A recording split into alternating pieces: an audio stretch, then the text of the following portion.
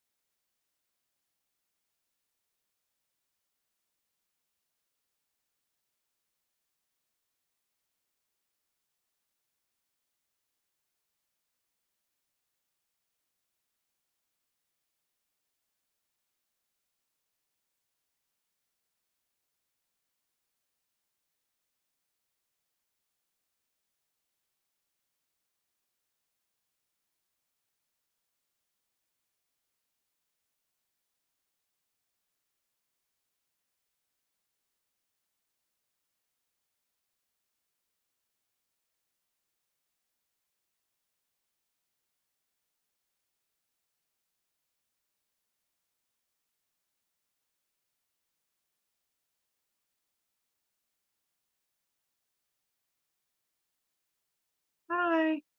That's a very good question, honestly. Um, usually because I like to play games.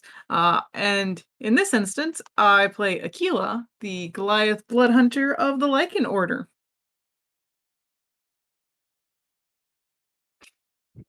Always. Maybe. Who knows? I hope not. Hi. Yes, I play Ander, the half-elf warlock of the Far One Zadok. in all his eldritch oily glory.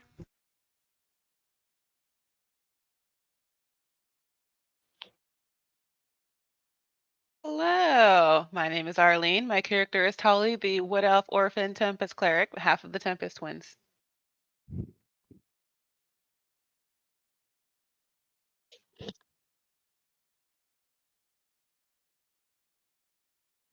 Yeah, that would suck for everybody involved. Woo, Doing all imaginary right. friends.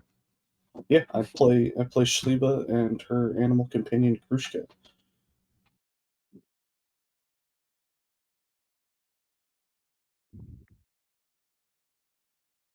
Hello. Yes, so I'm Stephanie and I play Sevgi. She is a human sorcerer and she is the other half of the Tempest twins.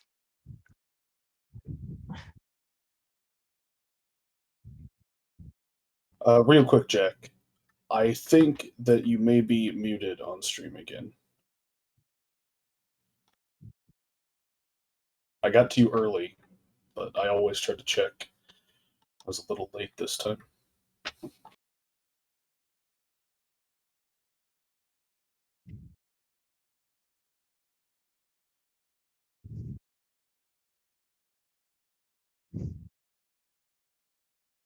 Yeah, does seem like he's muted there.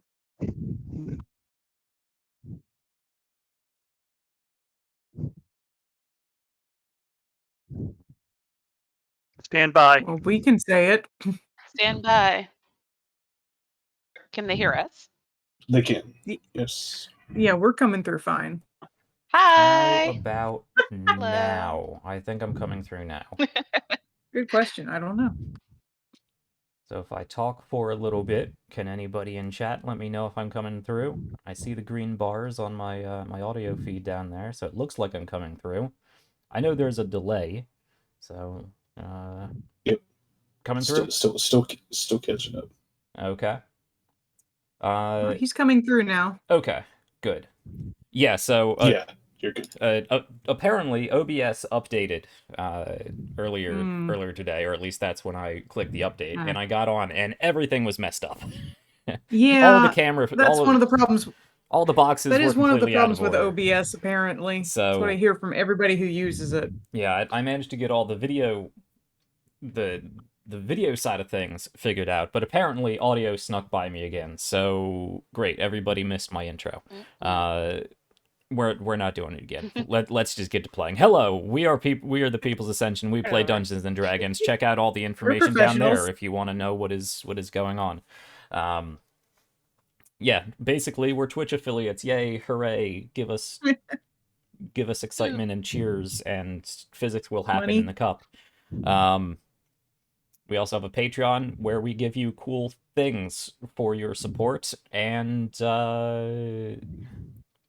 what else? Yeah, schedule, which may or may not be accurate in the coming weeks. It will be revised as soon as I figure out how to balance life and multiple channels that may or may not be happening at this point. Anyway, Dungeons and Dragons. You heard all of them, so you know who they are. I'm unimportant at this point. But you're So literally everybody else in the world. That is true. I will become important. Okay, let's get into the recap at this point. What did we do last week? We did stuff last week, right? Okay. Several people got drunk. Yeah, that is true.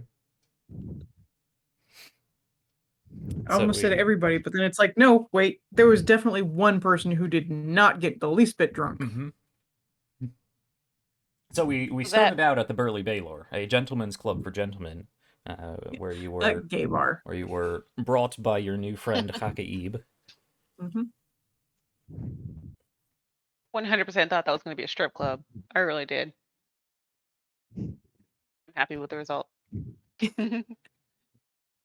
I mean, I knew it was going to be like, when he first mentioned, I didn't know it was going to be a gay bar specifically, but it was like, it's going to be that kind of place. Yeah.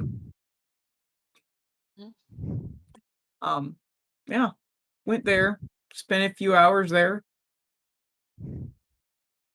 Almost got in a fight. Because there was a guy who was being a major creep. Mm-hmm. But we avoided that. Because NPCs de-escalated before we could really get going. Well, not before we could get going, but before we reached our breaking point. Yeah. Fortunately. Well, this creep apparently had some sort of connection to Hakaib, but you were unable to drag it out of him. Oh no, I mean, Akil figured out that he was sort of why Hakaib, or how Hakaib figured out he had powers. Mm-hmm. Oh, I missed that. Yeah, that part she pinged real quick. She didn't get any details on what happened from him, but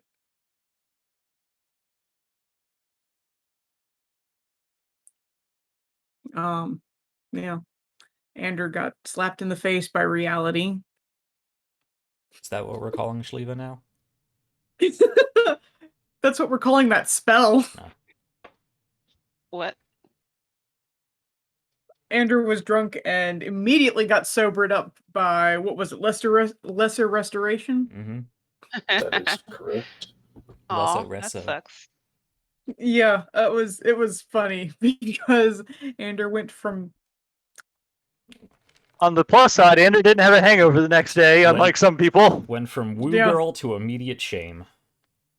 no shame. There has to be some I intoxication. disagree with the Yeah, shame, but y'all yeah. keep trying to shame him. He's fine. Yep. Yeah, it's like no shame. It's just like I said, as he described it last week, it was getting slapped in the face with reality. Because suddenly just that delightful haze was gone. He was in a I feel like smoky I would bar be surrounded by unhappy half-naked if men. someone did that to me. Yeah, he wasn't thrilled. Yeah. I believe my exact words were, or once I kind of realized to some degree the situation was like, do we want to go fight him? Because I'll go fight him right now. I want to fight somebody. Yeah, but listen, if Akil wouldn't have a mind to let him out himself. And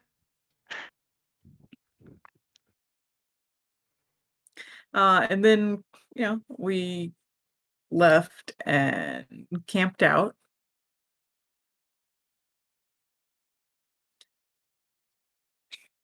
And then, the next morning, half the party was a bit hungover. The other half was not. The other half was fine. And we went to have breakfast, much to Sleeve's confusion that we just didn't eat what was there in the field. And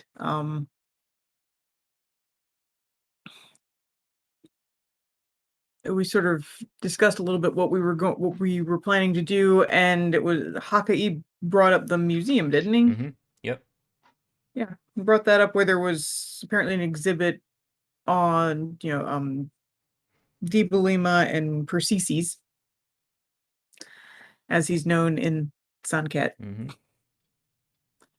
And Dua At Lipa? museum. What? Dua Lipa? Dima Liba. Dimaliba. We're gonna call her Dua Lipa from now on. No, we're not. We're going to try not to. Okay. I don't know who that person is, so it'll be easy for me. Yeah, and so, but Shliva was also, she wanted to go back out of the city and search some stuff out in the desert. Mm-hmm. Play some commune with nature minesweeper. Yes, basically. Which, it didn't turn up absolutely nothing. No. But,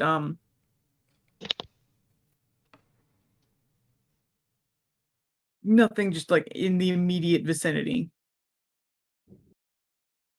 A lot of potential old ruins, but nothing concrete. Yeah, and she felt the smoldering expanse. She felt something hot. Oh, I know. The smoldering expanse was far beyond the 3-mile radius that the commune with nature. Fair. would have. but- So she felt something hot within 3 miles. That's comforting.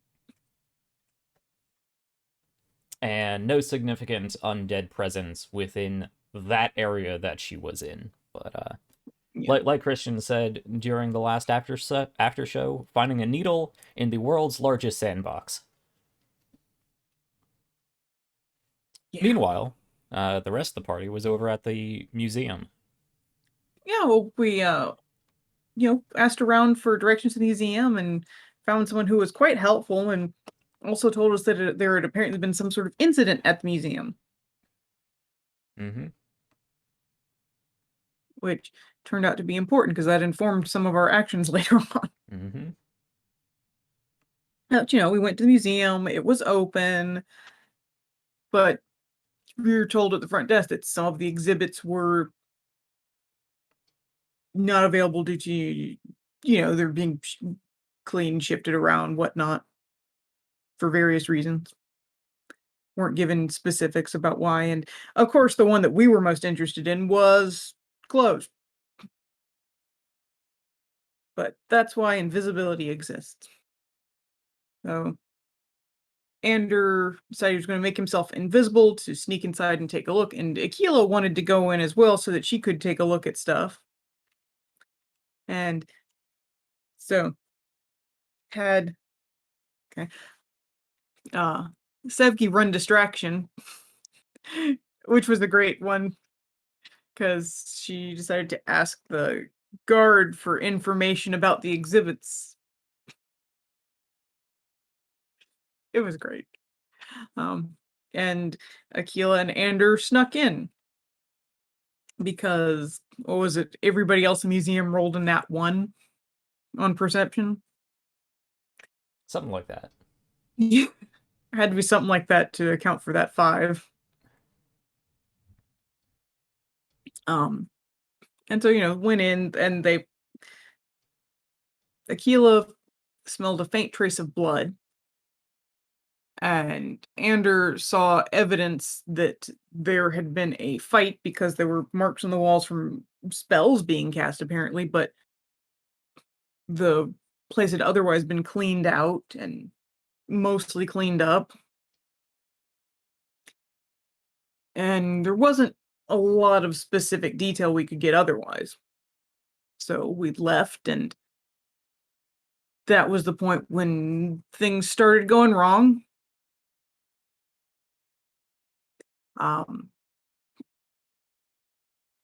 Ander did not stealth well, and so the guards became suspicious. Well, that's not something going wrong. That's just normal. I said he didn't stealth well. Right. That part's not where things went wrong. That's just what we should all expect. Well, I mean, the alerting the guard is where it started to go wrong then. And so that brought their attention towards us, and because Aquila and Ander couldn't communicate, Ander wandered off back to the bathroom to drop invisibility, but Aquila had stuck around because guards were retreated. talking, and he, Wander know, sounds wrong. what?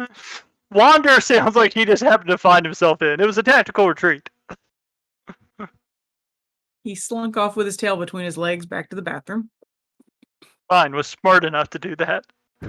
Aquila was sticking around to try and listen in on the guards because they were talking about stuff. Because she stealthed well.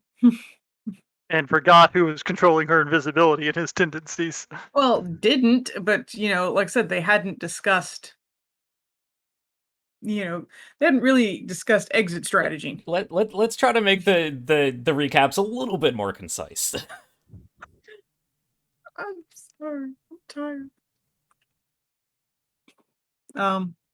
Yeah, but so invisibility dropped, and the guards obviously spotted Aquila suddenly standing there. And it was awkward as expected. And then Ander came back and said that, she's with me, and we both got taken off, and in there, Akila was like, "I need to speak to the dean of the museum," and then showed them her license. And then we started getting results.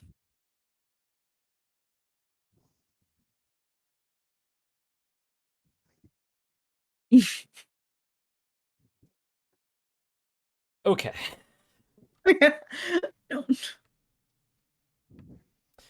Yes, so those results were that indeed the place was attacked. There was a bit of a that happened 5 nights prior. There was a bit of a scuffle. They almost captured one of the people who broke in, but he decided to Right. take his They life killed themselves. instead of being captured. Since then, the exhibits were what was left of the exhibit was taken back into storage off-site. There were some artifacts taken, of which various tablets and other minor artifacts. And of note that the sarcophagi cover stones for both of the sarcophagi, Demoliba and Persicus, were broken.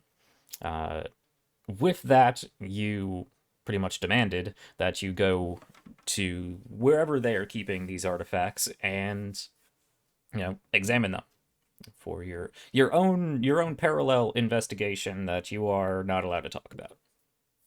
Yep. Okay. So let's pick up from there, and to further paint the scene, we have Ander and Akila being led off by the dean of the museum and 2 guards. Tali and Sevgi are still back in the museum,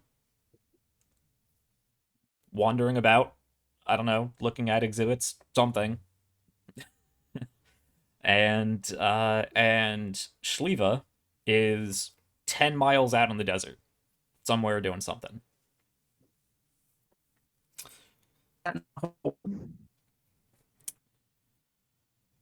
So let me pick up. I would like to know what Tali and Sevgi are doing. Or at least what their plans are. Well, we originally went in there to figure out what happened to that exhibit. There's no kind of evidence outside the exhibit, so I assume if we paid admission for this museum, Tali's going to want to look around and get her money's worth. Okay. Thoughts, Sevgi? Well, I Mm. I guess I'll follow suit for Tali for right now. I know at first, I guess in the last game I was like, "Oh, well, I don't want to say, oh, I'm with them too," and so I'm getting caught as well. So I guess we're just trying to I don't know the right word, I guess, but Look inconspicuous, maybe? yeah, I guess. Okay. Maybe there's other facts about that exhibit in other exhibits. Sometimes museums do that, so you never know Okay. what you can find. Okay. So the two True. of you are just going to hang out in the museum until something happens. Okay. Yeah. Well, you can spend some time learning about the ancient history of the Sannite people. This wing of Cool. the Do I learn museum. anything that we don't already know? Pertinent information? No. You have a vast wealth of cultural knowledge at your disposal here, cultural and historical knowledge. You can learn all about all kinds of different early kings and queens of the old Sann'Kett kingdom before it was not so much conquered, but reabsorbed into the Genavian Empire as the long-lost brother that at least the Genavians have since portrayed it to be. So you can spend some time there, and we can reassess what you may find and how long you may be there as other developments may happen.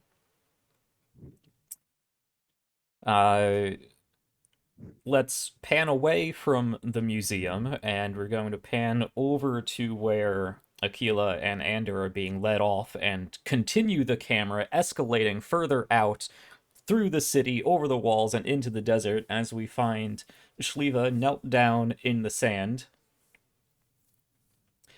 Shliva, what are your plans for continuing your commune with nature, Minesweeper? She's probably gonna hang out in this spot for a little while. Okay. The last thing she did was with Krushka's help dug a hole to get out of the heat a little bit.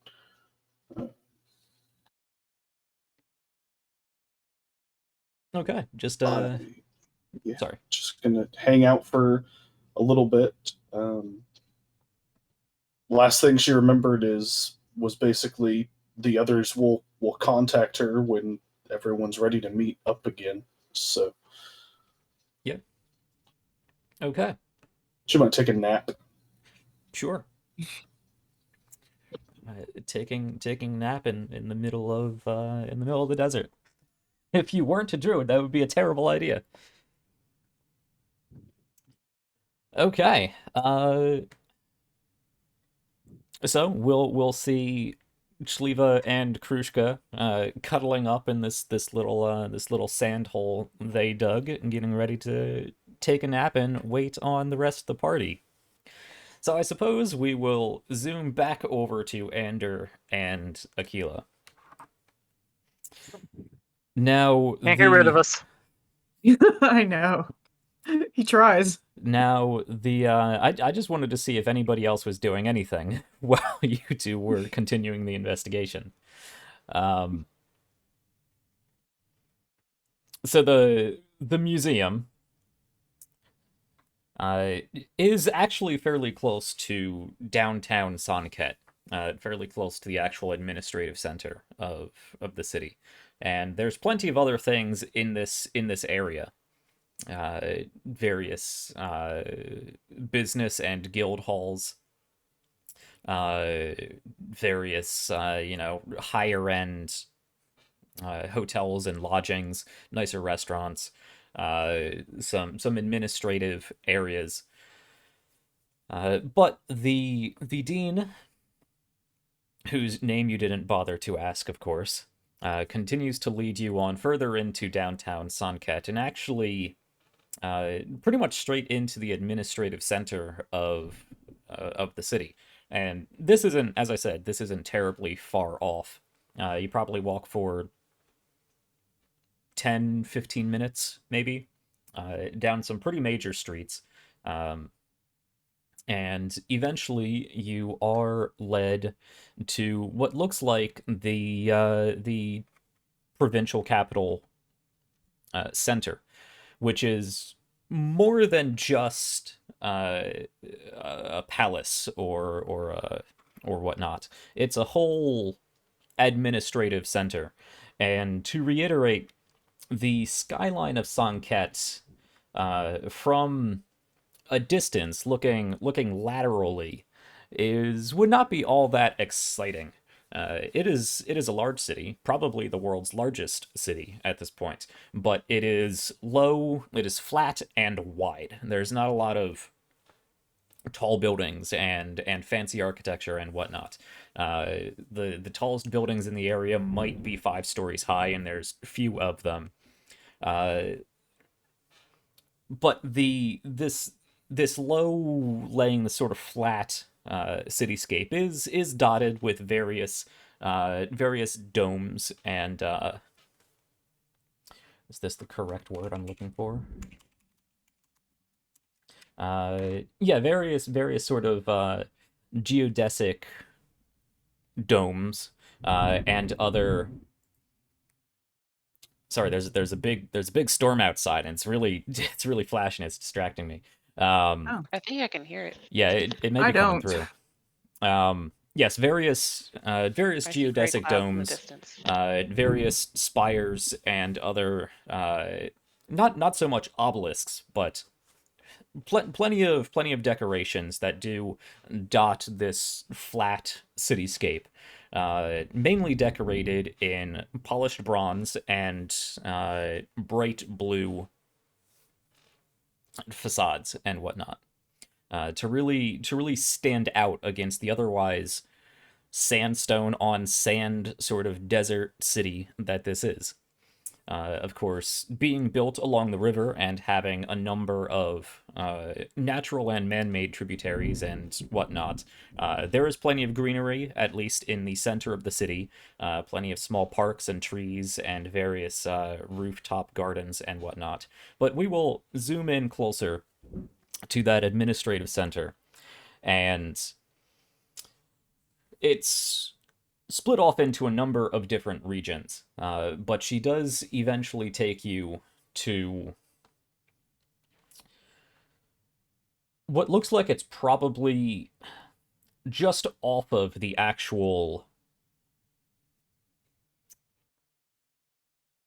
provincial government headquarters, what we may consider the city hall sort of area, where the Senate or the council would meet, where the provincial governor would have his office, maybe his residence. The building just sort of attached to that by a small bridge, a walkway or a street between them.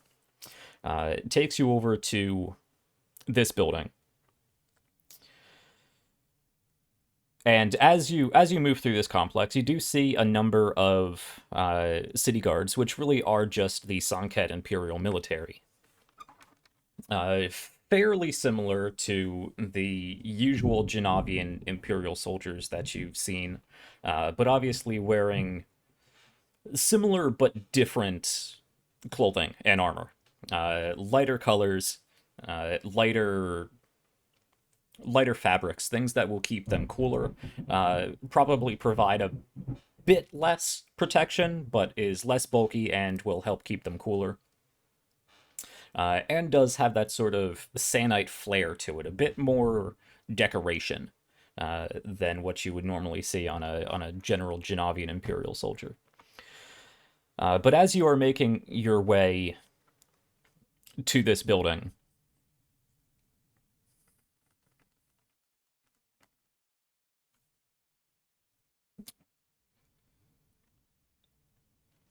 yeah.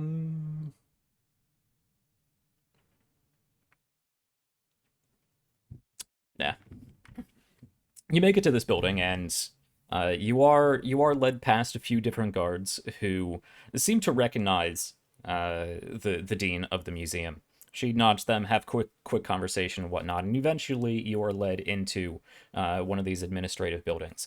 As you are led inside, it is a very, very nice building. Taller than some of the ones around here. The administrative capital probably does sit at. Buildings between 3 and 5 stories tall. Nice polished marble and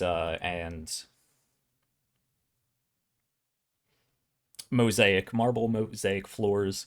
Various painted sort of geodesic lattice work ceilings.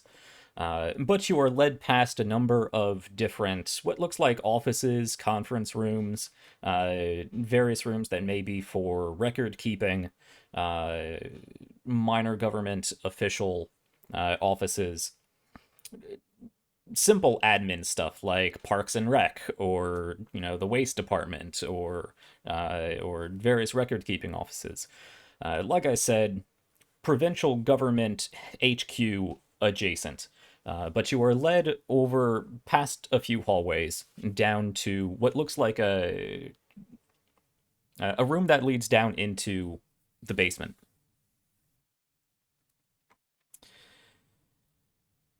You get to this room, and there are 2 guards out front of this door. Aquila, you would note that these two look tired, annoyed, bored. But with a quick conversation, which basically boils down to, yes, I'm back again, continuing the investigation. These two are here on behalf of the Querent Order. They would confirm your paperwork, Aquila. And assuming that you've already handed it over once, I assume you wouldn't. Yeah, I mean, no Hesitate, point yeah. in. And eventually, they, in short order, they let you pass down into this basement. And this does go down probably only 15 feet or so, down into what looks like a storage basement for the government.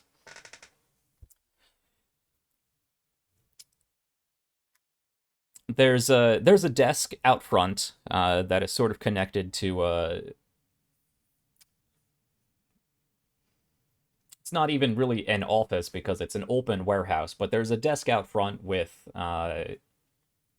I don't think ye olde filing cabinets are really a thing, but stacks of papers, stacks of books, various desks with different records on them, bookshelves that have various scrolls and books and whatnot. But there is nobody at the desk. The dean looks around for a little bit, shrugs, and beckons you to follow. Really not far from where you enter.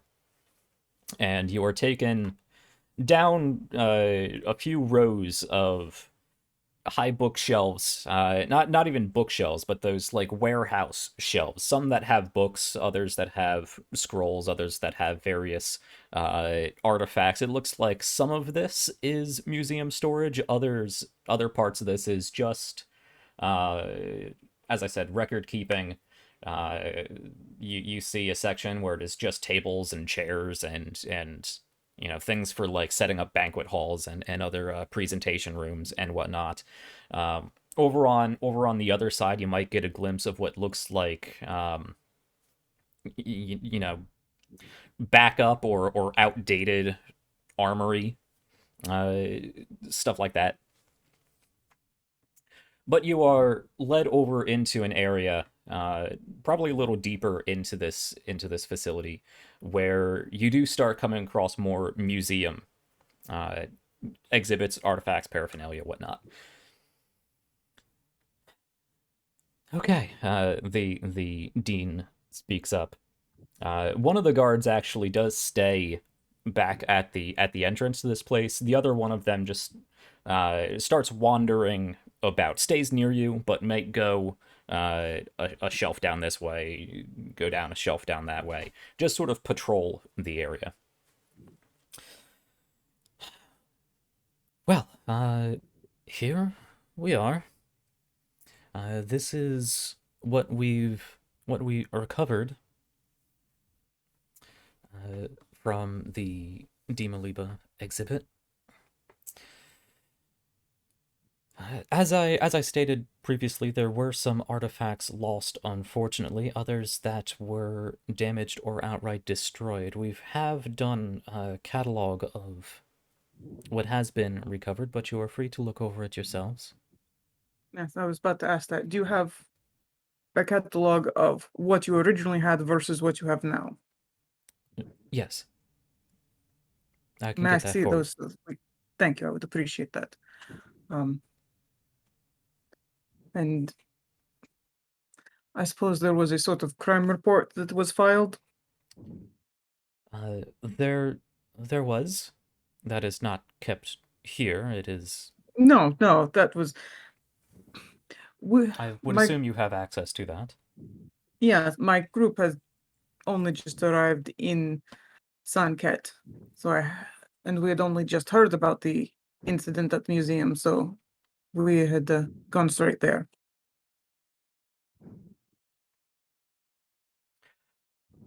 Well, feel free to look around. She whistles for the guard to come over. Not so much to breathe down your necks, but to keep an eye on you in the general area in the exhibit as she goes off and goes to find the manifest or whatnot. That record of what they have and what they now have. Yeah. Right. So you are left to peruse the remaining exhibit. All right.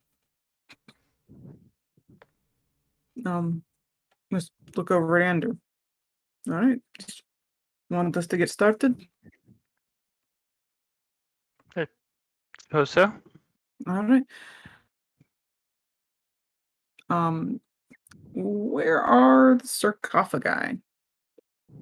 They are. There was a section of this this warehouse shelving that was moved out of the way, and they are actually just set, laying down on the floor side by side. You Right. can see these were quite ornate sarcophagi, as you would expect for a king and queen of the early Sannite kingdom.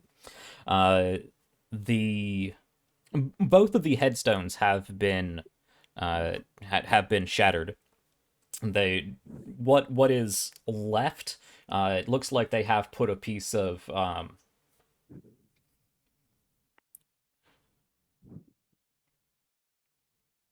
I was going to say wood, but probably not. Just this large sort of taut linen cloth tarp, you may say, over top of them, pulled taut, where they have laid the pieces of the headstone on there to fit them in best they could. So you'd have to take them off piecemeal and take the tarp off to see what may be inside. But they are quite ornate. You can see that they do have a general sort of feminine figure on one and male figure on the other. The male figure does have a sword at his side, but a sword that looks more Janavian than you would expect from it's not a Sannite design sword. So it's something similar to like a gladius? Right, yeah.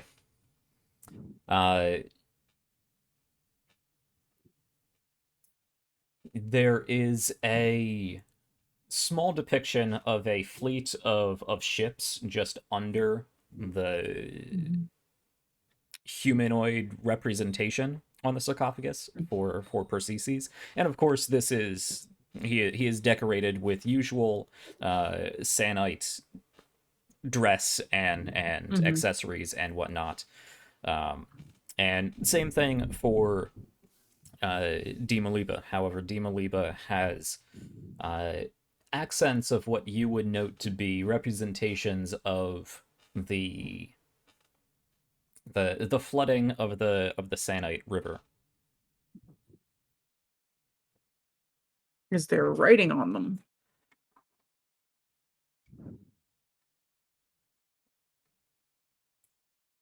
There is on both of them small sort of epitaphs, just denoting who is in there. Of course, there is Queen Dimaliba, much beloved by her people, yada yada, ascending to her rightful place in the heavens to oversee the bountiful harvests and future flooding of the river, yada yada. Yeah, it's like I wasn't sure if there was anything that Andrew could substantial that Andrew could use his cheater vision on. Nothing beyond praise and prose of epitaphs to kings and queens ascending to a godlike state. Okay.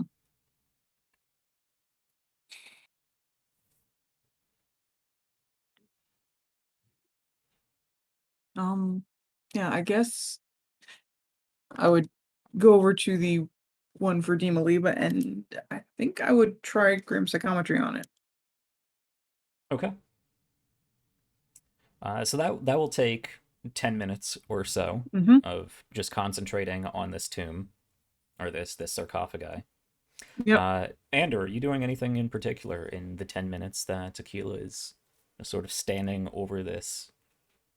Meditating on it. Yeah.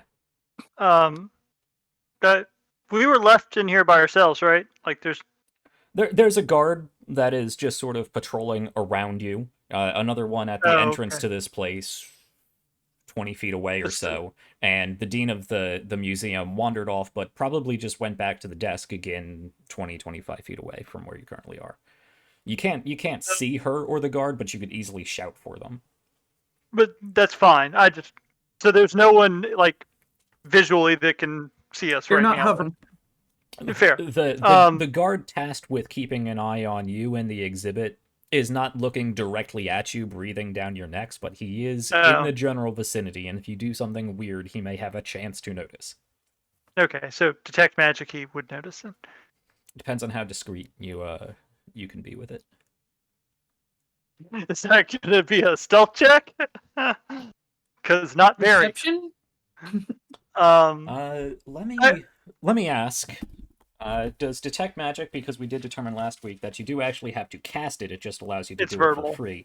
It's just verbal, it doesn't have any somatic. Well, no, it's yeah, it's both, but It has verbal's both, probably the okay. more concerning one. Yeah. Because Yeah, because generally you can have your do back to someone and be like, 6 seconds of someone looking the other way isn't too big, like, is plenty for the somatic. The problem is Right. verbal is verbal, you do have auditory. to. Yeah, you do have to declare with purpose. You gotta Yeah, say it really- with your chest. If it weren't that would be fine. Yeah. Now, you could also find a way to distract him or send him off to do something. I think to start with, I am going to spend the 10 minutes. Well, yeah, spend the 10 minutes that the kill is doing her meditation anyway. I'm sure I can't get through everything in the room, but just kind of trying to take a close eye and really look at the artifacts in the room, see if anything stands out to me as more important than other things. If I notice anything strange about any of them, basically an investigation roll. Okay, yes. Please do make me an investigation check. All right, come on. Ah, A 12. damn it. Yeah, 12 with a +6 though. Yeah. You rolled 6. It's not a great roll. Yeah. Oh. And if I'm looking Double for hard to find things, probably not going to be enough. No. Well, you do find what you can assume are culturally significant artifacts, but nothing that screams ancient arcane power source or significant hidden clue or whatnot. You do find a number of different tablets and stelae, a number of just different ceramics, plates and plates and urns and goblets and whatnot. You do notice that. With that, I will say you do notice that there does seem to be a particular flower that Demoliba is associated with, and a different flower that is either tangentially related to whatever that represents, or may be representative of Persicus. Up to you how you want to how to lump that information. You would with a 12. There are obviously plenty of ornate jewelry and headdresses, various what remains of headdresses and various clothes, mainly just the metal and gem bits that are stuck together by heavily desiccated and worn fabrics. Various, as I said, various tablets and stelae and whatnot that record, as you would expect, great favor, exclaiming the importance of Demaliba and how beloved she was by her people.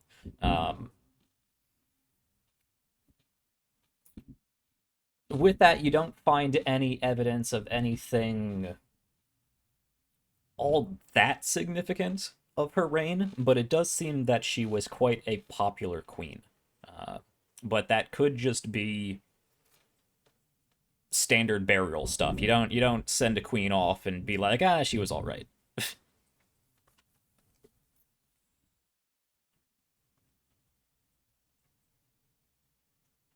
I'm gonna leave it at that for now. Yeah.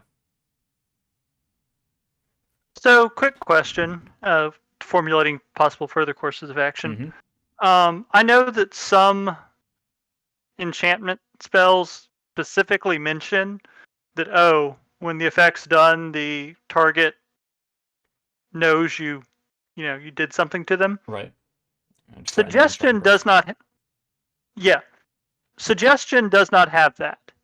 I don't believe so. So, would we rule that as if it was used on someone, they would just take it as their own course of action then? I believe so. Okay. I believe the caveat there would be that they would remember that you were the one who suggested it. Right. But yeah. They would remember that you suggested they take that course of action, but they'd probably remember it seeming like a reasonable thing to do. Now, if they then go back and think of it and are like, in hindsight, that wasn't a really good idea. I mean, that's on them. They might chalk it up to a lapse of judgment, you being particularly persuasive. They probably wouldn't immediately jump to, hey, he did the whole Jedi mind trick thing, but it is possible if they are learned in the arcane ways. Fair enough. Or highly suspicious. Or highly suspicious.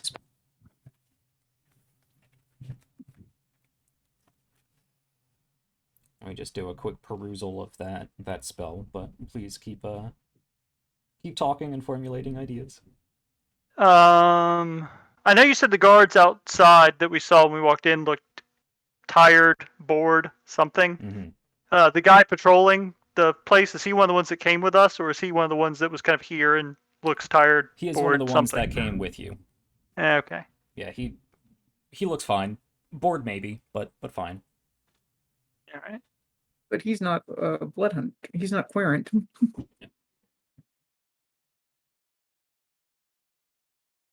The two up front guarding the door were not querent either. Yeah.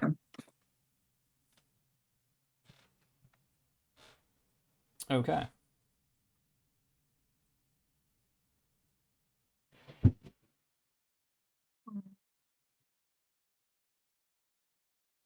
I'm just over here meditating. Ander, was there a particular suggestion that you wanted to do? Basically, I would say it would come down to that wisdom check. Obviously, if they succeed their wisdom check, they're going to realize you are doing something to them. But if they do fail their wisdom check, it would be a degrees of failure. If they fail by like 1 or 2, afterwards they might be like, that wasn't a great suggestion. Why did I do that? But if they fail by like 5 or more, they're going to be like, I guess I just had a lapse of judgment if it was really something far-fetched. Yeah.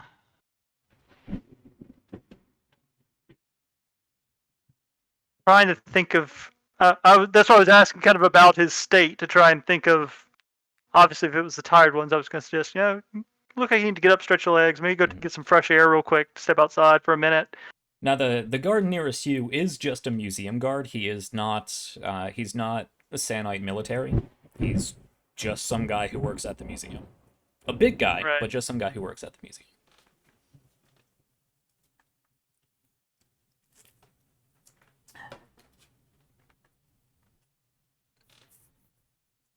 By that I mean there is a high probability that he is just some unleveled schmuck, and unless he rolls really high, probably doesn't have a high chance of getting past your saves. But there's always a chance he rolls an 18 or something and smacks you in the face. Fuck it. I guess let's risk it for the biscuit. Yeah.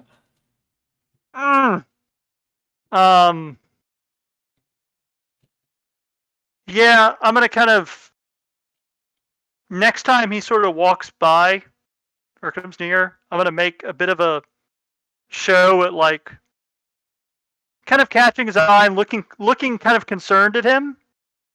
Before walking up, hey, are you feeling okay? You don't look so good. Look a little, you probably should take a step outside and catch some fresh air real quick. And that's the suggestion. Take a step outside. Okay. And catch some air. What is your spell save DC? It's 17. So as you said, he would need to roll an 18. Yeah. Well, or end up at an 18. Oh yeah, that's true. Yeah, he has no modifiers. He rolled a 7. Okay. I think you're good. Yeah, so he takes in a deep breath. Yeah, yeah, it sure is stuffy down here. I believe you're correct. I could use some fresh air. You all know what you're doing here. You are all professionals. Just shout if you need anything from. Well, I will be upstairs, but there are my.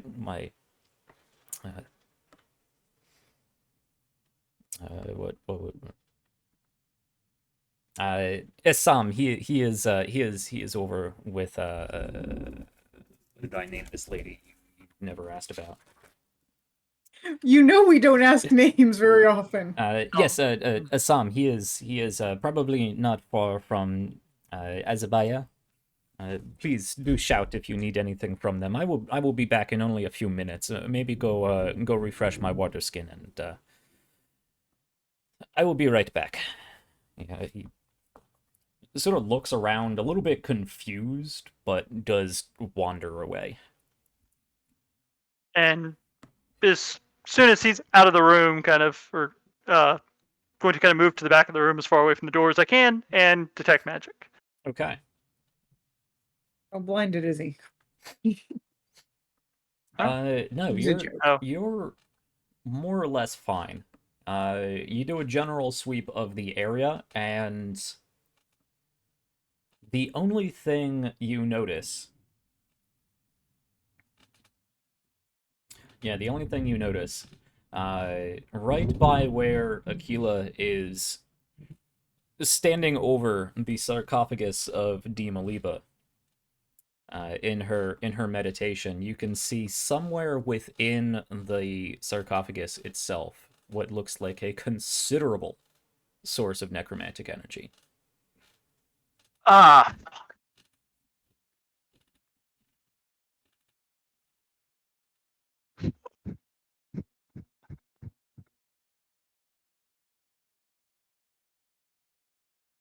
All right. That's it. That's the one thing, is inside the coffin there's a bunch of necromancy. Oh, Yes. hell. Alright. Cool. Not good. I mean, I knew it was gonna come to getting inside the stupid sarcophagus, but okay. Well, Keel's still meditating. Mm-hmm. So, Andrew, do you do anything with that knowledge, or do you allow Aquila to finish what she is doing? Does the energy look to be growing or changing at all? Make a moving. Make a perception check, but use your spell casting modifier. So, charisma. 8.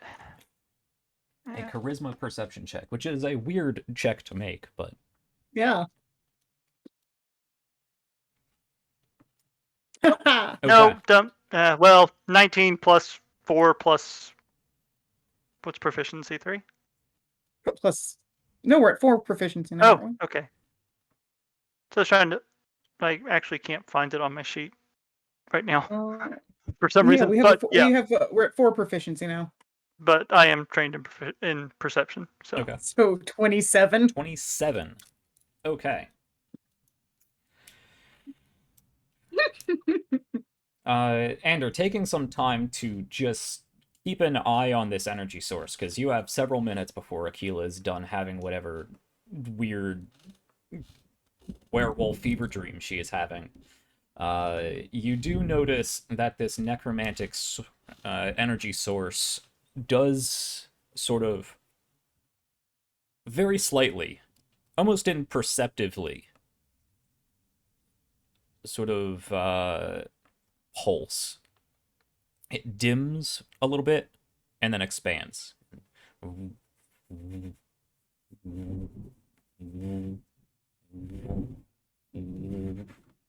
right.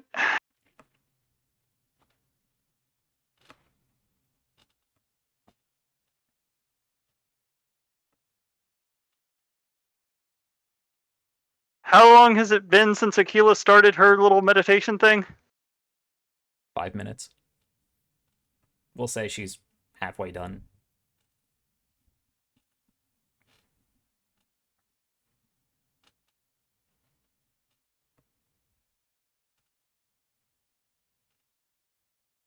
Well, I don't think that actually caught. I don't think that's a one-time-a-day thing. Technically, she didn't finish, so that wouldn't burn it. You're getting a little meta here. I'm. Yeah, well, he understands the concept of limited energy. Sure, yeah. So, trying to decide if I want to interrupt her or if I want to act while she's out. Actually, because No, yeah, Taylor, I think you're muted. you are. Yeah. Well, if you're saying things, so- we can't hear you.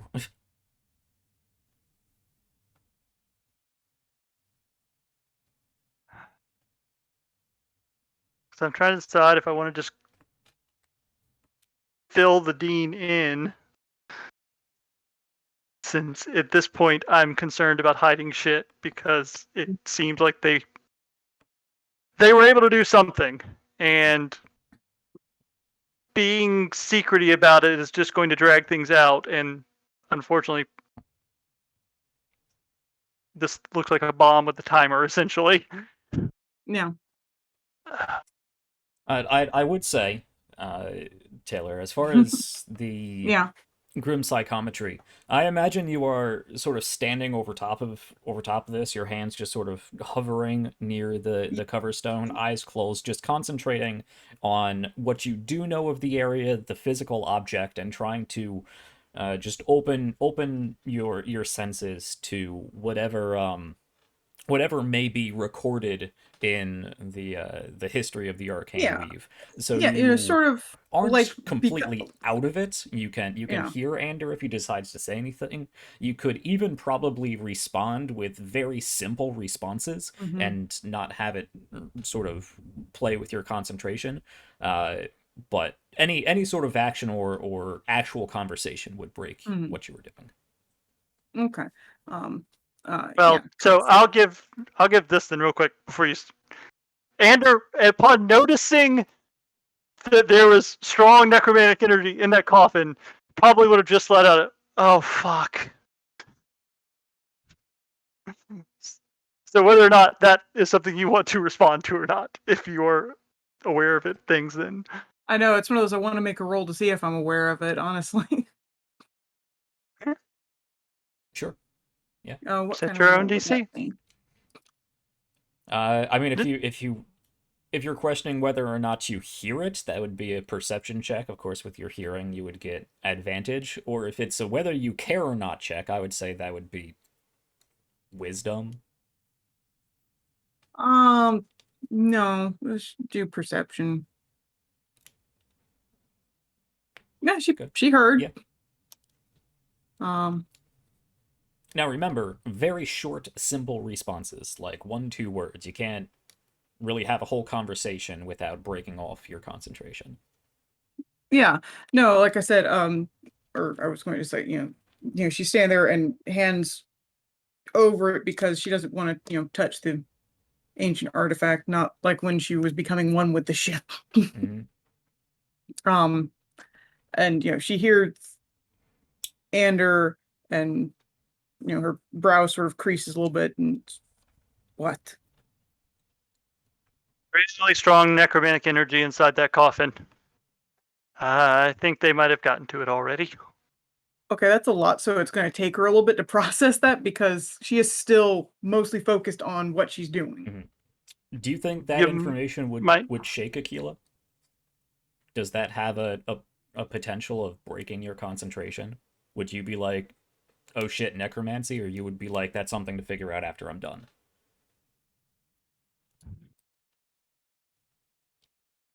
I mean, honestly, she is expecting necromancy and all mixed up in all of this. Mhm.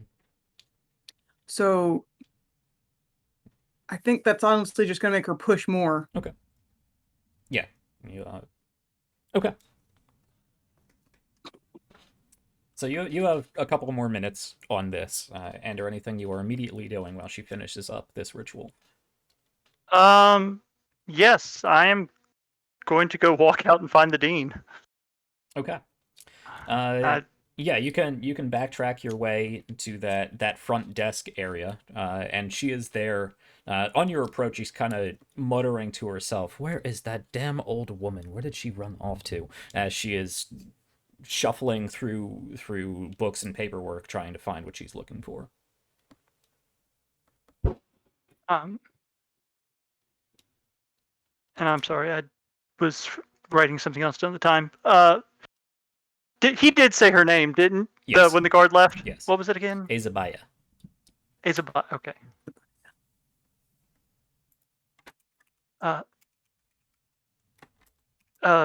Excuse me, Azabaya. Oh, yes, I am still looking for the ledger that you requested. There is supposed to be a woman here who sees to all these records, but I can't seem to find her. When everything, you said that the cover stone for Demolibo was cracked, or they breached through it. Obviously, I guess I saw that. Did anyone check the body or inside the coffin before bringing it here for storage? You could see she peeks up and hesitates for a brief moment.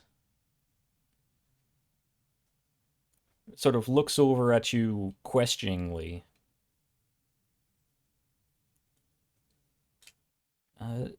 Of course, yes, we did check inside. Found what we expected to find. And nothing else? Nothing was out of the ordinary?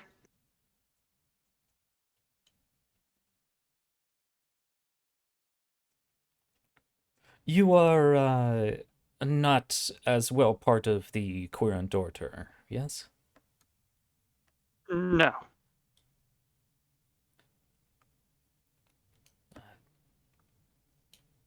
Perhaps then I should limit such conversation to your superior.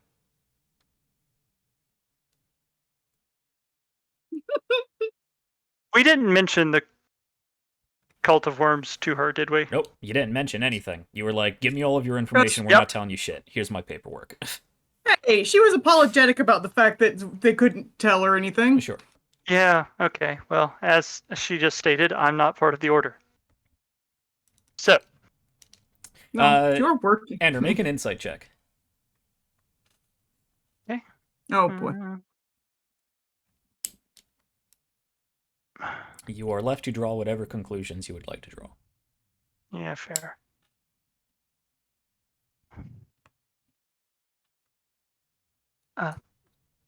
Superior, right? Well,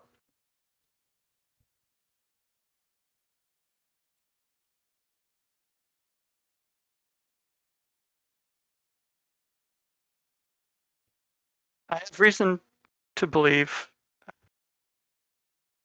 and I can fill you and Aquila in on this, that they may have tampered with the body in some way.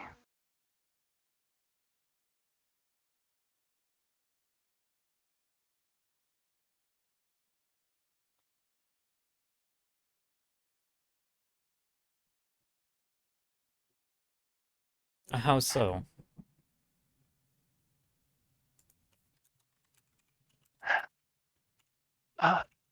Have you ever heard of the Cult of Worms?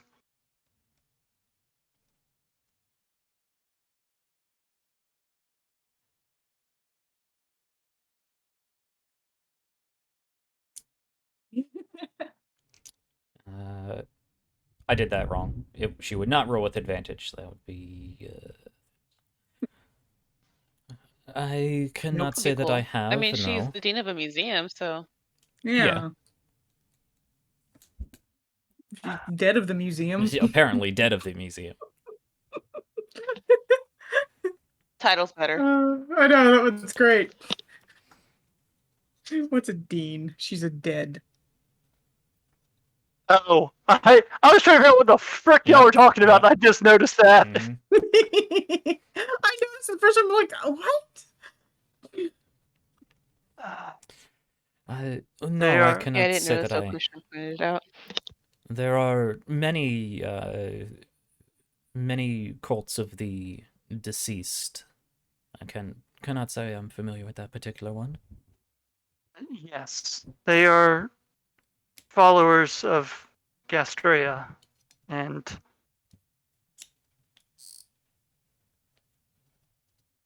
their goal seems to be sort of undead apocalypse. That's what me and my partner have been investigating.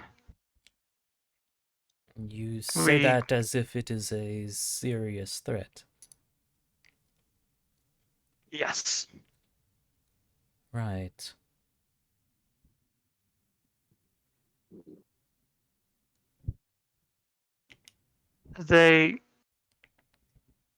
We found the reason we were here investigating is we found in their journals interest in Demoliba. We had hoped to get here and find out what their interest was beforehand. And then we heard of the attack on your museum. Investigating, it appears that there is some kind of necromantic energy emanating from inside that coffin now.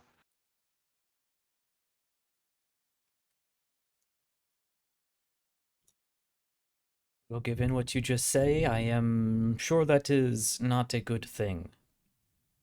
Yes, that would be my assumption as well. I believe we need to get that coffin open and see if we can find what they've done and counteract it.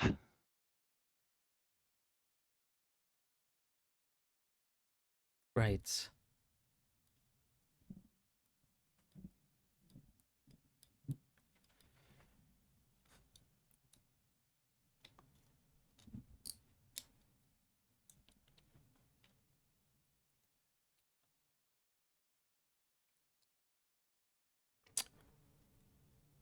Do you think that you would be able to handle that with enough delicacy to not harm the exhibits any more than they currently are, or would you like assistance? Looking at the top of that, does that seem like I mean, I assume that's a giant stone slab on top Yes. of that, or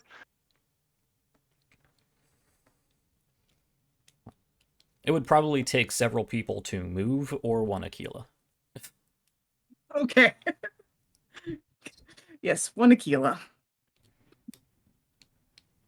I believe we can handle it. I obviously will do everything I can to prevent any kind of damage. I am a scholar myself, and I understand the importance of historical artifacts.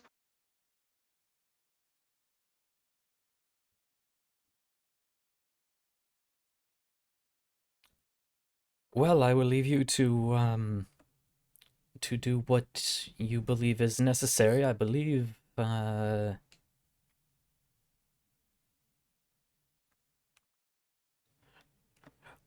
I am being told more than my clearance level would allow right now. So I am going to go back to looking for this ledger that you apparently need, and I will allow you to handle the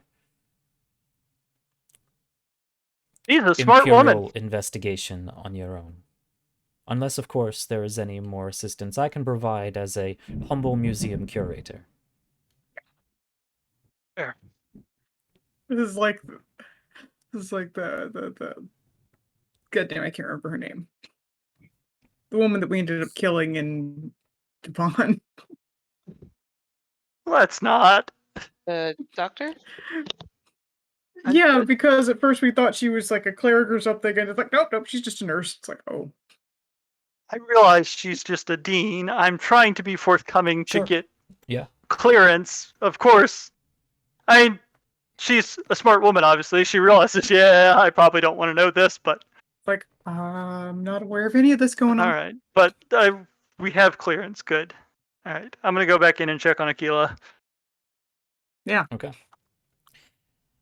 With that short walk and short conversation, Aquila, I would say Andrew gets back just in time for you to finish your grim psychometry. Okay.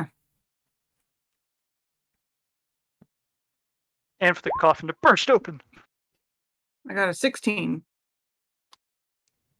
Okay.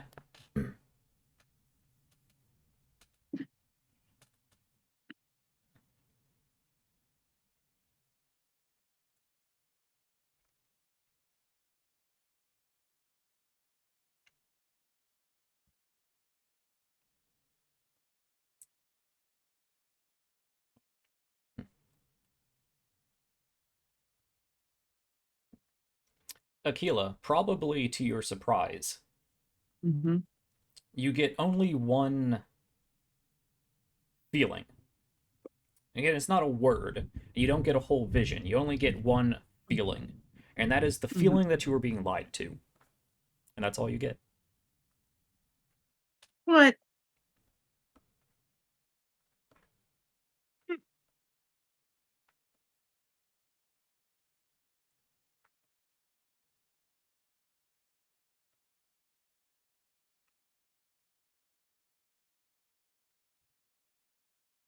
No.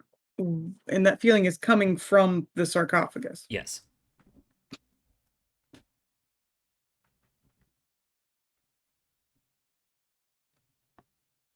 It's a feeling that's coming. That's not my feeling. That's a feeling coming from it. In meditation of the history of this sarcophagus, you get the feeling that you are being lied to. Place the comma where Okay. you would like and draw conclusions accordingly. Okay.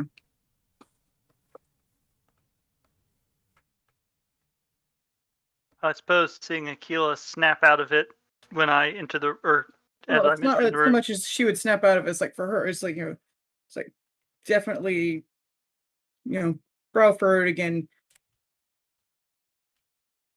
confused, and sort of take a step back. Get something interesting from it? We're going to open it. Well, that was going to be my suggestion, so yes, I'm 100% fine with it, and I've already gotten clearance from the dean. Jesus fuck. What did you tell I don't want to know. Let's worry about the problem at hand, shall we? Yeah. Necromantic energy from a coffin. Sarcophagus. It's not a coffin. Whatever. Box with a dead person. Necromantic energy. Bad. Yes. No, that is the more important thing. Fine. Let's get it open. Yeah, so this sarcophagus, probably a good 10 feet long, 5 feet wide. 3.5, 4 feet wide. Okay. That makes more sense. Yeah. It does have a very thick cover stone on it, but you can see that it has been shattered. So it's not intact. You can take it off in pieces. Those pieces are probably quite heavy, but it's not as if you're moving 600 pounds of stone in one go. So... And being careful about it, you can fairly easily take these pieces off and put them on a shelf to be reassembled later. Yeah, you get all of these pieces off, and there is again just that sort of taut, thick linen tarp on top of it, which is just sort of being held taut by some weight stones down on the bottom. So you can remove those as well, and I assume peel the tarp back and take a look inside. Yep. Taking a look inside, you see that there is no body in there. You see it is empty, except for a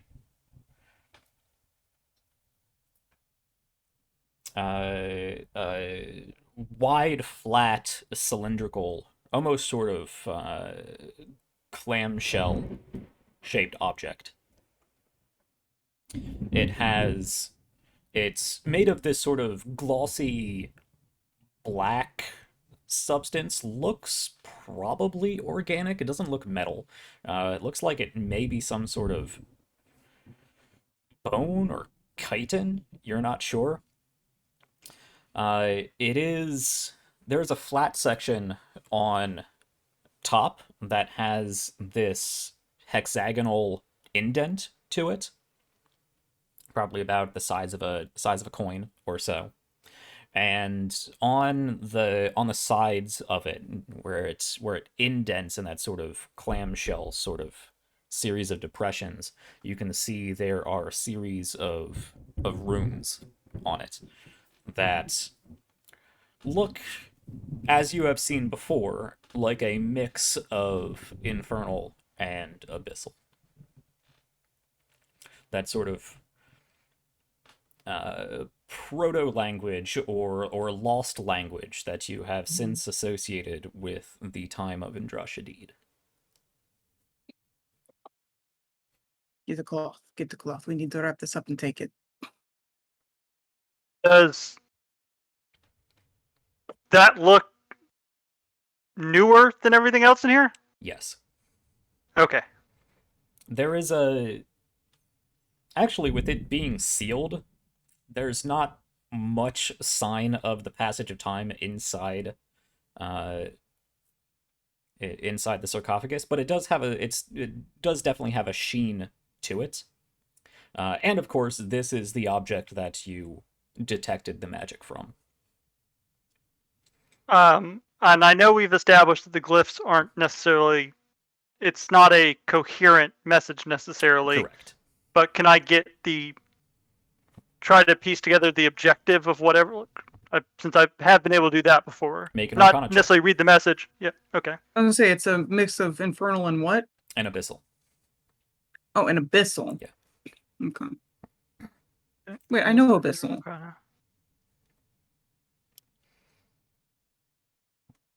Yeah. I'm saying it's like I know abyssal, so could I help him? Again, it's not a written language that is conveying a message. These are arcane runes. Okay. Are you proficient in Arcana? No. Okay, No, then no. no. That's fine. Is that another 12 you rolled, Ander? Or is that Yeah. the same one from last time? Okay. Nope. That's a new one.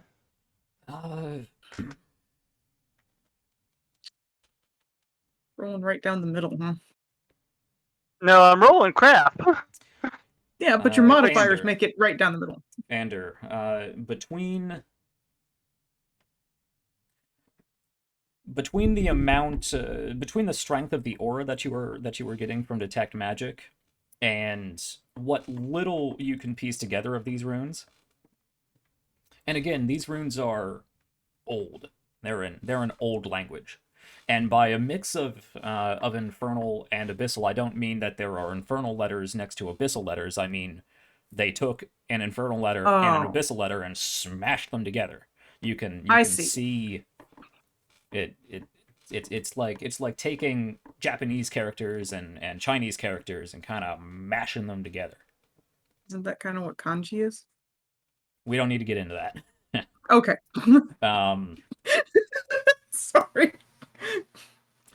Between those two clues, let's say, whatever this is probably fairly powerful. As I said, it does have a sort of pulsating energy to it. It does have clear runes that you can see.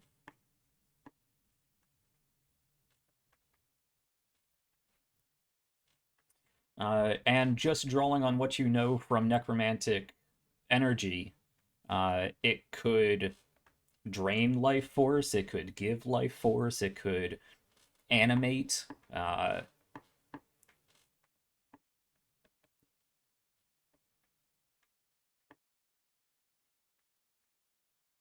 With a 12, I'm going to say that's about all you can get, but Ander would get the sinking feeling that this is a powerful and dangerous object.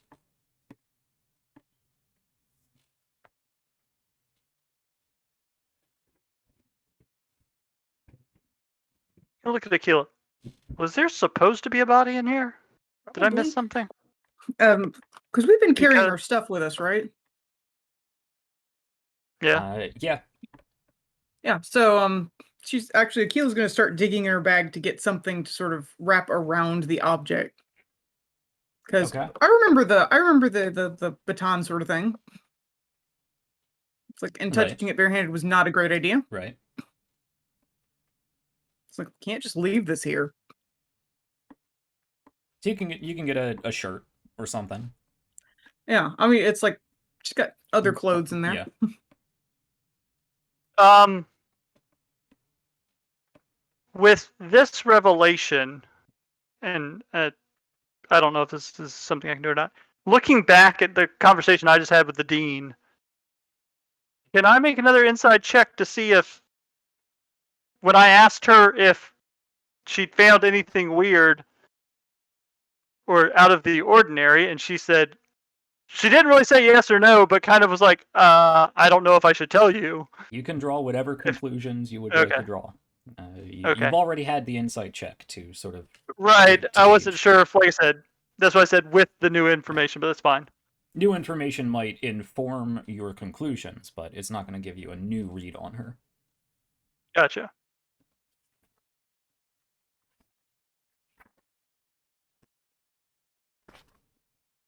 Yeah, so I got the thing wrapped up.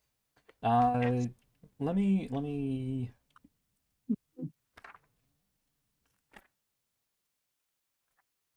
If they checked this, why would they just leave this thing in it? Ander, there is a...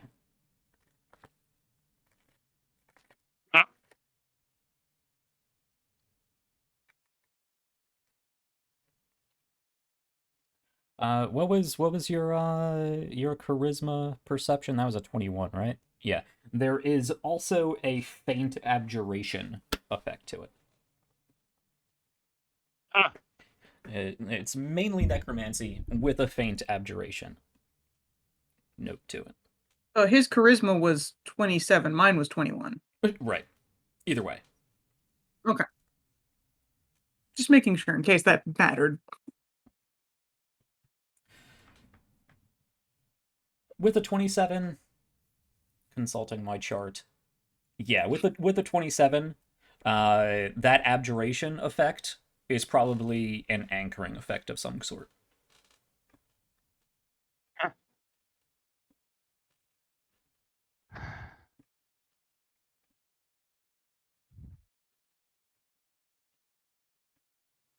Aquila takes out a shirt and goes to collect this item.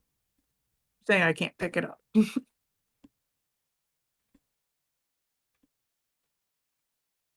Aquila, you bend down with this shirt and wrap it around the item and pick it up. And it immediately goes off. Yep, there we go. Okay, oh boy, alright. Okay. Still doesn't know magic. Nope. Oh, okay, yay.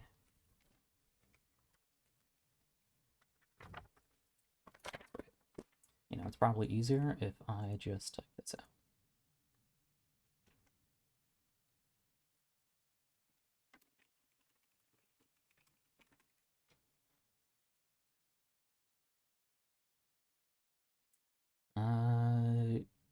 Yep, that is right. I need both of you to make a con save.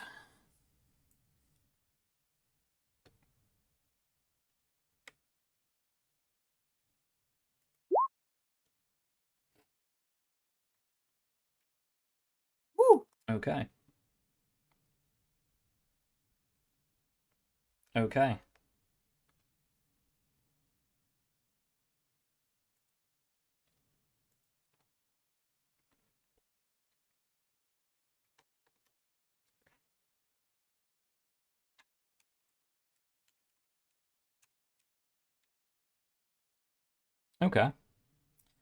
You both take 20... No, you both take only 13? Wow. Only 13 points of necrotic damage. And so does everybody else in a 60-foot radius. Radius also includes up and down. Even in an enclosed room? Yes.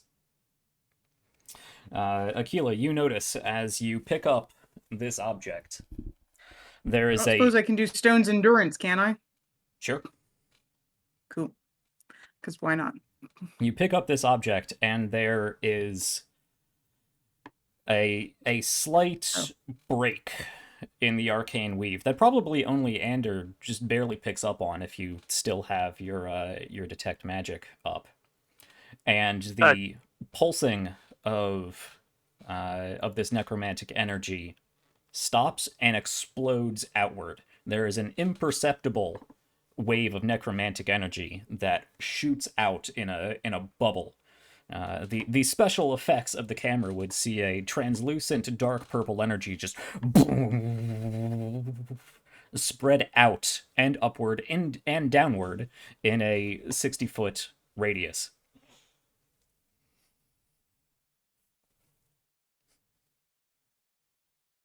Aside from the damage you take, you don't notice any immediate change in the status quo. It is not a concussive force. No objects are damaged or thrown across the room. You simply feel a draining effect of your life force, a tugging at your very soul. And not just a tugging, but a sort of grab, pull, and twist type feel to your very essence that just as quickly as it sets on,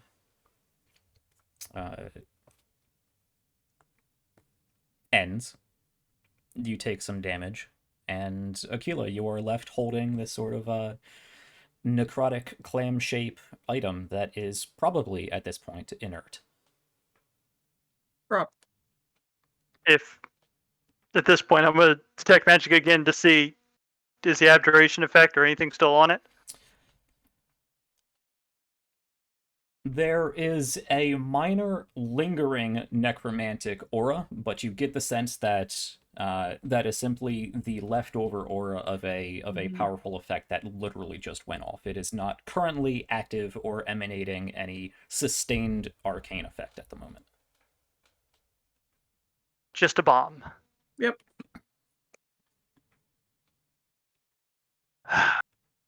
Lovely. Aquila, make a listen check for me.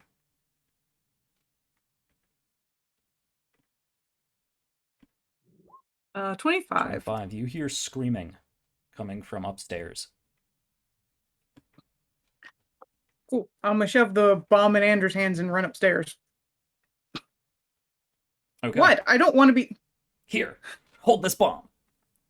Don't worry, Well, it's I mean- already gone off. Akila, you I don't want to bolt. have full hands if something's going on. You bolt Someone down to the entrance of this basement, to the front desk that is just in front of the doorway that leads up. There you see slumped over the desk the dead body of Azabaya, and just by the door, the crumpled body of one of the museum guards. You turn and start heading upstairs as from behind you, you hear a slight shuffle and a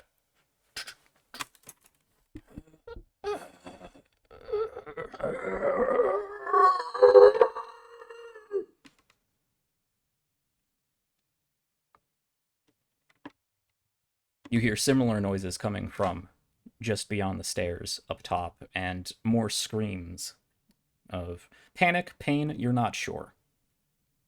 More than a single individual, that you are sure of.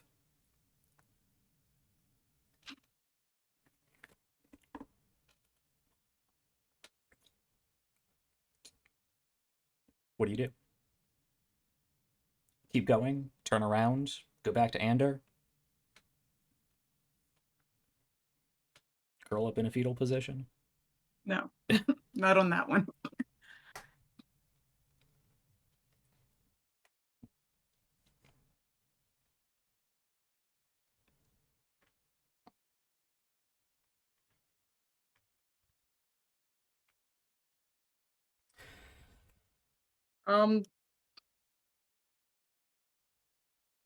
So the sound behind me, that sounded very much like undead. Yes.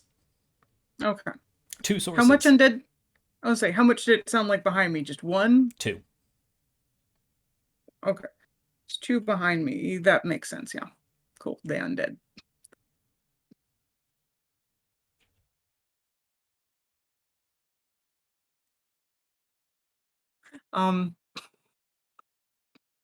I guess if we're carrying all of our stuff, then I've got my swords with me. Sure. I would assume I would, and I believe we established this previously because I have made a point to check. Yep. That Yep. you are not wearing armor. No, not right now. It is packed up in your large adventurer backpack, but you would have your swords on you. Cool. So you wanna turn around and engage. I want to pull up my swords and I'm gonna do one of my crimson rites. Okay. We will get to that in just a second. Sevgi, roll me a d20.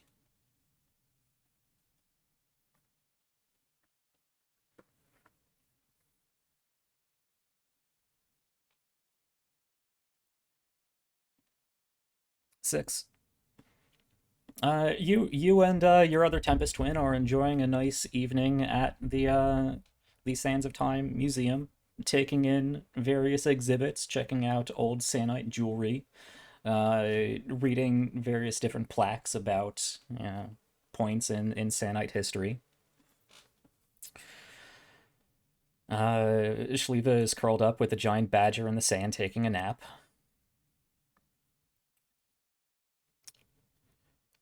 Ander, what are you doing in the split second it took Akila to dash 30 feet forward, draw swords, and turn around?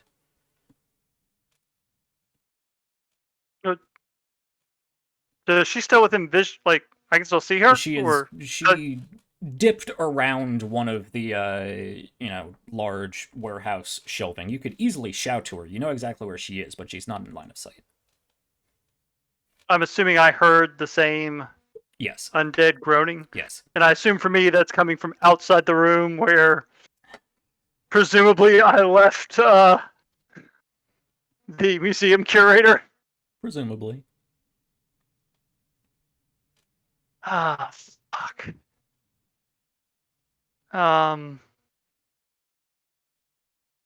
do I have line of sight out the door? Can I see? You said there was a guard. There is the museum no door. You're not in a room. You're in a large warehouse. You are just sort of off near one corner. Oh. You know, if you there was a go doorway. 20 feet that way, you would eventually get to the archway that, you know, leads upstairs. Okay, gotcha. Sorry, I had it in my mind that there was a storage room with like a door frame, and then they were on the other side. Okay. Well, I suppose hearing the groaning sound, I don't know if I don't know if I would know if it was undead or not, but I would assume someone was injured or something bad had happened. It sounded supernatural. If you would like me to make the noise again, I can. Never mind. I mean, that definitely was not a... I don't know how accurate your zombie groans... You don't know how accurate your zombie groans are. You're not a zombie. That is true. As far as we know. So, well, in that case, oh god, and try to move around to get a line of sight from where I knew like I said, I presumably left the dean. I'm not trying to go around the blind corner within swiping distance if I can help it. Yeah, but you just need to move around a shelf, sort of. Yeah, so trying to get visual on the situation while still staying a little bit back from it. Yeah, you move around and you can see sort of pushing yourself up off the desk.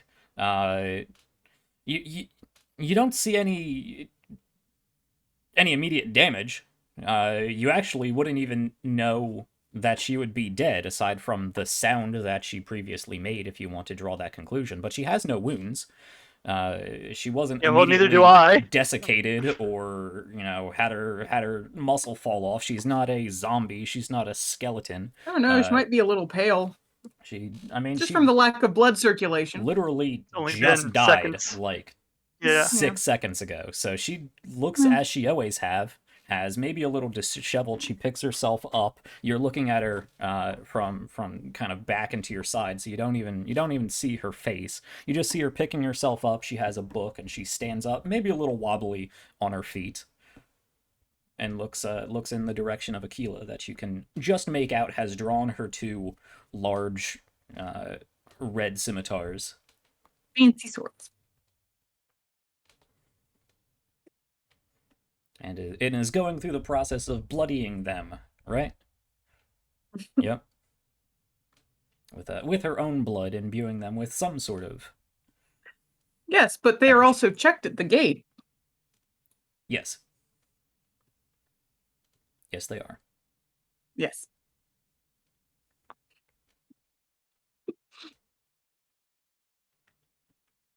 This is not going to go well for us. Probably not. Immediate reactions.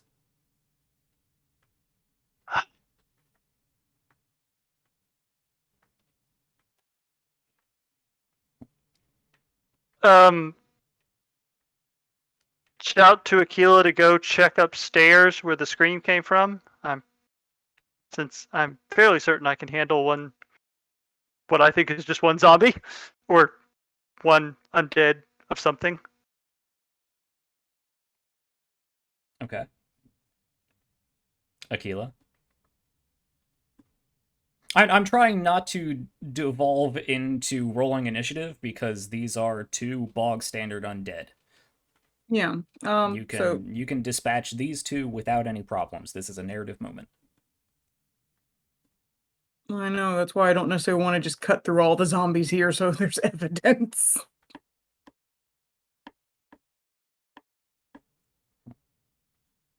The crumpled body of the guard stands up with another howl, pulls out a baton, because again that was just a museum guard, turns and just sort of swings wildly at you.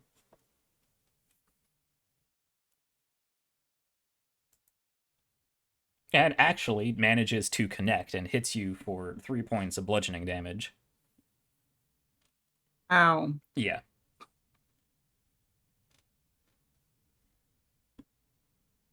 Azabaya stands up, book still in hand, sort of crawls over the desk, slumps down, falls in front of the desk, sort of half tumbles forward, stands up very shoddily, and starts, running towards Aquila to smack her with this book. Which you easily just push her out of the way. But Yeah. if there was not enough evidence before between the groans and howling, shaky nature, and just bizarre movement, on top of attacking Aquila, you're sure these people, maybe not dead, but they're definitely, hostile. Something has happened to them. Something bad has happened to them. The screams intensify up the stairs. Yeah, I was going to say, it's like, I will go upstairs. Okay. Aquila, I imagine you plant yourself on the stairs, just Spartan kick one of the zombies into the other, turn around, and start running upstairs. Yeah. You get up there, and you are not greeted by two Imperial soldiers as you would expect. There is currently nobody there, but you look down the hallway, and you see a trail of blood smeared on the ground. You have to dip around a corner before you can get back to that main hallway that leads back outside. But these screams intensify, both probably throughout this building and outside. Yeah, okay. I'm gonna follow the blood. Okay. You dash forward around the corner, and you can see there is all of the offices and conference rooms and whatnot that you passed earlier. Of the rooms that had people in them, you can see most of the doors are open, and you can see out into the courtyard from where the main doors of this building had been thrown open, and you can see outside there is a veritable melee of Imperial soldiers cutting people down. How many people were affected within 60 feet? 60-foot radius. 60-foot radius. That's about 5 stories up and, 60 feet out. Either direction. In both directions, yeah. That's a large area. That's a good half a football field. How big is this museum? We're not in the We're not in the museum. museum. Oh, right, that's right. That's loud thunder. Fuck. Yeah, I'm hearing it now too.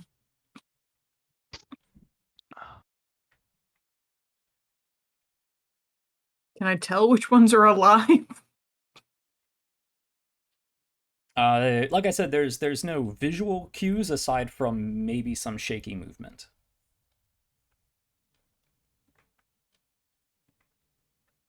Okay. Oh.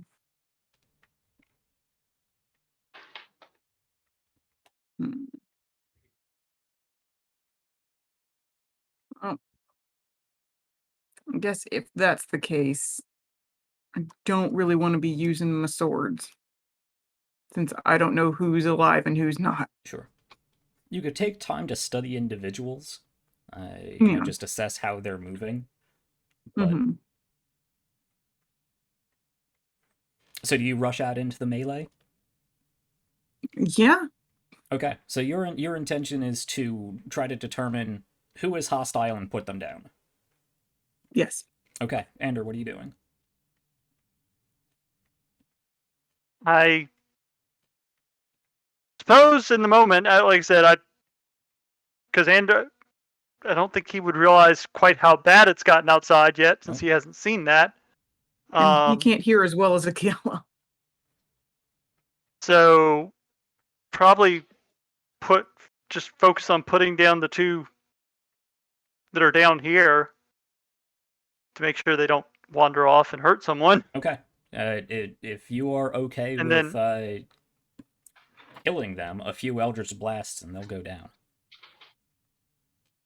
Yeah, I mean, they don't seem to show any they look like glazed eyes and.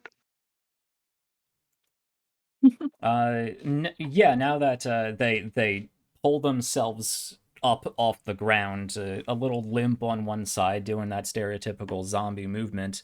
Seeing that Aquila has run off, they sort of turn and look in your direction. They have just the faintest of glaze to their eyes. Again, they died like 10 seconds ago.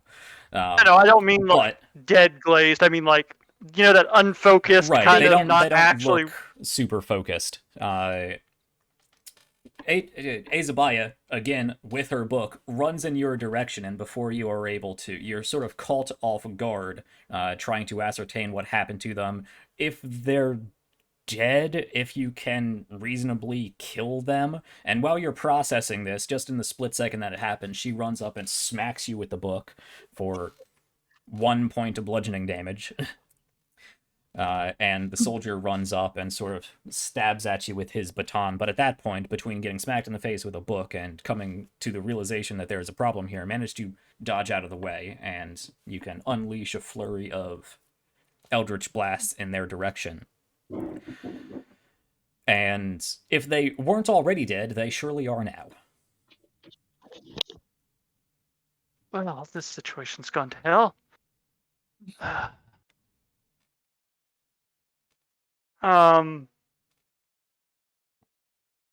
Yeah, run up after Aquila to check on her.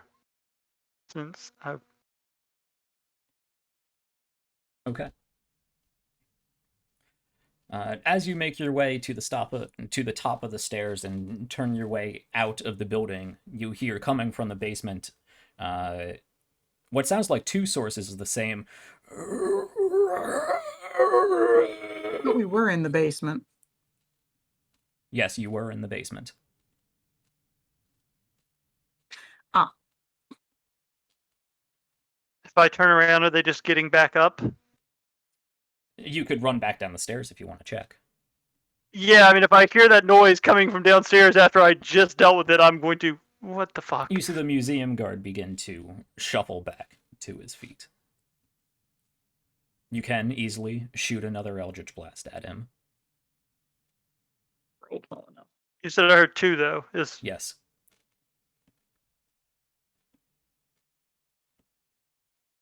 Is the Dean getting back up too? No. Okay. Put the guard back down and then go trying to find what the hell the other sound was. Okay.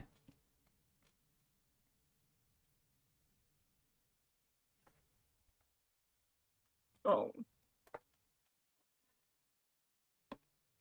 Shit. Aquila, you That rush might have been a out mistake. into the courtyard.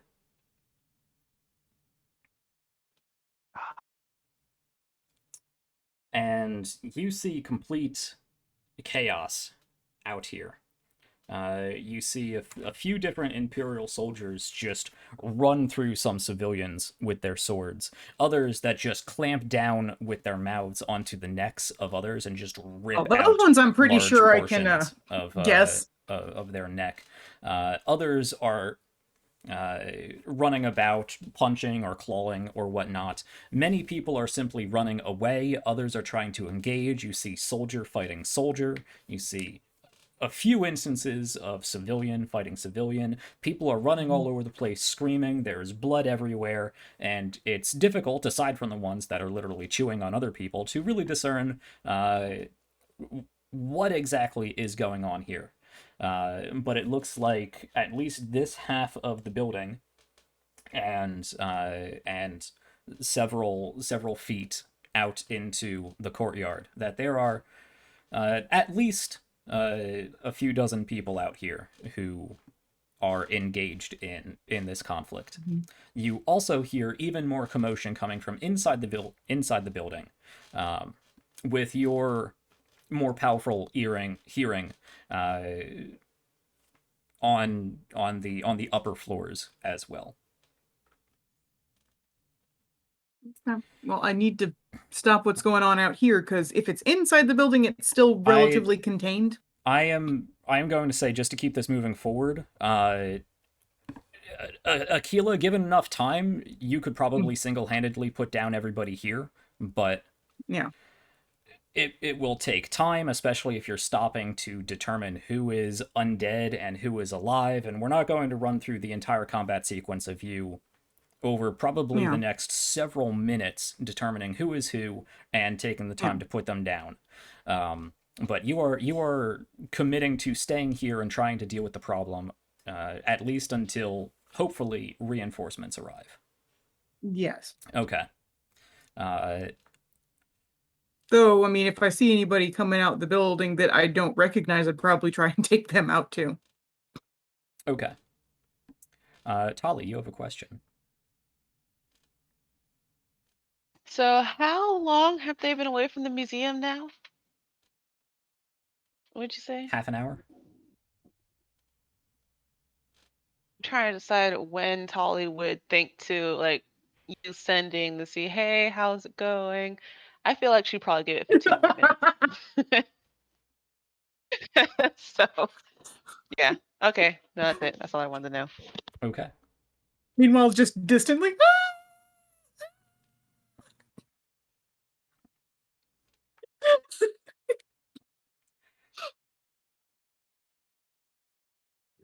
Ander, back down in the basement, you take some time to move around down here. It is dark down here. I should have mentioned this earlier. It is dark down here. There are a few sconces with those sort of ever-burning torches, those white wood glowing torches about. But in the center of this warehouse, it is dark in the center, and you can move around trying to figure out what's going on. And as you pass by rows and rows of storage, you can hear shuffling in the background, light groaning, the pattering of footsteps as you meander through this dark, lowly lit warehouse, trying to find at least one more undead creature of some variety.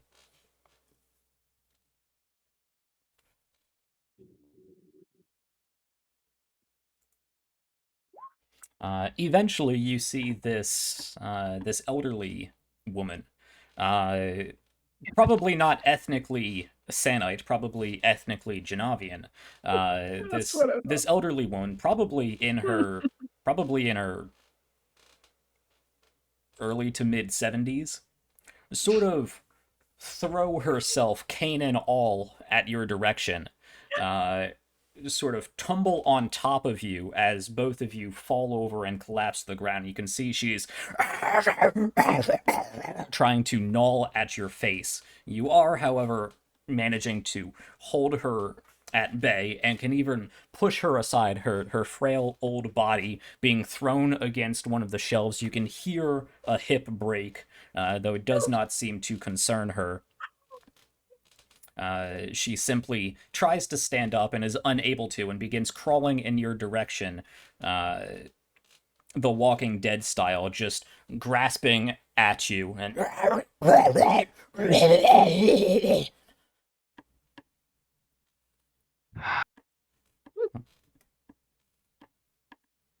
well, I think we found the lady who's keeping the books. Can't keep them anymore. Just gonna apologize before putting her down. quick eldritch blast to Granny's face, Sorry. and she collapses to the ground, smoldering in greenish vapor. As you turn around, Wait a heads... second to make sure that, because I remember. Oh right, they tend to get back She up. stays down. Okay. You turn around and start making your way back to the stairway, as you can hear a cacophony of groans and gnashing. They're coming to get you, Barbara. Where do I hear that from? The stairs. Like on the stairs? Somewhere near the stairs.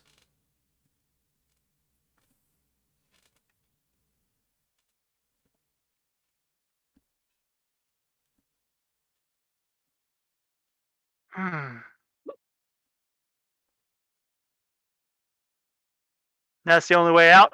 Yep. I mean, unless you want to blow a hole in the ceiling.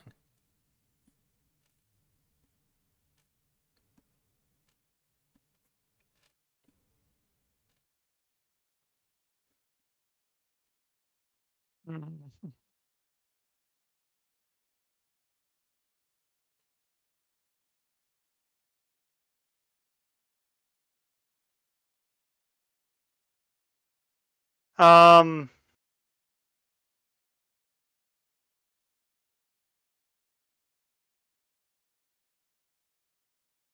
is there...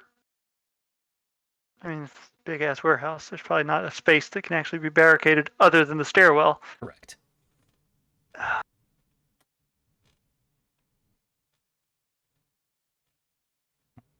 Okay, You start to see humanoid shapes and shadows begin making their way down the stairs as these sounds of undead draw closer. Cool. One of them stumbles down the stairs, rolls out a few feet into the warehouse, shuffles forward, stands up, sees you, and just lunges and starts running in your direction.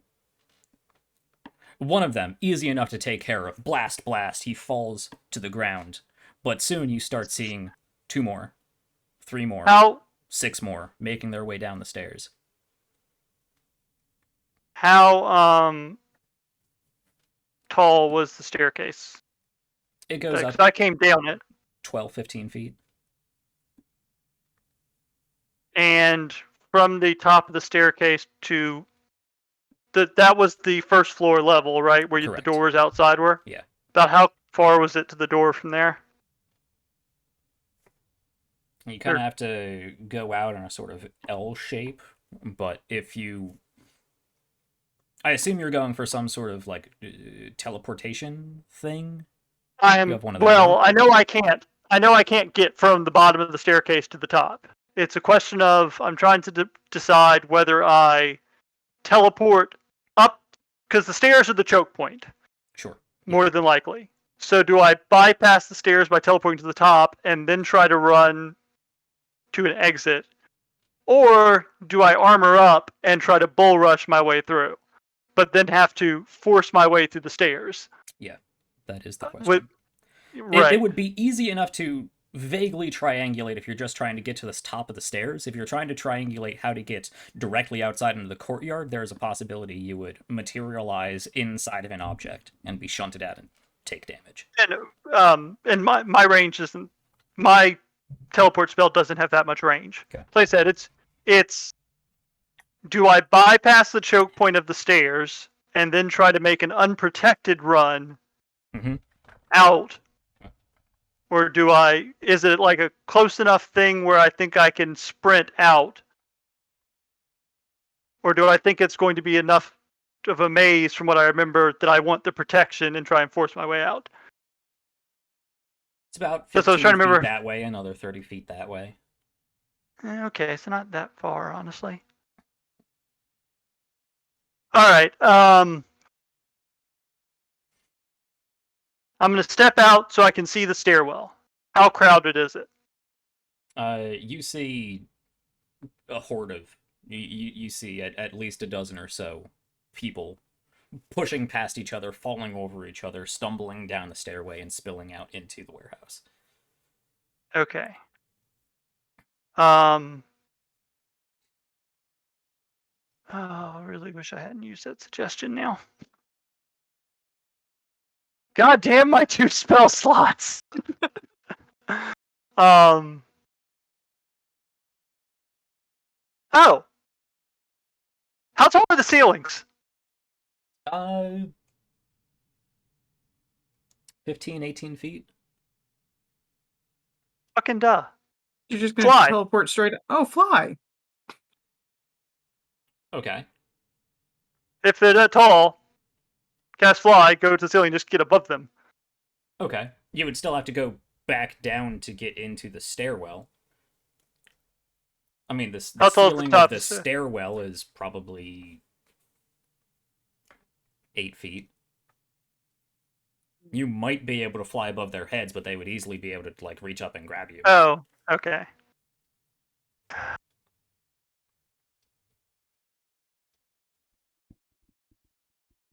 So the horde is at the top of the stairwell or on the stairwell? They are making their way down Right the stairs. there. You can Okay. see ones that are spilling out into the warehouse.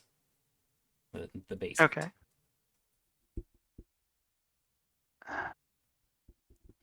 All right. Well, shit. Can I see? Can I see past them at all, or no? No. Even more of them begin filling out into the warehouse.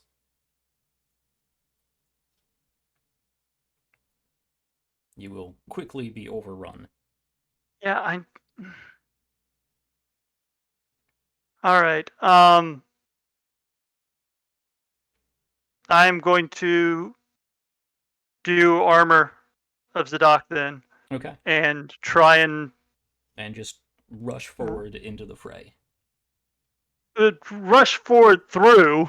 I'm not trying to actually stop and kill them. Mm-hmm. The goal is to get through to an exit and get outside where there's more space. How much temporary HP does your armor give you? It gives me 25 temporary hit points and obviously deals that much back to anything that hits me. Okay. Frost damage, if that. I thought it was more than that. Because you were doing 30 before, weren't you? Yeah, 25. Yeah.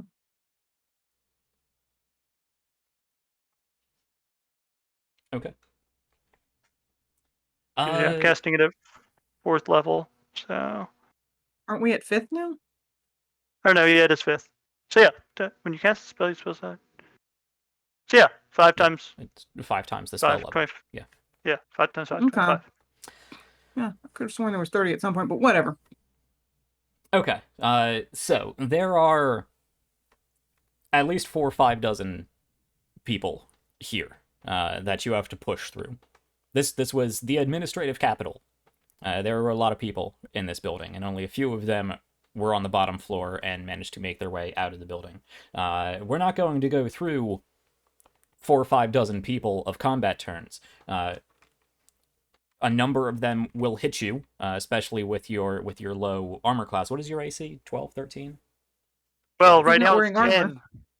10 because you're not wearing armor. I'd have my ring actually, on, but that's... probably most of them are going to hit you, but your temporary HP will absorb a lot of that damage. As you push your way through this horde, several of them make swipes, a few of them bite down onto you, and are immediately blasted back with a cacophony of void shards. And are thrown backwards, not to stand up again. Others eventually slump forward and begin making their way to chase after you. But you are pushing through 2, 3, 4 dozen people as you're making your way up the stairs and around the corner before you finally get away from them.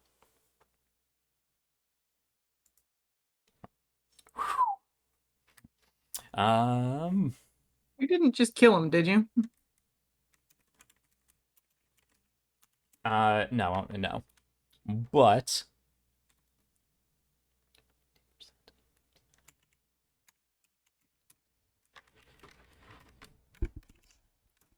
yes, your armor of Zadok is used up, and you do manage to blast away and put down probably a good half, if not more, of these recently undead animated corpses, but you do take 28 points of damage as they eventually barrage through your armor. Beyond your armor. And begin clawing at your skin, tearing at your clothing, biting at your flesh, battering you forward, and you manage to push yourself away and eventually get away from them, bloodied and torn, I'm definitely sweaty, bloodied. grimy, and manage to push your way out into the main hallway and rush forward, where you can see outside of the main doors, as I described to Aquila, a veritable melee of soldier on soldier, civilian on civilian, everybody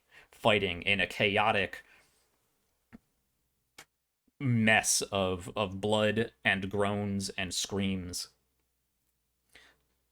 At this point, Tequila, you've probably put down a fair share of the ones that you could easily identify as already being dead and subsequently being animated, as you do see coming from further down the street a phalanx of soldiers who are charging down to presumably deal with this problem. Ander, you rush outside into this new fray and probably meet up with Aquila. I like to imagine that, she turns around and almost punches him and then realizes it's him. Sure. Please don't. It might kill me. Ander's a mess. Because Ander looks like shit. Yeah. She will toss him a potion. Okay. Do the two of you plan to stay here and I was slash deal with the guards, or are you... I was just about to say, I think we need to get the hell out of here. That sounds like a good idea. And yeah. Okay, so you join with what civilians are still pouring out of other buildings. Some of them are running into presumably unaffected buildings. Other of them are running down the street and away from the provincial government headquarters. You plan on running back further into the city. Yes, just trying to blend in with the crowd of running people, but yes. Yeah. Ander, for you, easy enough to do. Yeah, I was going to say. Aquila, yeah. You do have two large, presumably flaming swords. Oh no, I put them away, remember? Okay, you put them away. Okay, so you're right and deactivated, you put them away. I mean, they're still at your hip, but either way, the two of you run out and join the screaming throng of scattering people back into the center of the city. As you run your way out, you do see even more Imperial Sannite soldiers running their way into this administrative forum to deal with this problem. You keep going, and I assume you're heading back to the museum to regroup with the Tempest Twins. Yeah, I was going to actually suggest find a place to lay low for a second, and then do the sending through the book to let them know we were going to come to the library, meet us, and in the commotion, you can easily throw yourselves down an alleyway, pull out the book, and just meet us outside the museum. Who are you saying that to? Tolly. You hear in your head Ander's voice. Meet us outside the museum. Okay, on our way. Sevgi, Ander wants us to meet him outside the museum. Quick question, is there a gift shop in this museum? Or There is a gift shop. The museum? Yes, there is. Did the message didn't seem very urgent, but you know what? No, Tolly has priorities. She'll go outside. Okay. Then Tolly comes out with a bag of gifts. You consider stopping at the gift shop. There's various sweets that you can pick up. Different, sugar blasted candies and whatnot. Different hand-stitched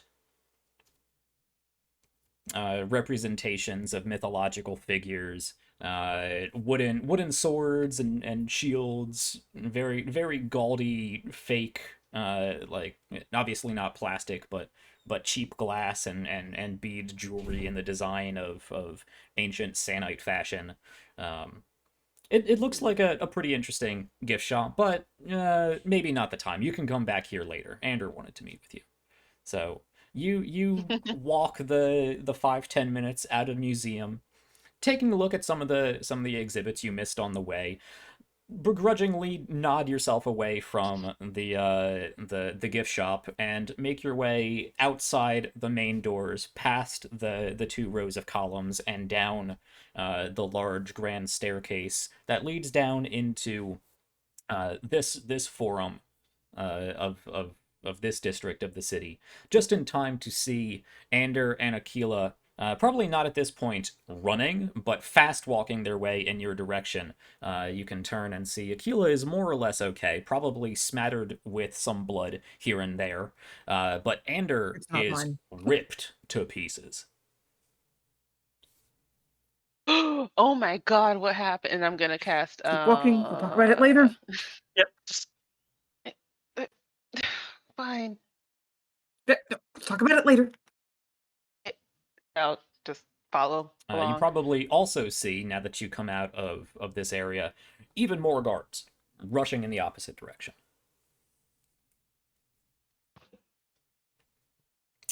Now that you are all together, Talia's gonna look where are you going? What are you doing? confused. Yeah, Sevgi kind of like looks at the guards, then at Aquila and Ander. What happened? What did you do? Fucked up. there wasn't any way to know that's what was going to happen. Fucked up how? They essentially set up a necromantic bomb in the sarcophagus of.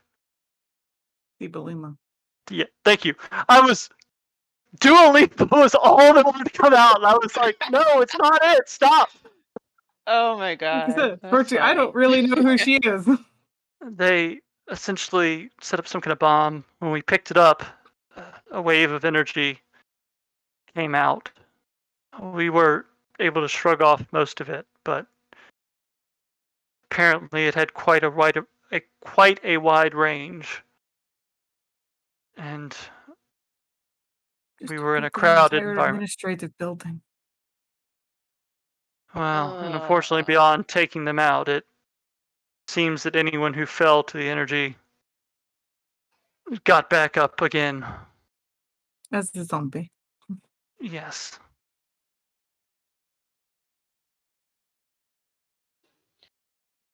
Well, that's not good. That's a bit of an understatement, but accurate, I suppose. Let's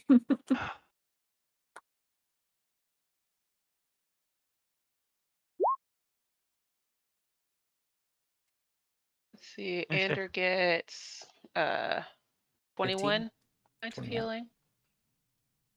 Wait. How is Plus. that 21? It's Oh 3d8 no. plus Wait, your just kidding. wisdom, I don't right? multiply the plus So 3. it's 15. Okay, I thought it was like for each roll, but okay, yeah, 15 then. Only if you want to cast it 3 It's been a different while times. since I cast the spell. Well, it's at least not Yeah. bloodied anymore. I gave you a potion. We were moving. You can drink it if you want to. Right now, you're out of immediate danger, so presumably Yeah, you don't need it. Yes, I'll say I'd rather not waste the non-renewable resource.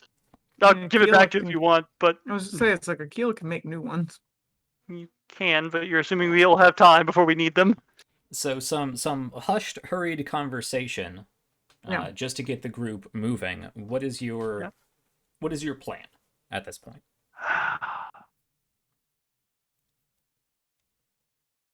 Plan is a generous word.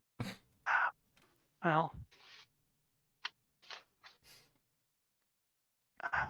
And help clear out some of them. why would they set? I mean, I suppose just to cause chaos in what happened, but was there a bigger point to that or not? And Well, I said it took out the entire administrative building. yeah, but they didn't know it was going to end up there. It was left in there, presumably at the museum. When I was meditating over it, I got a feeling that I was being lied to. Are you having this conversation just on the side of the street? No, it's Let's start we're walking towards the gate and trying to get out, and we'll reconvene with. Okay. Actually, It'll take you a good hour or so to make it to the southern gate of Sann'Kett. Yeah, but we you can can talk walk quietly. and talk on the way. I mean, there will be people around. You can talk in hushed tones, but just so you know, Outside of the administrative district, this is such a large city. You walk 10 minutes in one direction and nobody knows what's going on. It's any old day. There are crowds of people moving down the streets. Well, fine, then we would probably want to wait until we're away from people. Oh, actually, since I'm guessing whatever clothes I had were just ripped to hell, is obviously there aren't public changing rooms, I'm guessing, or anything like that. Public bathrooms? There's bathrooms, yeah. Yeah. I'm gonna go into one and put his old, because he still has his old normal clothes, put those back on for the time being. I'll need to buy more, but that way, at least when we're leaving, it's not a red flag to anyone we pass that there's this guy with ripped up bloody clothes. Yeah. And thanks to that healing, your wounds have closed up. You probably have some blood smeared on you, and you can take out your water skin and dab some of that away. You in the time it takes you to get to a public restroom and get yourself changed. You do definitely get some concerned side eyes from people, but it's I'm doing this. yeah, it's a big city. Most people would just keep walking, but you managed to throw your usual thicker green tunic and pants on.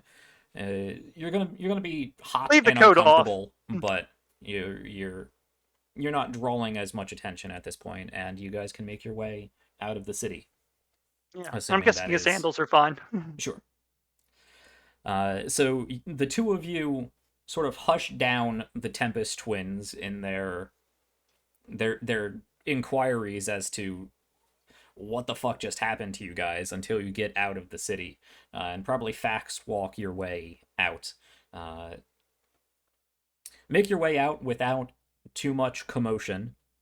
Again, once you get 10-15 minutes down one direction, you stop seeing guards being mobilized. You stop seeing signs of panic. With it being immediately after the action, you don't see anything. To everybody else, it's a normal day in Sann'Kett. But you can make your way out of the city with...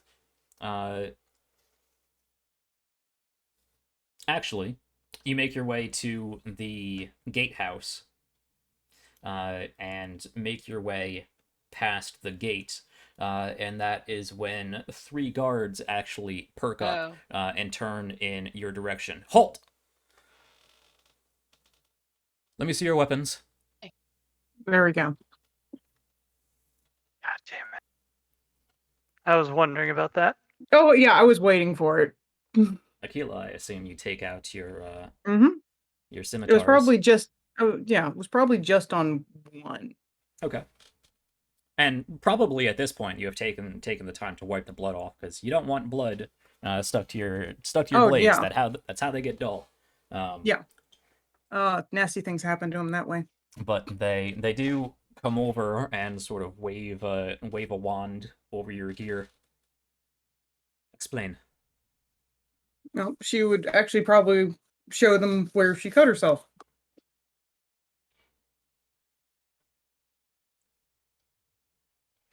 Why would you cut yourself? To summon guards.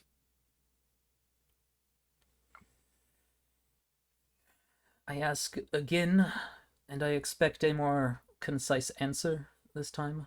Why?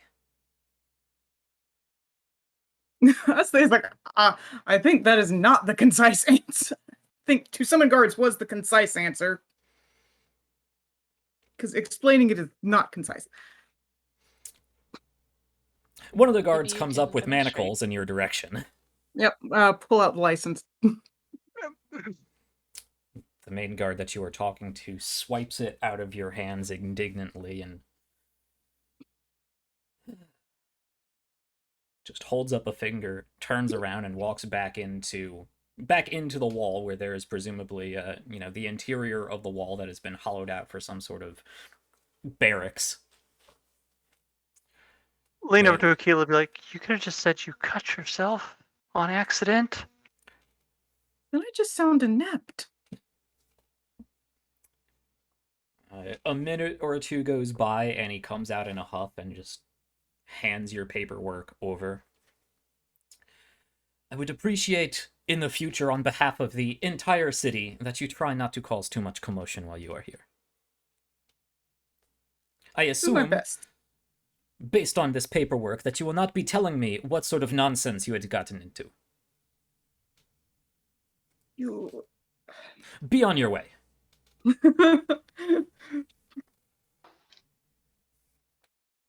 He takes a good long look at each of the four of you before he turns around and heads back to his station. And the four of you make your way out into the agricultural suburbs of the city.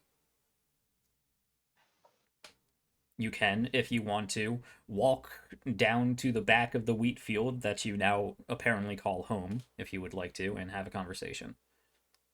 Well, first of all, I'm going to, if we can retcon, I would also like to let Shliva know we're leaving the city and heading back. If not, I'll do it now, because I know it's going to take her a while to fly back. Well, Steven knows. Well, travel takes time either way. Okay. I'll leave it up to you whether or not we just meet us back at the spot we've been camping.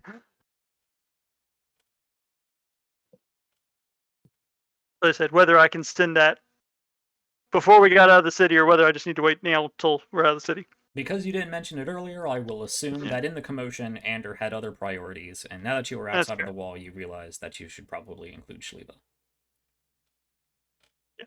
I thought about it while we were walking, and then we went straight into that whole thing. But that's fine. Yes. And then yes, head Shliva, back do you to respond that to spot. this message at all? Oh, hello. Is it dinner time?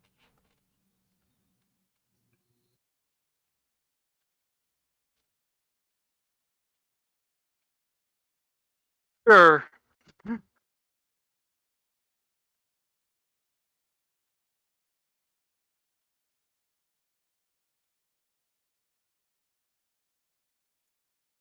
Okay.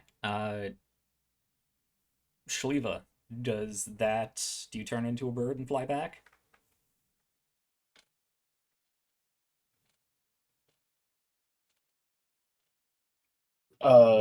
First, I will turn Krishka into something small enough that a bird can easily pick her up. And then, yes, I will begin flying back. Okay.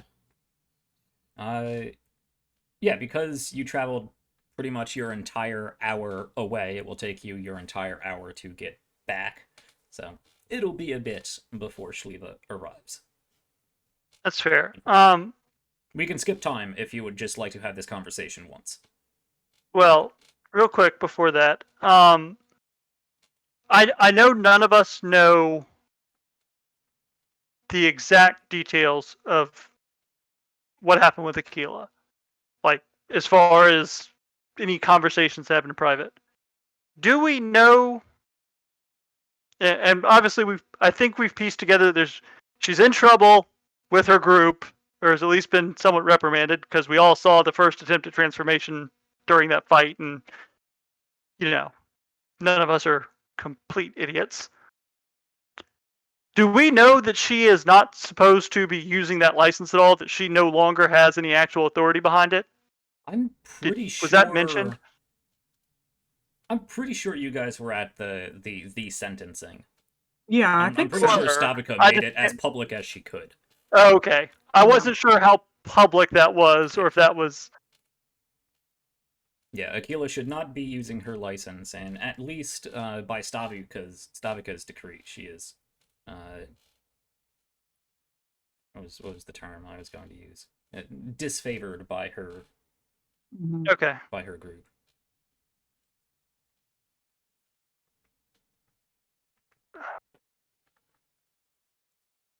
Probably when we get back and have a chance to sit for a second and rest. Aquila, I don't Mhm. pretend to know all the details or the inner workings of your organization, but using your license right now, if that makes it back, that's not going to be good for you, is it? No.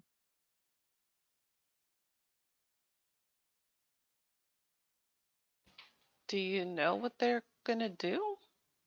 It could If kill I me. doubt. You say that very casually. Well, I had to have accepted that eventuality to be willing to use it. Fair, I and was hoping that the ends would justify the means, but I may have just made things worse. well, I was more going to say that, well, I don't pretend I can stop you from doing pretty much anything anyway. One of my few talents is general persuasiveness, or at least the ability to talk. Before you risk yourself,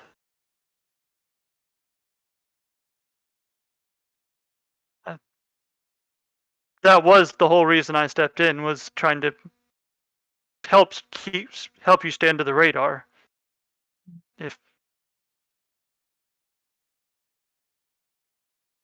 If you don't care about doing that, so be it. But if so, I'm happy to prevent that from being necessary. I wasn't trying to. What's the right word? Step in and necessarily talk over you because I didn't think you could handle it. It was worried about your safety in the long term.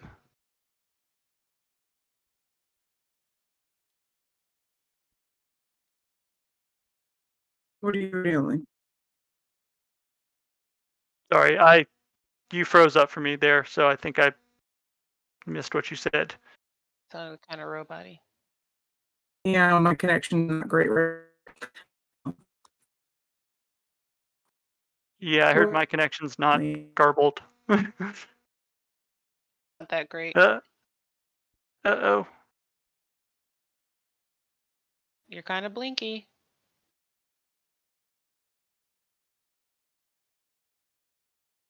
Arlene, your Wi-Fi virus is spreading. Oh, why is it mine? Nope. Stephanie lives here too. There you go. There you go. Mine's fine. That's why, Mine is because yours too. is the one. You brought Stephanie Uh, in, you're responsible for. I It mean, all ends with you. also, I am not. also your She camera made is her artifacting decision. a lot right now, and hers isn't. Well, either way, you're fine now, so. Yeah, I was gonna say, it's like, so do you really? Yes. Hmm. Whatever our disagreements, we've been through enough together that yes.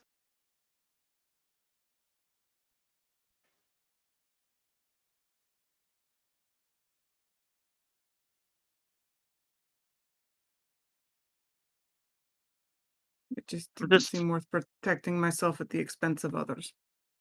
And then I went and messed that up anyway. I suppose there'll be time for. I'm sure we'll have plenty to beat ourselves up about by the time we get back home. A lot of us, but for now.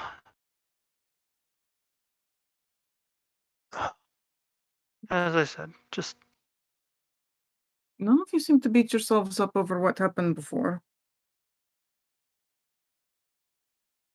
before specifically when. Not Troshka ear. Everything happened there, and you all just seem to move on from it.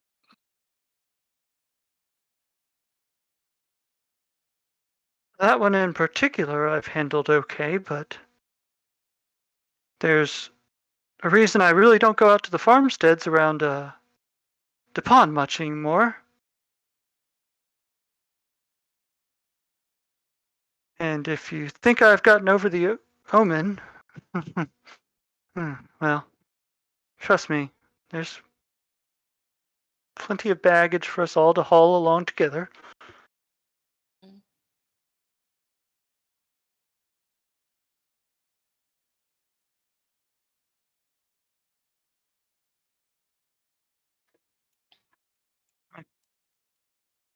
Point being,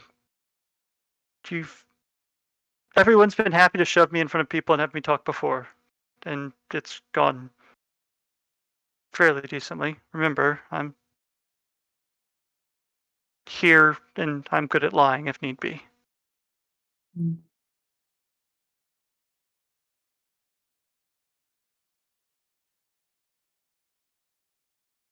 I suppose that, yeah, let a nice little awkward silence sit until Shaliva I lands. didn't. Oh. I'm not necessarily going to be silent. It's just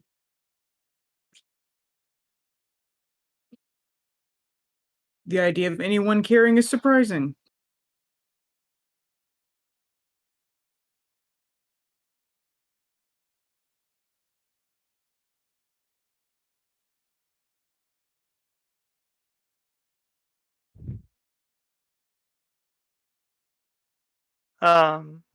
Yeah, I guess after that time skip until Shaliva gets here, so that we only really need.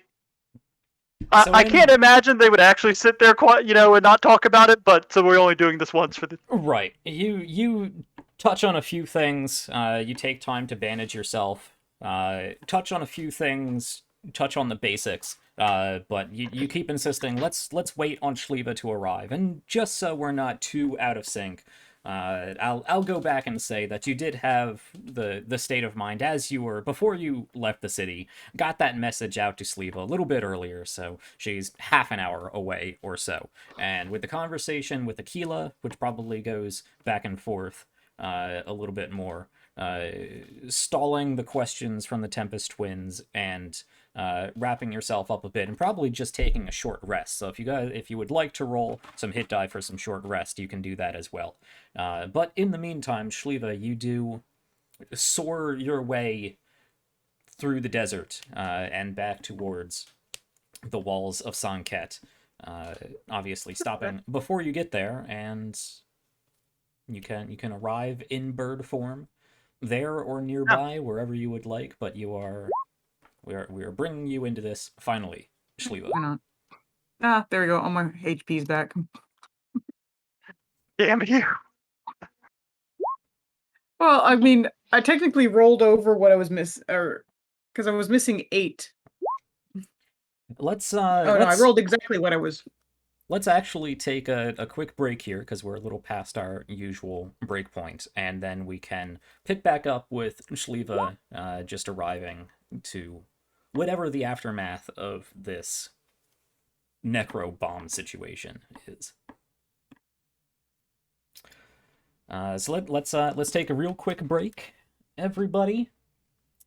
Get up, stretch your legs, take a short rest of your own, and we will be back in a few minutes, 5-10 minutes or so. So everybody stick around, and we'll see what comes of this investigation that the party just blew wide open.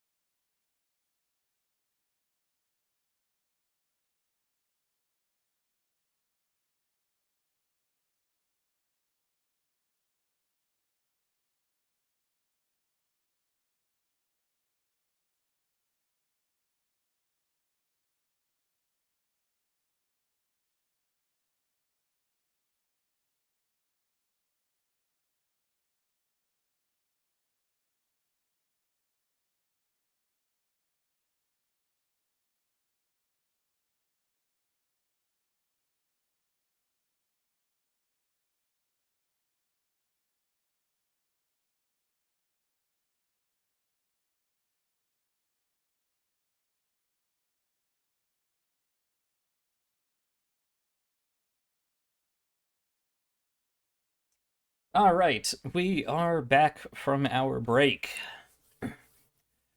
So let's just dive right into this post necromantic explosion in downtown Sann'Kett Administrative District. Back behind the wheat field that the party now calls their Sann'Kett summer home, we find Shliva gliding in her giant eagle form, holding a small rat or something. Drops Kruchka just in time for it to poof back out into giant badger form. Shliva lands and anamorphs from bird form into... Nope. No? Nope. So bird form. Correct. Yes. So Shliva perches on the fence just outside the wheat field in giant eagle form and stares at you with those beady little bird eyes. And I'm not gonna speak for everyone else. Andrew would just sit there for a second, like expecting her to turn back, and then Sort of waiting. okay.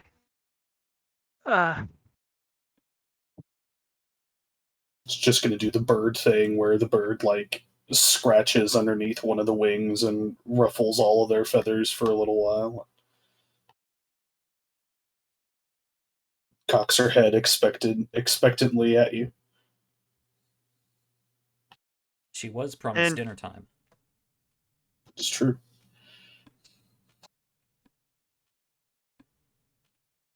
Well, she's a giant bird. She can find food. I'm not feeding. I don't normally provide her food, so I don't know why she would be expecting me to be, or any of us to provide her food all of a sudden. Somebody provided food for her this morning. Yeah, well, I'll tell you the same thing I tell my cat about chicken. You got it once. That's it.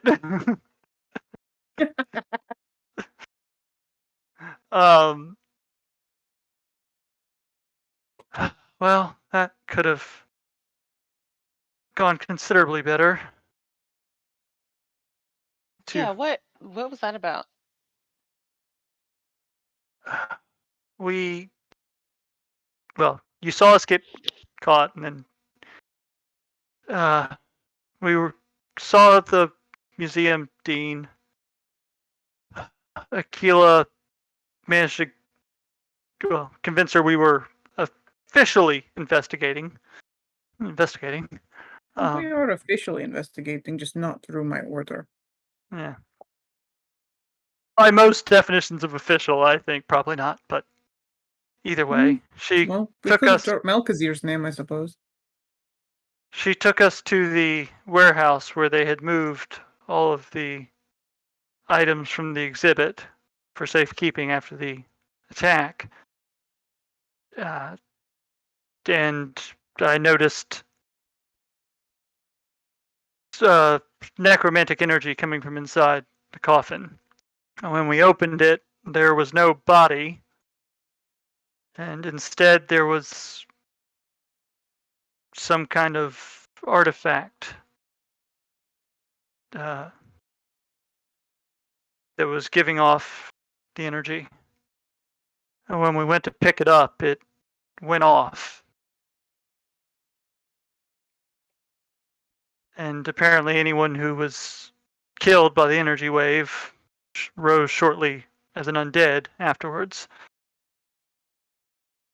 It apparently had a very large range, and it was a fairly occupied building.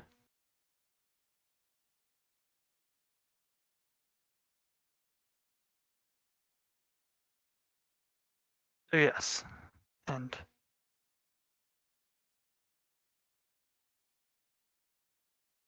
unfortunately the one lead we had in the dean is no longer available as she was caught in the blast. And I can personally attest to the fact that she is now dead.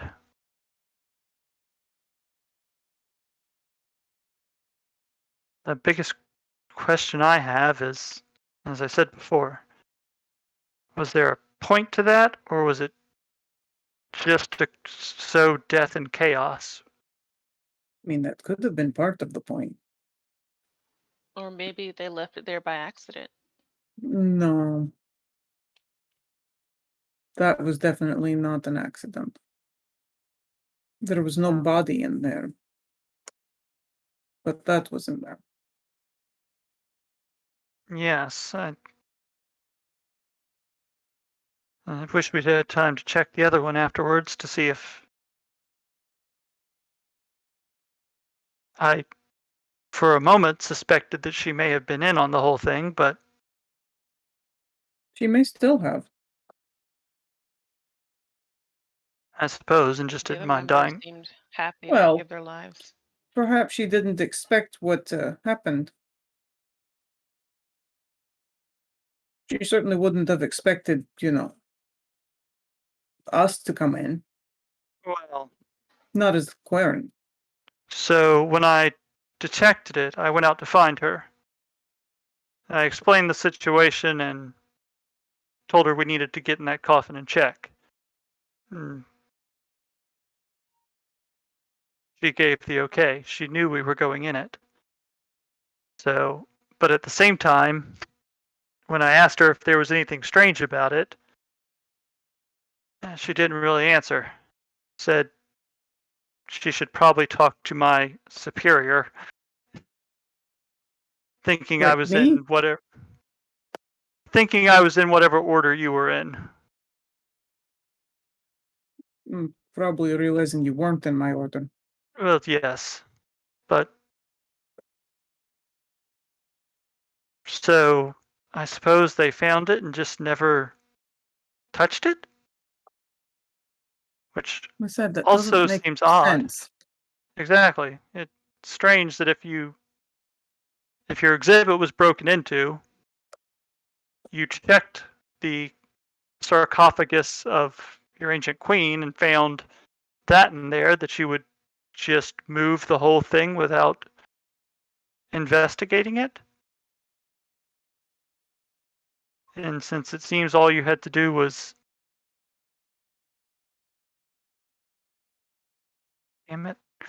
pick it up, I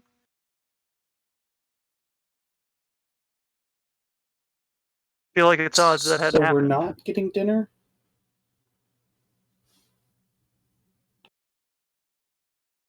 I will rummage around in my bag and find some food and hand it over.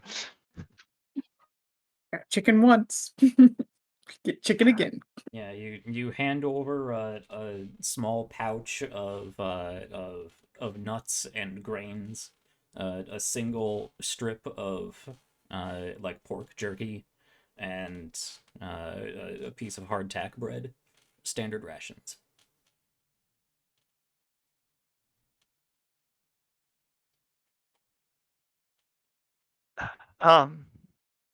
But yes, at the same time, if she was aware of what that was and what was going to happen, it would have been very easy for her to just walk away from the room instead of presumably sitting down and doing the things she told me she was going to do. We've seen that they're not afraid to die for their cause before. I understand that, but So, dying in that situation serves no purpose. As I said, if she'd walked away, we wouldn't have noticed.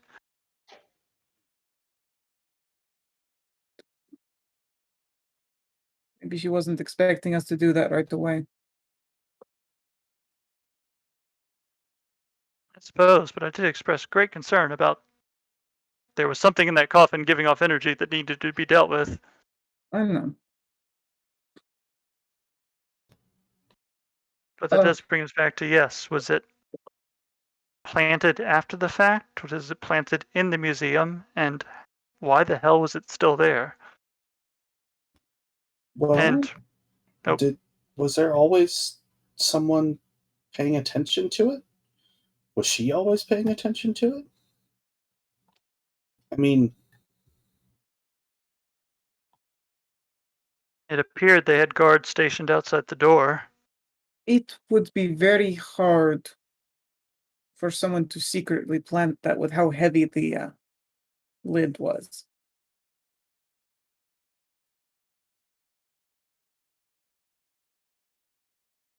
I mean, I can lift it, or I couldn't even lift that thing if it was whole.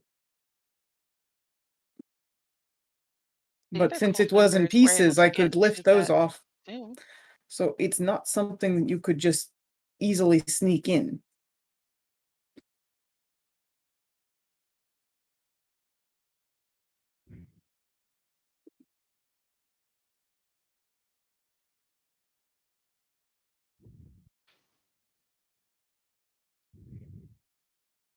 I don't know. I think it's pretty easy to get people to do stuff without them realizing you're making them do it. That's not what I mean. I mean, physically, it is just a difficult task. Right, but not impossible. Right? No, but it would require coordination of several people, not just one. That is more difficult to pull off. Not really. Based on what? Magic? Yes. What magic do you know of? I could tell a lot of people to do things, and they wouldn't realize that I was the one telling them to do it, I guess. It's pretty easy. Mm-hmm. Wow. And I should clarify, when I said the purpose of it earlier, did that facilitate something beyond just death and chaos? Did it power or move something else forward in its occurrence? Well, think what it felt like for us. It felt like it was sucking our being. Did that just feel like other necromantic effects I know Andrew's been hit by stuff before. Necromantic effects do tend to drain you of your life essence. Whether that be desiccating you, actually drawing blood, drawing on some sort of life essence. Hit points. So not necessarily that different from other effects. No, but it was a powerful nature. pull. Right. It was a powerful pull, and not only was it a pull, but also a twist. You get the sense that's it pulls life force and then corrupts it. That was its attempt to turn you, basically. Right. Mm. Well, it's certainly more subtle in some ways than bringing an undead army. Yes. Maybe that was the goal, is to, just start an attack from inside the city. Or, simply bolster forces. There are several things it could have been. What if it's just a signal? Like that somebody is searching for them, or has started digging into things. I mean, it'd be a pretty good way to tell. All of a sudden, there's a bunch of dead things in a place where dead things aren't supposed to be. I mean, it's not impossible that someone else could have someone else investigating the robbery without greater context could have gotten to it. It's not impossible. Unfortunately, now means we're going in circles, since that brings us back to how did it not get discovered beforehand. Different subject. You said your ritual you did. Yes, You said it felt like you were. I felt like I was being lied to. You personally were being lied to, or someone in a historical context was lied to? Yeah, I think I sort of asked that. I know, but You got a general sense of being lied to. Yes, of Aquila being lied to, or someone Yes. I know that was the Yeah. thing that I didn't get actual clarification on. When you're throwing yourself into the historical archive that sort of exists in the weave, your sense of self kind of dissipates. You get a Okay. feeling of being lied to, whether that's you being lied to, somebody else being lied to, everybody being lied to. I mean, you just have Yeah, to. You get the like sense of being lied to. Yeah, well, like I said, it was like, back with the ship where she sort of became the ship in a or mentally she sort of became the ship. Well, I suppose the question then is lied to about what? I mean, nothing about that was especially deceitful. Thing in the box, you pick Maybe it up, it not. kills people. But It wasn't pretending to be anything different it's necessarily. a really old sarcophagus. Maybe someone in the very far past felt lied to. Neither of those are helpful, but trying to figure out which one is which, that's going to be difficult. And the past is much harder to sort out since we're not there. But an object itself can't necessarily lie to you.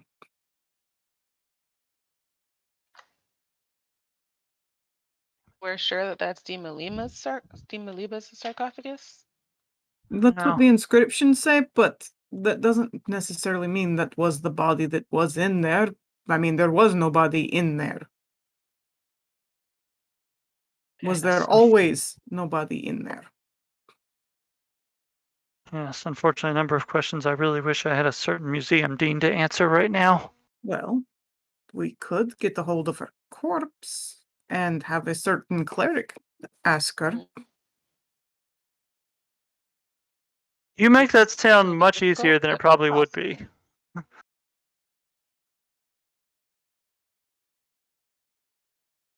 I imagine that whole district will be very much locked down at this point.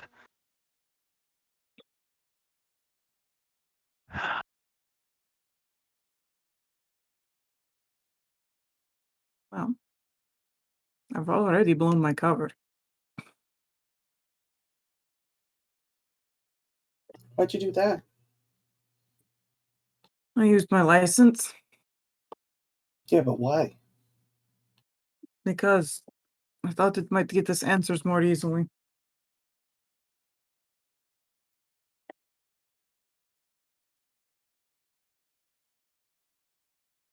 Oh, okay.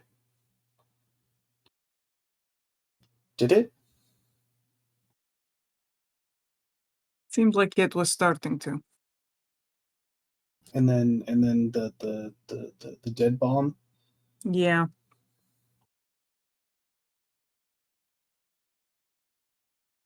That Well, it's a good thing complicates that the things. only people that you showed the license to are dead now, right? That's good. No. Because she was, after I gave them my license in the museum, they were gone for a bit, right? Yes. My name is on a report at this point. Yes. Several Yeah, reports, that's what I thought. probably. Yeah, that's what I thought. Yeah, you were noted at That's why- at the bare minimum, you were noted at the museum, you were noted at the provincial capital at the location and time of the bomb, and then you were noted at the wall an hour later. Wait, how was I noted at the provincial? How was I noted there at the time of the bomb? They asked for your paperwork. Oh, you didn't mention that we had a sign-in process. Oh, he did. Yeah. I I missed that. I'm mentioned sorry. that the guard Yeah, did ask for your paperwork. He Okay, specifically that's- said you already gave it to them once. You'd probably be fine with it again, right? Yeah, I'm sorry. I apparently just blanked on that, and okay, it's fine. I mean, you were right. I would have. But so yeah, well, that was the thing. I never assumed that she was back to being under the radar.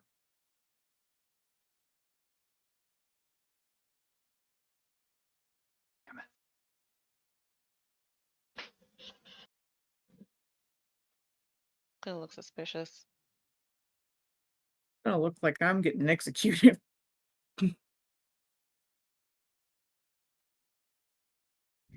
Yeah, so as long as they're all dead, there's no You didn't really blow your cover. No. My name is on several reports. Are you sure But- the reports got sent out?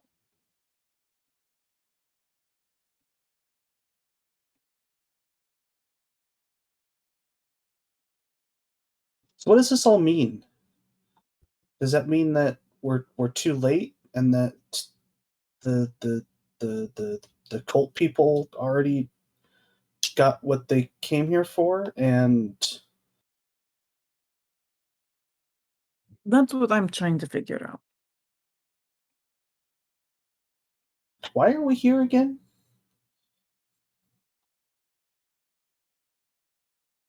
To prevent the cult from,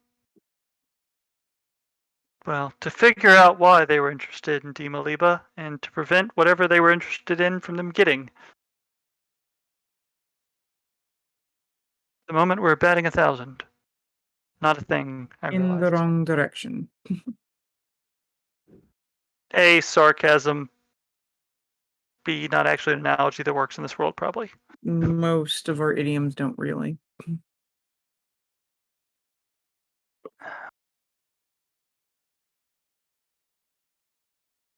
Damn it. Well, I went out into the desert and I didn't sense any dead things out there. I mean, that one spot, at least. Mm. I thought about going again, but I wasn't sure how long or how far away I would get, and then things get weird because I'm flying around a desert, and eventually I can't change Krushka anymore, or me anymore. And then I'm And camping in the desert, which is okay, I guess. It's pretty nice out there. It's hot.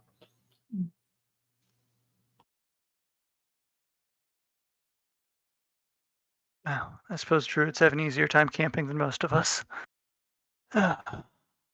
Oh, what's that?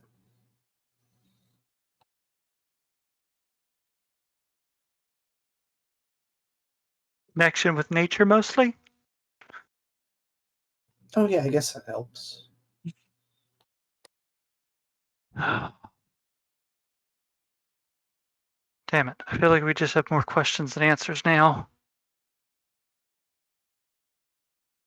Well, that's good, right? That means that there's more paths to follow. If you run out of questions, then you can't ever find any more answers, right? So the more questions you have, the more answers you can get. I think that's how that works.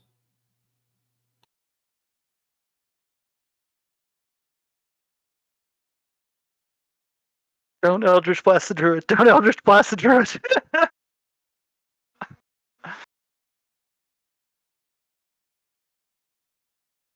So, assuming that the museum and everything in that building is probably now shut off to us since, well, no, I take that back. They don't know Tali or Stevki were with us.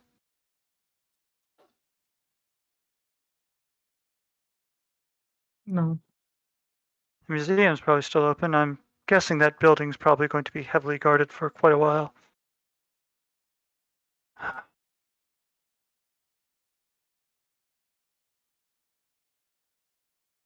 What the hell do we do next? We know they're here now at the very least, and Should we go try to stop all the dead things, or do you think that the other people can handle that? I want to. It's been a while. there are quite a bit of soldiers heading hoping. in there, weren't they? They passed by a lot of them. Yes. Reasonable assumption that many soldiers could deal with a bunch of base level, appear to be base level zombies, correct? Yeah, they probably will have taken some losses, but Yes. at this point, an hour after the fact, the situation has been resolved one way or another. Yes, I realize now it's probably too late to. Something else that occurs to me is if all the soldiers or guards or whatever are going to that one place, wouldn't it be easier for people who don't want to get caught doing weird stuff to move around other places now? That's That's a good point. It is. The question is where. Exciting. Hmm. Big city, so it's gonna be hard to narrow anything down. And unfortunately, the only things we know about were in that building.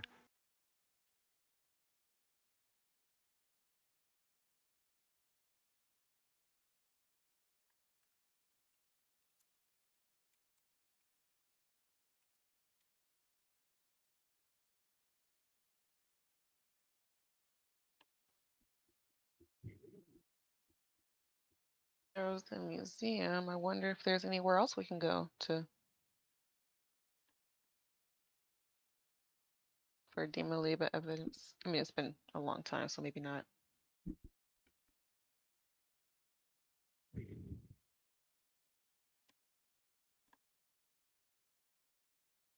Question is, did they get what they wanted at the museum?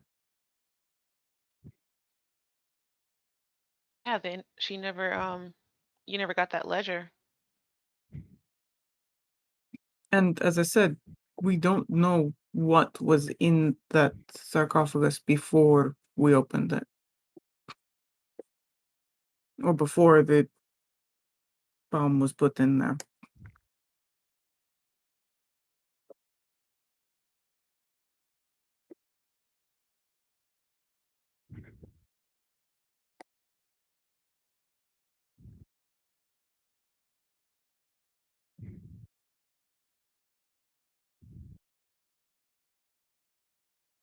One thing I can think of is to try and go back and see what the aftermath is like. Yeah. I mean, I think we're going to have to go back at some point.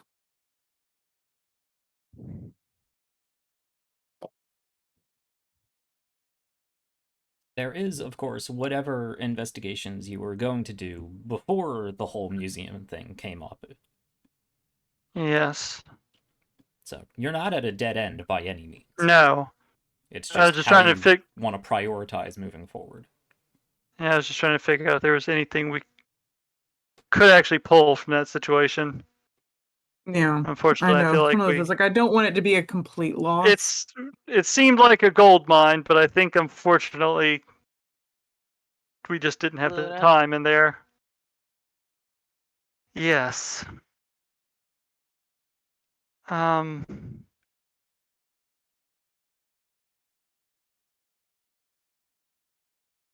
Well, I think at this point we're unfortunately just rehashing what we know there. We do still have our original plan of various avenues of research. Maybe something we find through that will click with something we saw in there.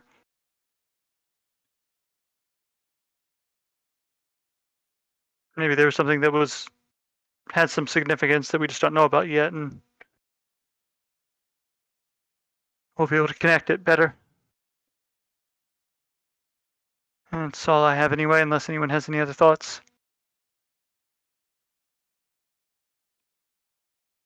Sounds like a solid plan.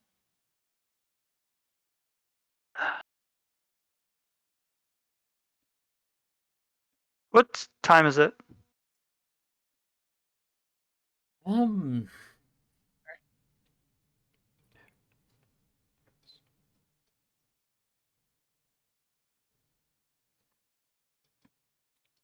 Just after midday, 3 o'clock ish. You have plenty of daylight left. It'll take Okay. you another hour plus to get, back into the center of the city, depending on where you're trying to go. But you still have plenty of daylight hours left on top of the evening.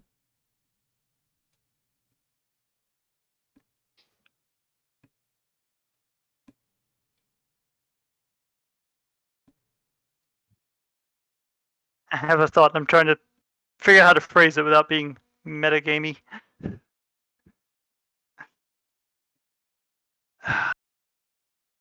The one other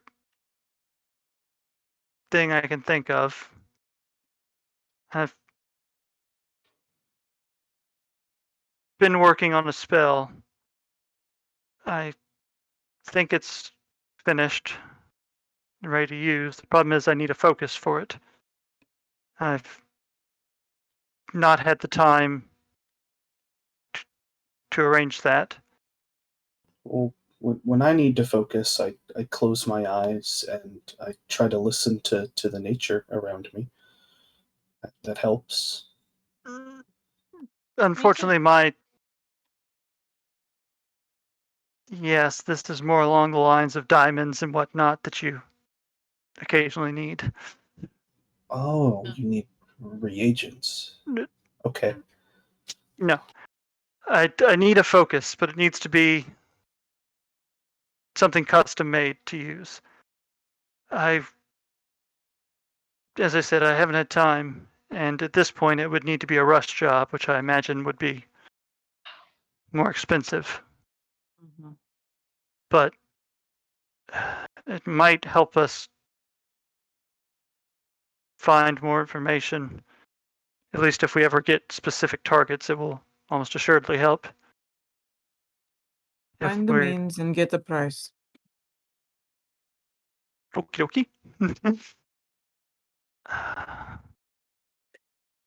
Yeah, We have some money, I'm our lost. way. Well, if we want to head back into town, I can start looking into that. Or we can. Sure. It seems like a waste to just sit out here for the rest of the day. And then look into research opportunities and topics for the next day. All right. So, well, Shliva, I suppose. Is Shliva going to be coming with us, or Are you asking her, or are you asking me? sorry, Shliva, we are going to head back into town, probably towards the markets. Oh, okay. Do you want to come with, or do you want to stay here? Is there somewhere else you want to go? And That's a lot of questions. Do you need me to go with you? I'd really rather not go inside the place, but I mean, if you need me for something, I no, I just felt bad about leaving you by yourself. Oh, thank you.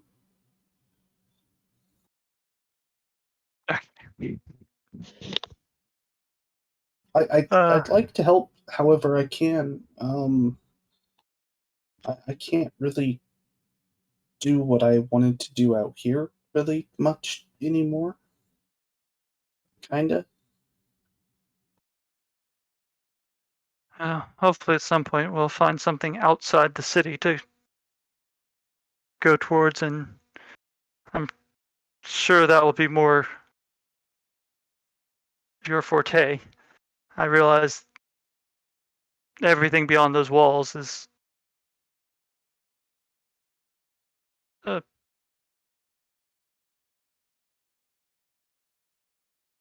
damn it, yeah, he would say it, bit anathema to you.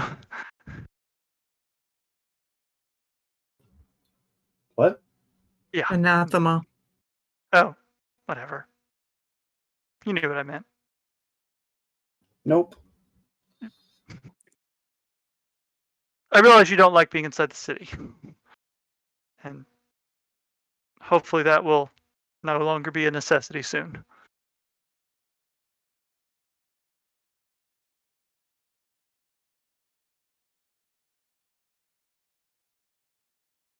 But yeah, I mean, I guess at the very least, Anders going to go back in.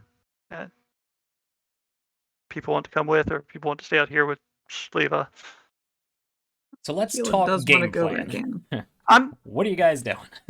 Okay, so my first thought is to try and see if I can find a place to possibly get that focus for scrying made, and what kind of time frame we could make that happen in.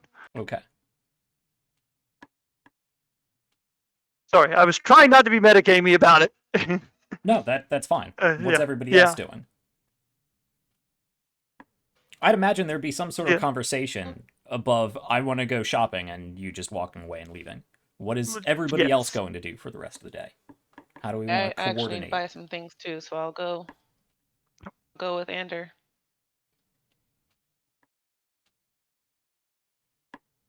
So if anyone has research, I was going to say, if anyone has research topics that they want to pursue to try and track down some more information on Dimaliba, that's what he's going to do afterwards.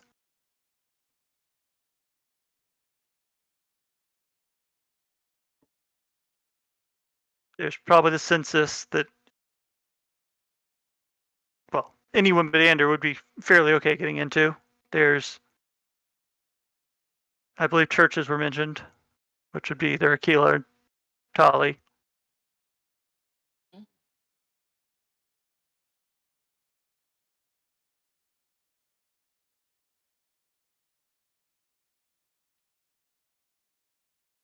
good talk. So So the problem, also, the problem is that Aquila, there is a part of Aquila that very much wants to go back to the administrative section. Got it. Mm. Yeah. Probably does too. It's like, Just to see if they can I know, it's like, look into it and see if you there's know, anything there that we can. before we completely write it off, because it feels like a waste to just do that.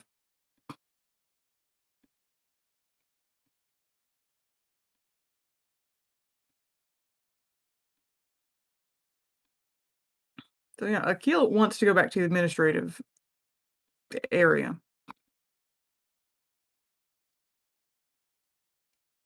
okay, so everybody but Shliva is heading back into the walls and scattering to do their own things. Just like it. Okay. Real quick before we split up, both in out of character question and then possibly an in-game one. The banking system. I know that little thingy has Aquila's name on it. Mm-hmm. Does she have to be the one? Like, does the name have to match the person, or is it just?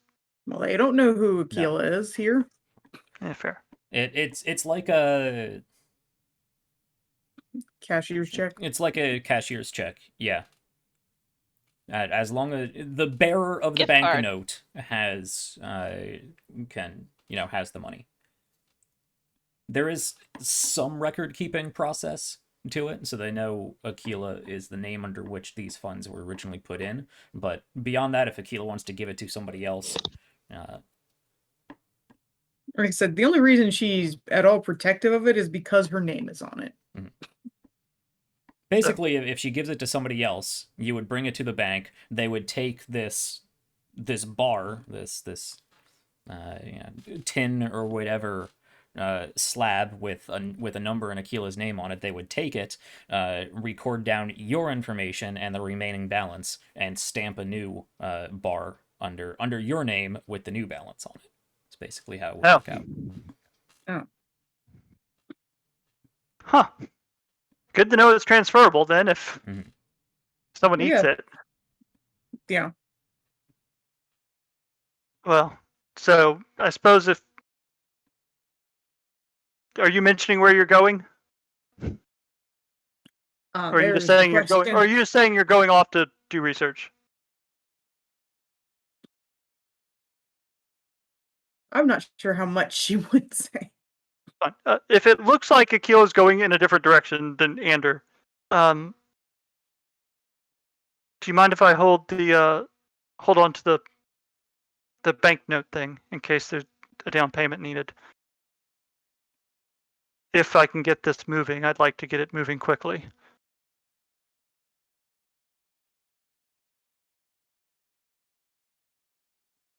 She will reach in the bag and give it to him. Be careful with it. Trust me, I will. And probably actually putting it in the same bag that his book is in. Okay. And that's the only other thing in that bag is his book, so... Fair enough.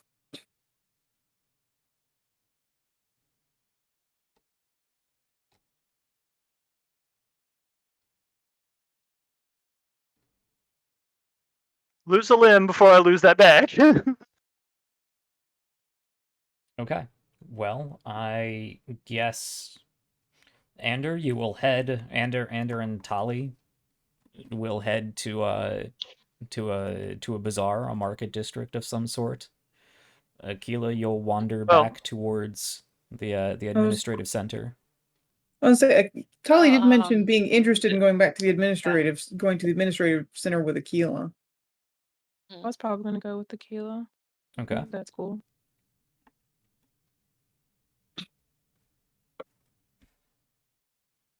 Tali, Oh, can I you mean- not hear me? where are you going? No. We can hear you now To at the least. administration. Okay. So Ander's Okay, going shopping. Everybody else is going Administration. to the epicenter of the bomb. I was gonna say, if you want, we can stop and get your diamonds first. Oh, right, yeah. Yeah, my diamonds. And I mean, there were a few other things that I wanted to buy, so I can Primarily your go get diamonds. those later. Yeah, I can primarily just get the diamonds.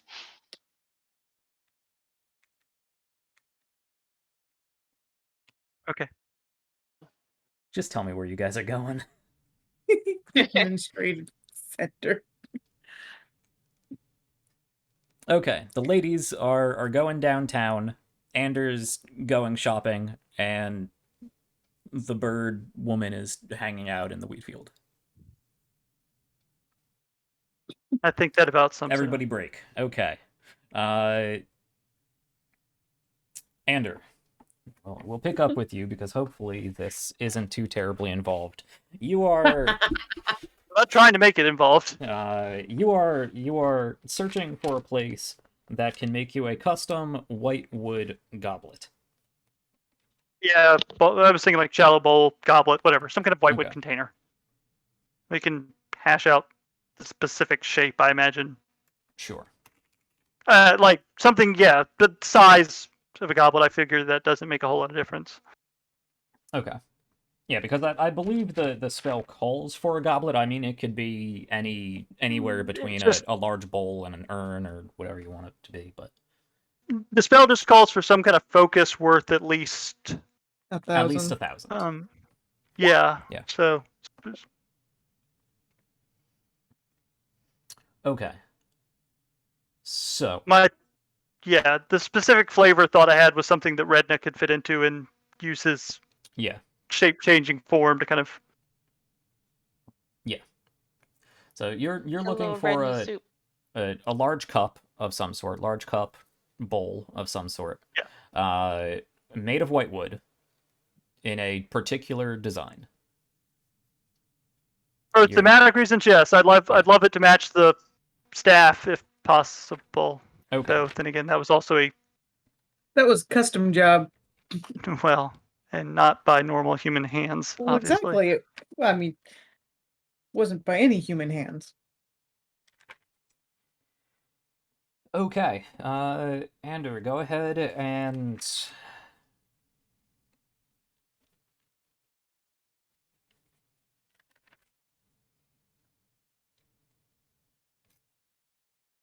go ahead and make me. I'll leave it up to you whether you want to just wander around, in which case it will be a standard investigation check, or if you want to ask around for recommendations on fancy custom shops that might have what you're looking for, that would be a charisma investigation check.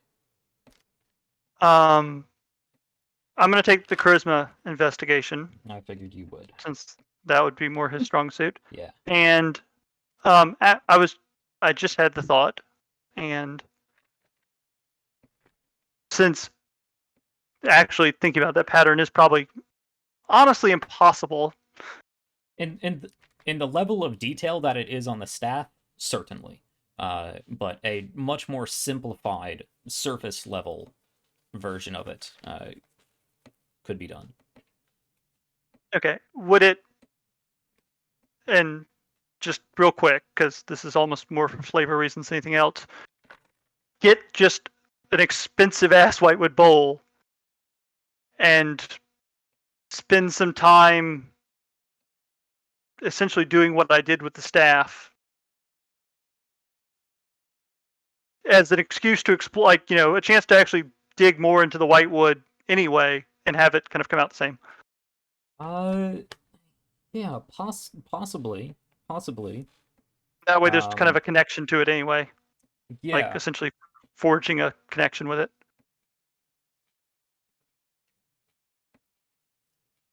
You could attempt to do that. That would be a negotiation between you and Zadok. And the Whitewood staff was a reward for doing something very particular for Zadok. But of course, that was not only just helping you make a carving, it was also imbuing it with powerful magics. So, is it possible? Yes, it would come down to roleplay between you and your Eldritch patron. Okay. It's your Eldritch sugar daddy. Like I said, I was viewing it as an opportunity to learn more about the whitewood by looking at another piece, even if it's been worked, to see what that changes, and making a connection to it, and that the pattern is just essentially kind of the side effect of that process of making the connection and Zadok kind of digging through something. I don't expect it to give it extra abilities. That's not what I was trying to do. Right.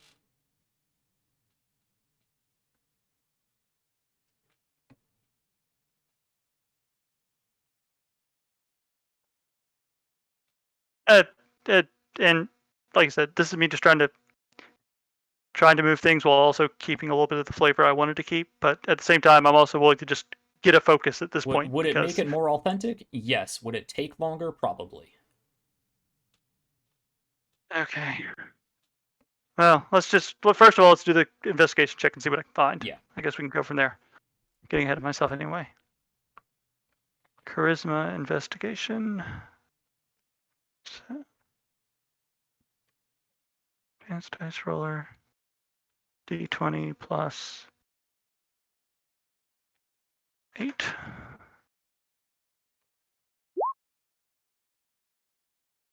Not bad. Oh, there's the proficiency bonus right next to the charisma score. Duh. Big giant box.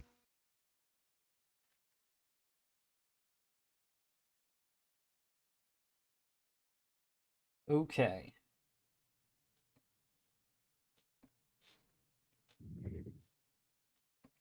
With a 19, asking around,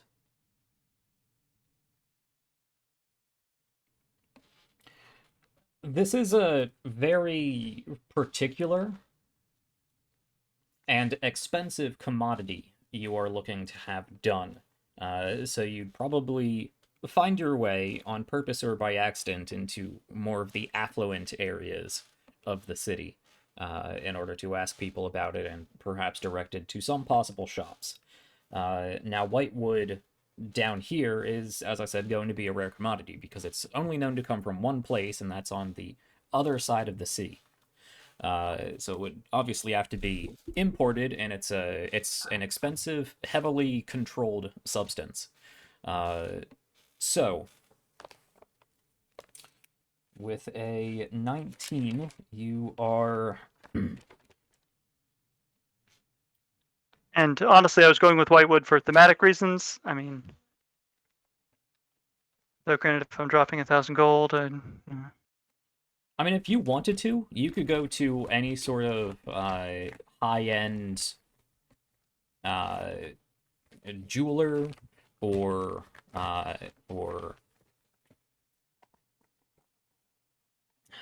don't even know what, like a super high-end home decor sort of situation.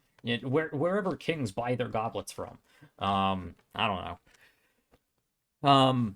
But you could probably find some standard, like just silver goblet inlaid with fancy craftsmanship and jewels and gold inlay and whatnot, and find a nice, expensive looking but fairly mundane goblet. If you just want to drop 1,000 gold, be done with it and have a focus. But if you want a whitewood focus, and particularly you want a custom-made whitewood focus, it's going to be a much more involved process than going to ye olde expensive goblet store and picking up a goblet. Yeah.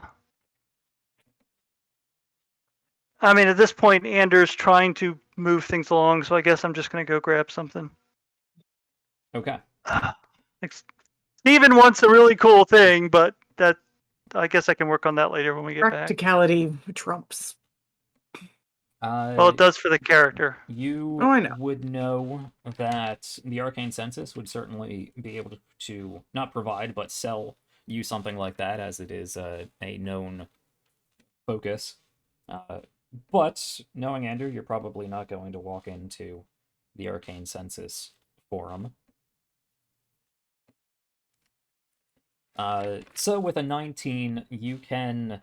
This is probably going to take the better part of a day, because most people don't go shopping for 1,000 gold price tag items. But asking around, going to various curio shops, and jewelers, and exquisite metalworkers, and whatnot, you are eventually referred to an individual who does have... Sorry. Mm-hmm. Wife was back home, so it's kind of cracking the door. But my cat is still sitting behind me, so.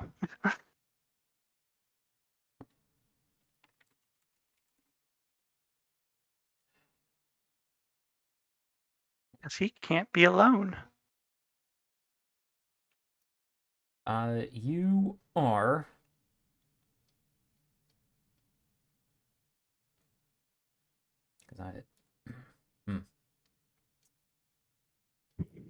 Yeah, I was trying to find something a bit more ethnically related, because I had notes for what you were looking for, but now you're just going for a standard goblet. Well, so let me ask you a goblet this. is a goblet is a goblet. So let me ask you this, Jack. Since we're saying this is going to take most of the day anyway, do we want to work? Do you and me want to work on this over the week? Outside of game and say it happened, or sure. I'm sorry. I mean, if you have something now, that's fine. You started that sentence like you were. I mean, if you're just going and buying a really expensive cup, we can say you buy a really expensive cup, and it has a Sannite design to it. It's not as wide. It's more tall and cylindrical shaped than, I suppose, a more bowl-like goblet, inlaid with Sannite patterns in gold and gold filigree, gold inlays. And painted with a sort of metallic blue glazing to it, probably inlaid with some fine gems in there as well. Very expensive goblet. It's a really nice looking goblet.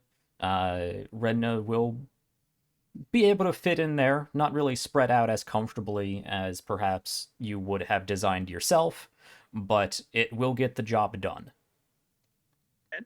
If that works for you, we can say drop 1,000 gold and we'll move on from there. But that is just the bare bones. We need this right now. You're compromising on. Yeah, because I don't think we're gonna be able to do what I want to do. So, all right.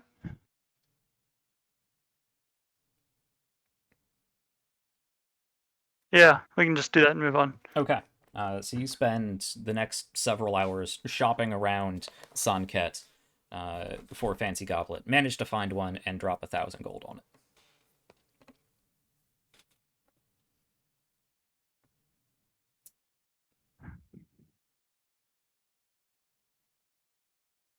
Now the other three of you, before we get to that, let me check in with Christian once more and ask if Shliva is getting anything, getting into anything. Go eat. I've got nothing. Okay.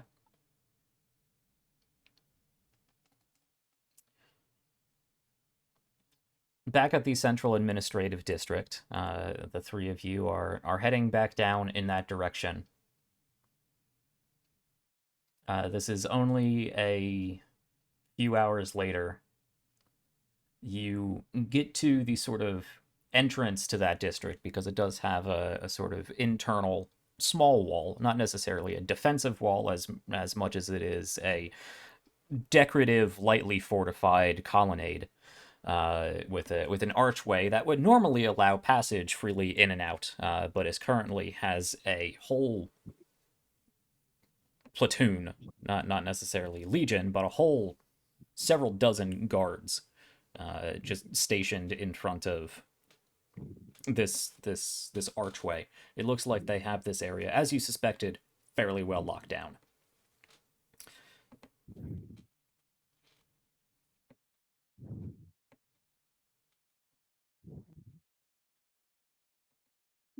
I'm gonna approach. Okay. There is actually 3 staggered rows of guards standing nearly shoulder to shoulder. They do look like they're not.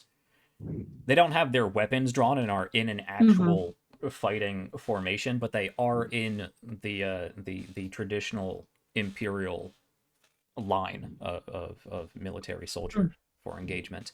5 of them break from the front line as you approach, probably hailing them to get your attention. 5 of them walk out of formation up to you. The district is closed. There was a commotion earlier. Any business you have here will have to wait for another time. I know, I was here earlier when it happened.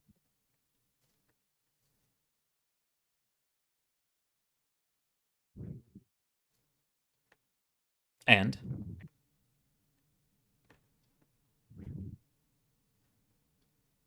you seem well enough. If you would like to lodge a formal complaint as to how this was handled, you will have to come back later in the week. I'm not here to complain. Then what is it I can do for you? I know what happened.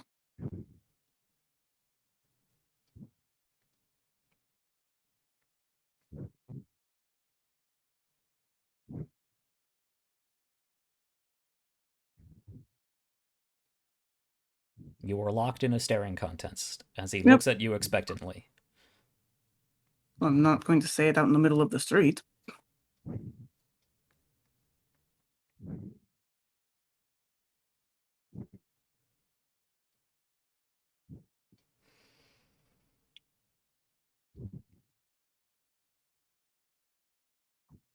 If you would like to deliver your witness testimony, I can direct you to another guard barracks.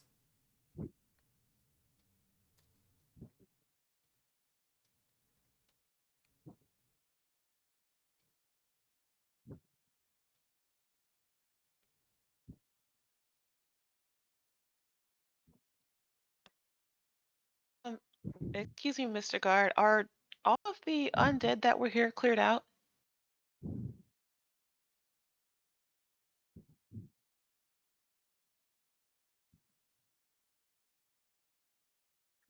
I asked because I'm a cleric and I heard what happened and I wanted to come offer my services.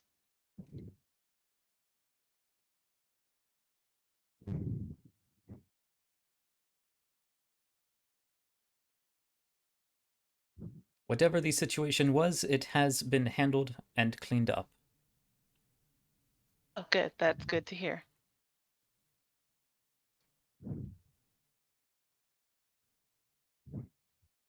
If you are here on behalf of your church, please direct them to follow the official lines of inquiry.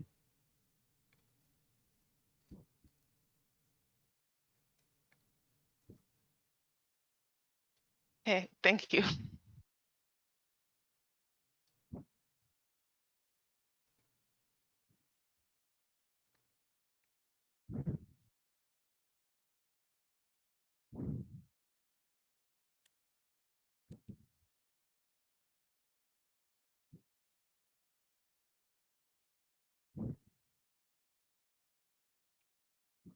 Okay.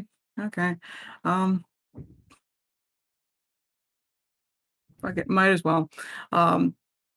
She's gonna pull out her license again.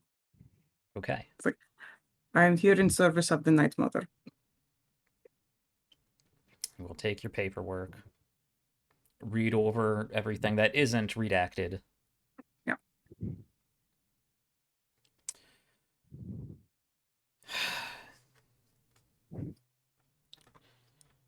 He sighs heavily and mutters something under his breath about how these investigators can never just be forthright, and will actually My fault. We're supposed to be super secret. wave over. Actually, the whole first row of guards flanks in on your position, pretty much surrounds you. The other two lines of guards stand up. The ones in the second row bring their shields up. I was gonna say, it's like this time parts. Aquila probably did come in armored. Okay. Not that I'm necessarily expecting a fight, just because it makes it look kind of a little more official. Okay. I guess.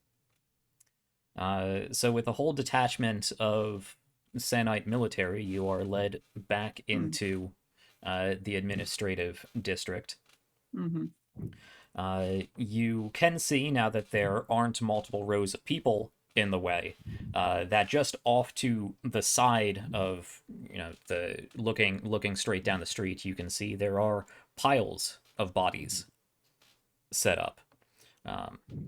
Many covered with tarps, many of them surrounded by both Sannite military and arcane census mages. You can see they're part of the arcane census.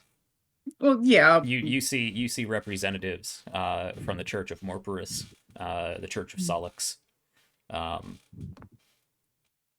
smattering here and there of some of the other church orders in much less concentrations.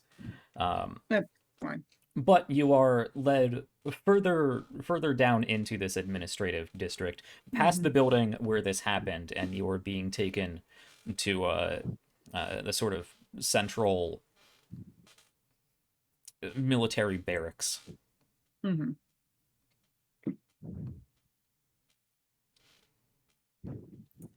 The three of you are brought into here, past a whole courtyard of soldiers standing at the ready. There are training facilities out here, but they are not being engaged. Soldiers are simply in rows, ready to be deployed as needed. You can see on top of soldiers there are arcane census battle mages set up.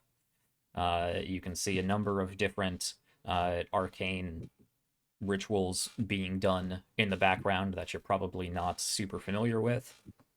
You are led back into this estate by this point it is in a much more Genavian architecture than the Sannite architecture around here. And you are brought into a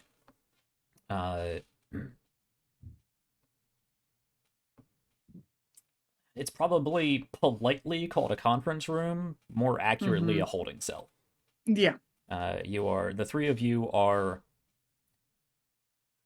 ushered into what is essentially a 10 by 10 concrete room and told to wait here.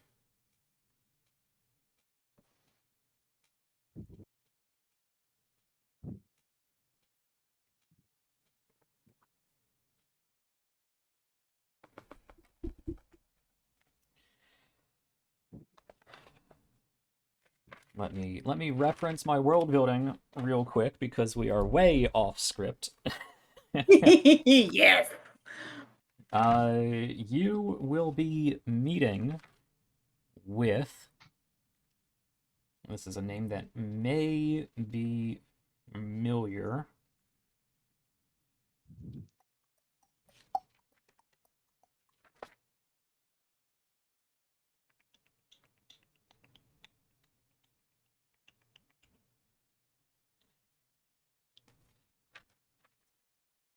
Stand by, he's in here somewhere. It's a guy. Anybody want to, anybody have in their notes what the name of the military leader of Sann'Kett is? Going once. Did you ever Going tell twice. us? I did. Hey. Military leader? Prefect Milos Orentius. Oh, the prefect. Okay.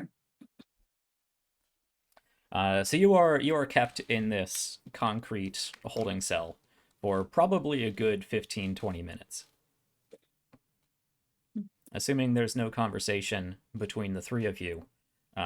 Eventually...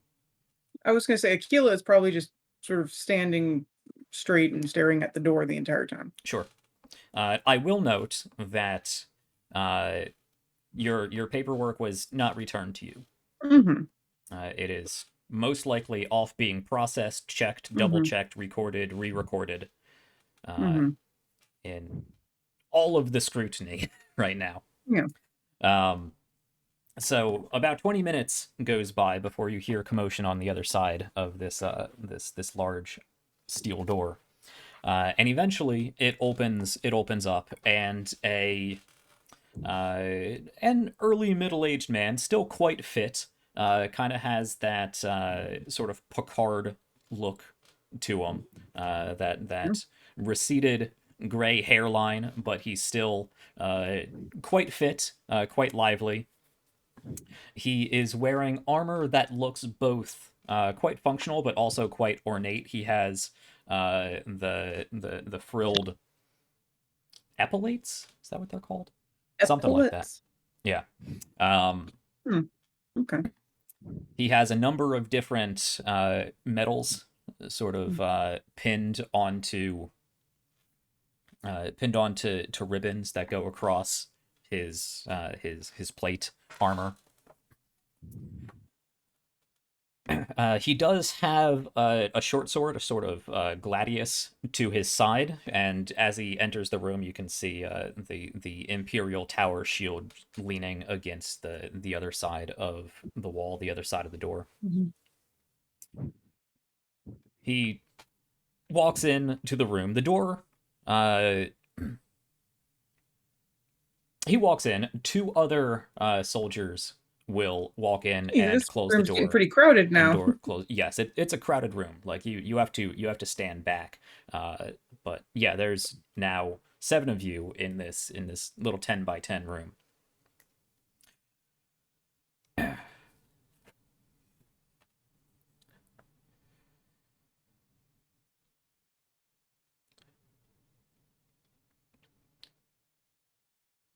So, Aquila, I'm going to mispronounce your last name as I always do. Makame Kaholo. Bye. Of the Querent Order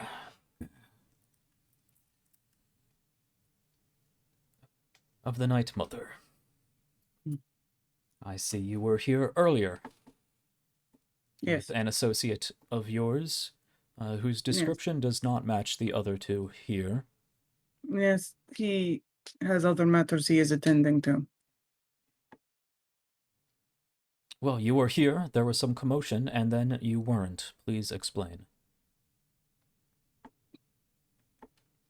We were here on an investigation. There'd been a recent break-in at the museum.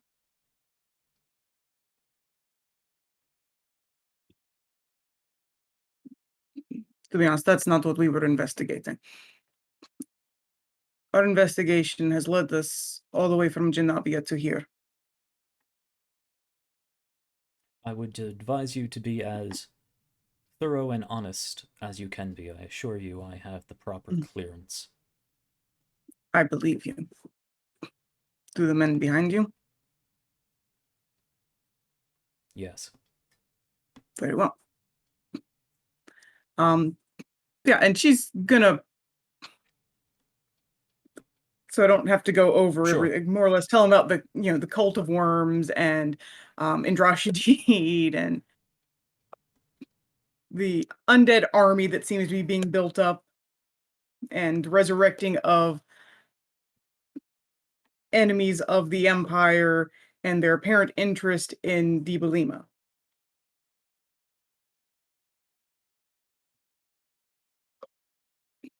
And yeah, no, she would probably mention that they had resurrected Shiloh at this point. Do you mention anything at all about your current status in the Order? Nope. Okay. Well,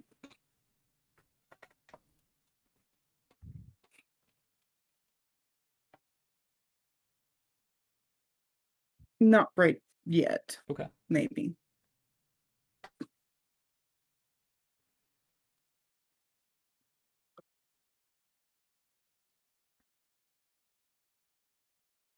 He looks frustrated as you finish up your exposition of all of this.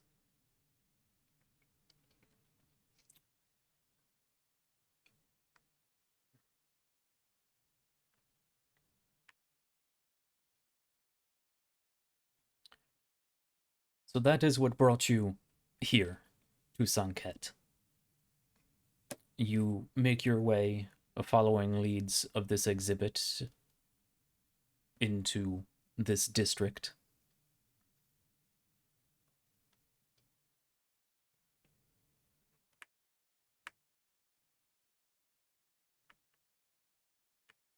Pausing, as if for you Yeah. to finish the sentence. Yes, we were investigating the artifacts from the exhibit that still remained. Yes, yes. I assume the reason you have come back is because you have some idea of what happened. Yes, I was getting to that. I have an ability that lets me sort of glimpse into an object's past. And I've used it upon the sarcophagus, and there was something strange about it. And so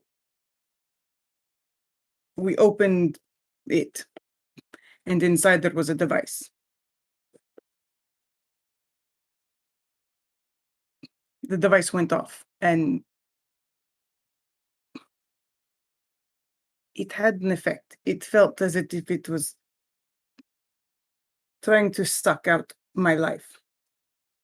We have traced the source of this event.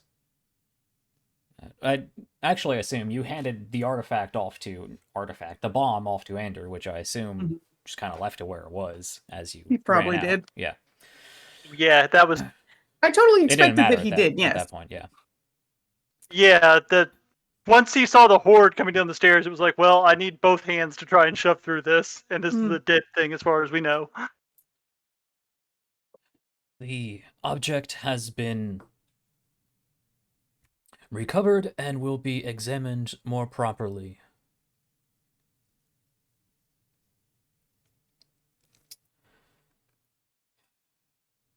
There was no body in the sarcophagus.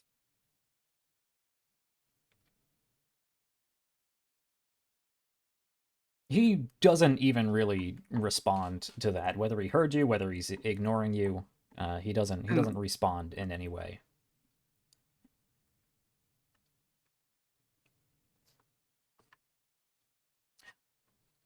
This is what is wrong with orders like yours.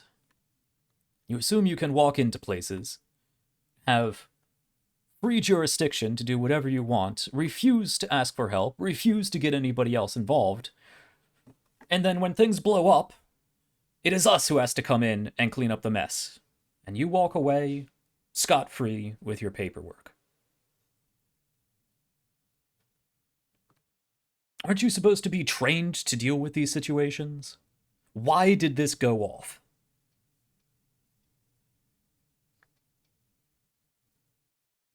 Because it was picked up.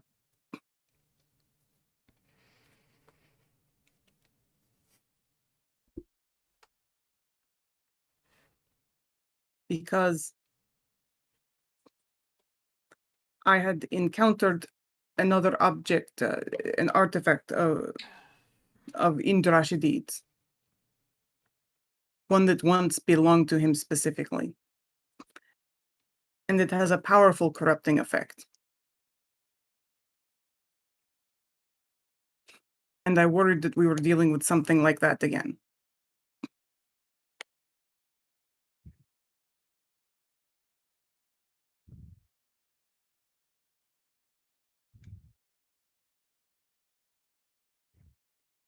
Well, I would say that the 112 peoples whose family I will have to contact would understand, but unfortunately I can't tell them a damn thing about what happened.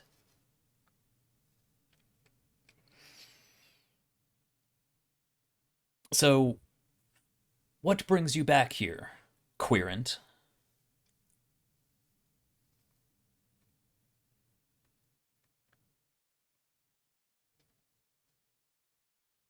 So far, what you have told us has already been corroborated.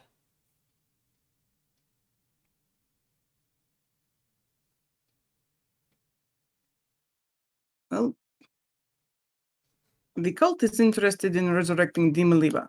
Her corpse is not in that sarcophagus. And we are trying to find this cult that is out to kill everyone.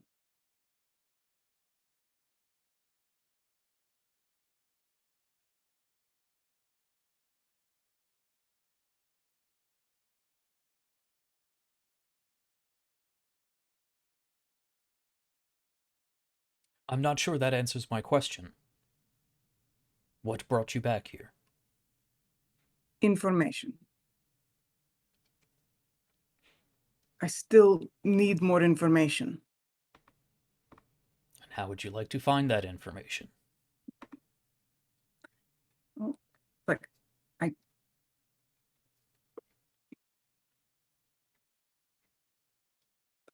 it's like I need to know what was taken and what was on the tablets and the scrolls they took.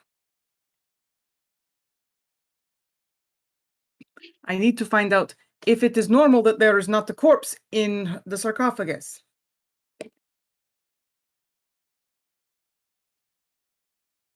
I need to find out if I was being lied to or someone else was being lied to that's associated with that sarcophagus.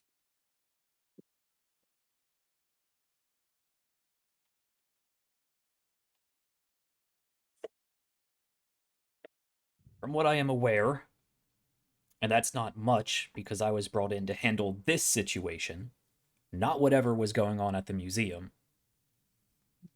Whatever investigation they had going on, their notes should already be available to you.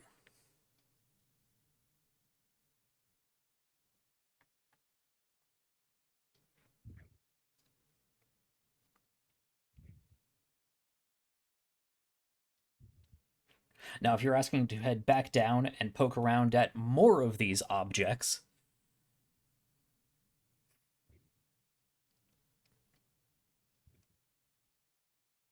I would rather we wait until we can get some professionals in to deal with it.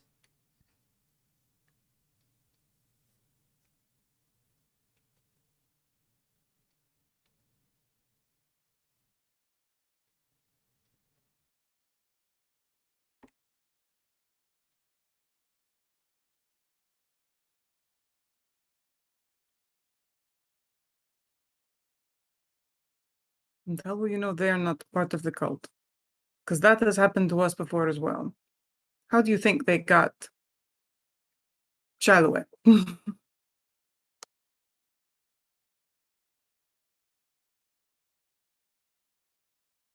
And how, by that very logic, do I know you are not part of the cult? He turns around and smacks the other guy in his chest piece. Hey, are you part of this cult?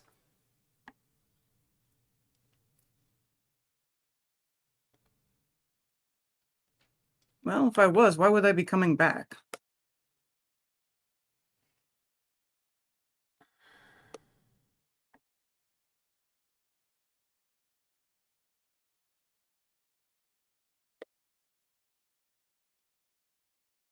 I can get you the collected information you were requested brought here for you to look over. Very well.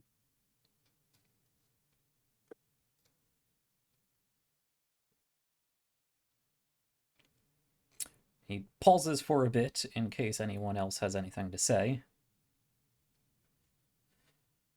Inhales sharply, spins on his heel, and walks out. I think Arlene had a thing to say. Trying to decide if I want to say it or not. Go for it.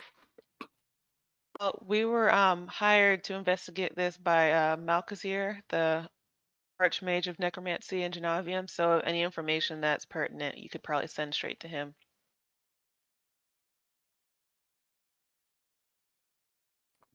As He continues walking. Yeah.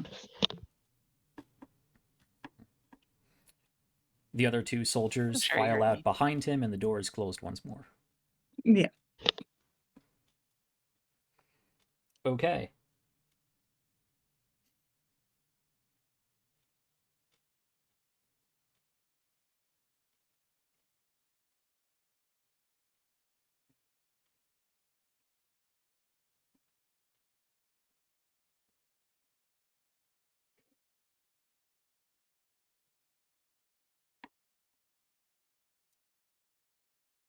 An hour goes by. Mm-hmm.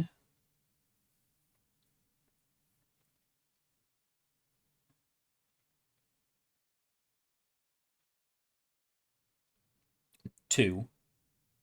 Mm-hmm. And a half. Eventually, after you've been in this concrete box for quite a while,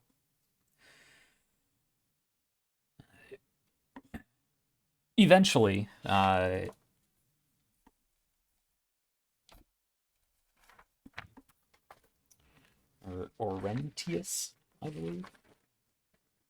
Milos Orentius. Comes back with. He comes back and his two other soldiers are holding a box.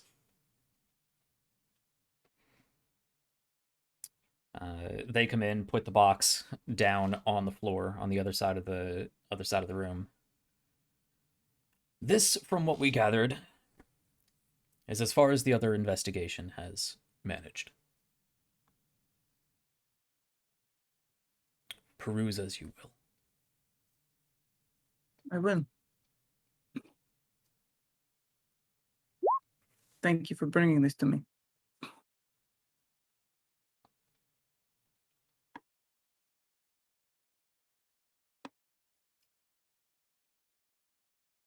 I will have men outside when you finish.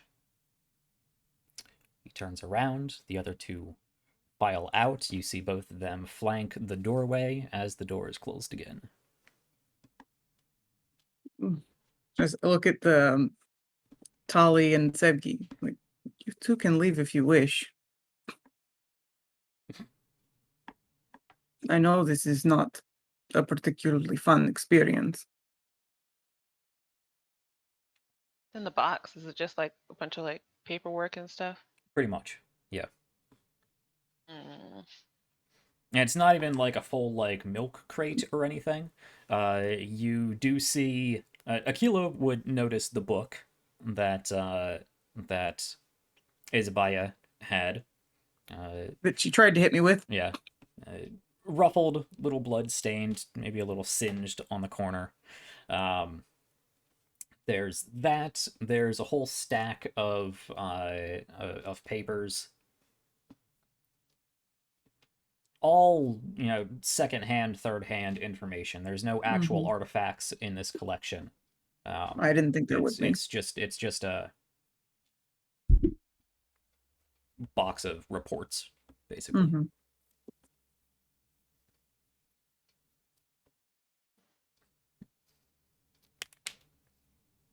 It'll be quicker to sort through with multiple people, so I don't mind helping. Thank you. Okay, let's gonna start with that book. Okay. So, for the purpose of moving this along between the three of you, triple checking each other, because you have presumably all evening, or until they decide to let you out of this box. Because while Aquila says, "Hey, you two can go if you don't want to be here," the soldiers might have something to say about that. So you divvy up this collection of reports and parse through it all.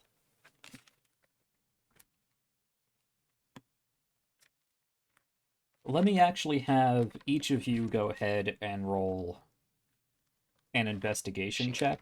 And this is not so much for if you are finding something, and more if you can put together the information in meaningful ways that will lead you to conclusions.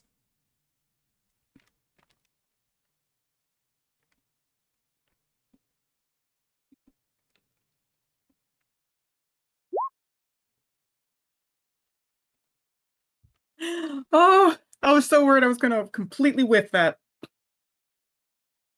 That's a D20 plus Your investigation plus 1. Yeah, plus your plus your intelligence, plus your modifier. Well, Yeah. well, It's fortunately, you just rolled an one. 18 first, Sevgi. Yeah. It's okay. The one came way after. Or came after. Yeah, it's like if you're trained in investigation, it's D20 plus your intelligence modifier plus your proficiency modifier. If you're not proficient, it's just investigation. It's just D20 plus your intelligence modifier. Well, did my roll go through? Nope. No. But moving forward, that 22 is going to be enough. Yay. Cool. Did good. Okay. So, and keep in mind, this is just the information that the museum and official state investigation has uncovered. Mm-hmm. The attack did happen 5 days ago. There were at least 5 people involved in the actual assault, the actual confrontation. One reported killed in that confrontation, noted as taking his own life. Among his possessions, it was found that he did have a very familiar emblem, not made of actual, the skeletal fetus section, not made of an actual skeleton, that was simply depicted in iron, but it did have inlaid hand bones. So one of the lesser symbols of Gastrea. A dagger, a spell book. It lists out a number of spells that he had access to. Does note his affiliation with within the local arcane census. It notes that he also had a job as a butcher and frequented the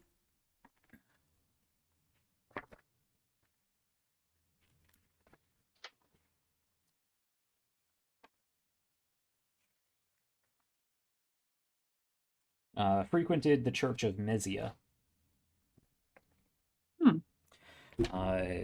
On top of that, he also had a ring with a hexagonal top to it. Hexagonal ring with a few different shaped pins sticking out of it. Unknown decorative elements. Unlikely to be a weapon. Might be the key for a weapon, though. Yes, putting 2 and 2 together, that was probably the activation key for the bomb, or an activation key for the bomb.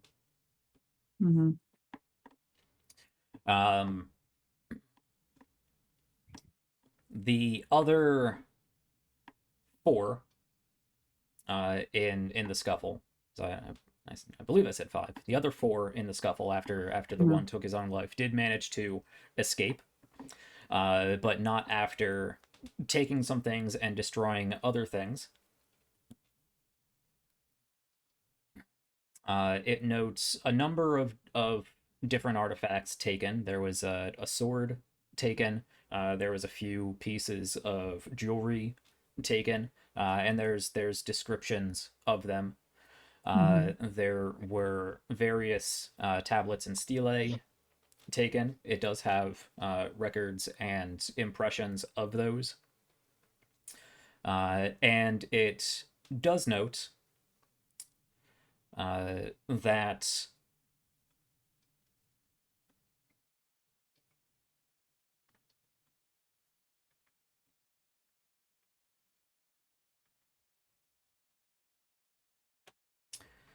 the section that does discuss the damage to the sarcophagi has been redacted.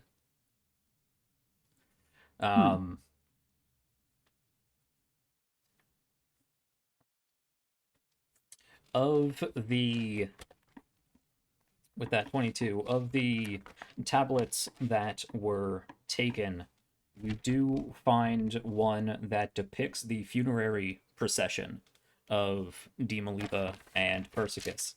And it does describe how...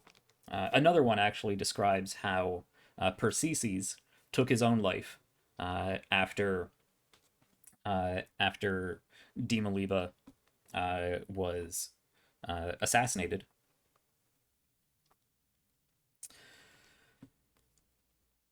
He took his life. They were both, as is customary for ancient Sannite culture and belief systems, when they died, they ascended to godhood. And there could be more research done as to the early Sannite religion and cultural practices later. But they were given a royal funerary parade and brought to their final place of rest. It references in that the funeral procession headed... Make sure I get my notes exact here. Between the 3 different places I have my notes.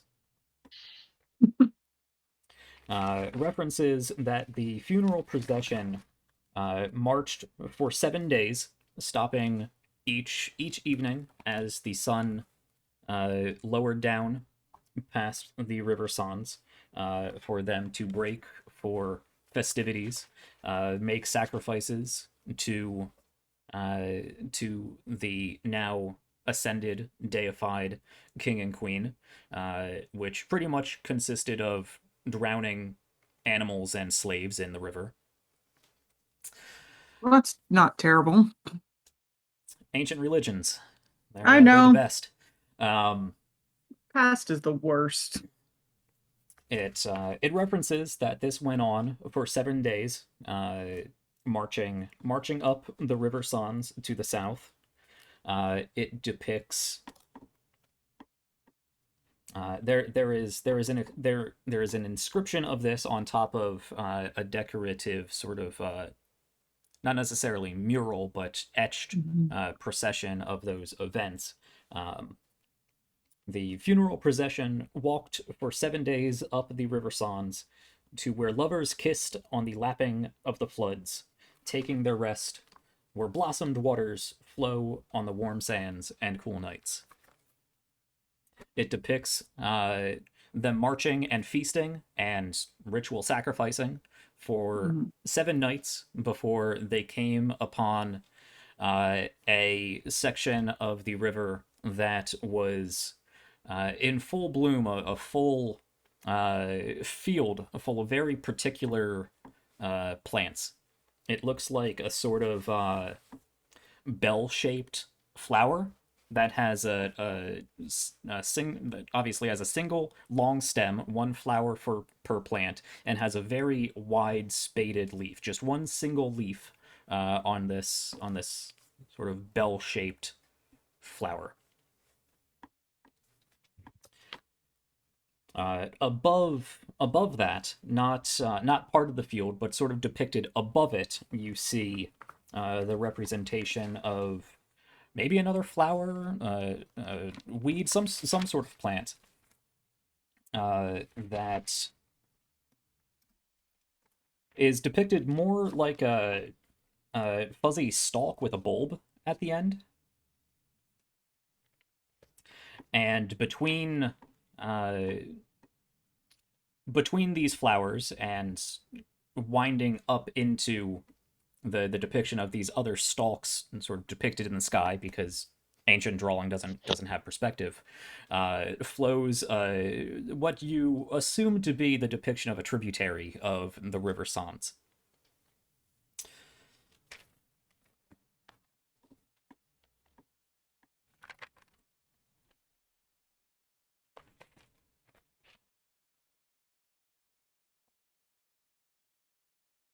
With that, there are various inscriptions about Persicus being the eternal protector of his beloved queen.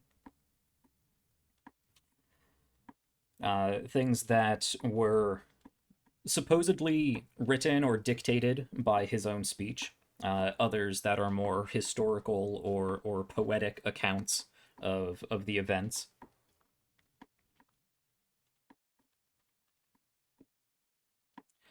And a few artifacts that look like they had something to do with an all-female sort of cult of Dima Liba.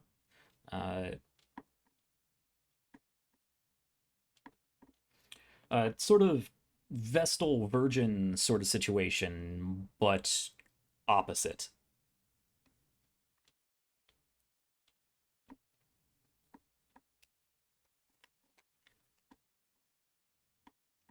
Dima Liba seems to have been her ascension into godhood placed her among several other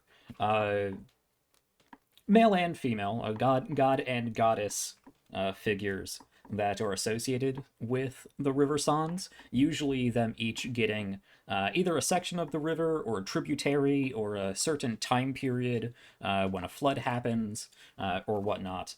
But she is not only associated with some aspect of the flooding of the river and the enriching of the land, which does have a sort of fertility aspect to it.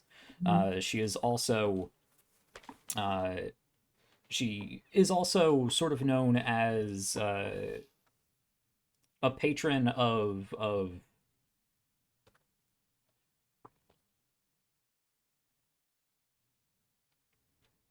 how do I want to describe it that doesn't sound like feminist propaganda? That strong woman mentality, not afraid to use. Not even use is definitely the appropriate word, but not just use their own presence, sexuality, wiles, and all that in their favor for their own power. But not to be ashamed of womanhood, not to be meek and subservient. To be a strong, independent woman who don't need no man. Pretty much, yeah. That's pretty much what I'm avoiding saying. I'll say it for you. If I was talking to anybody else, I would make Athena references, but you will ask far too many questions that I don't know the answer to. I don't know that I will, Um, but fair.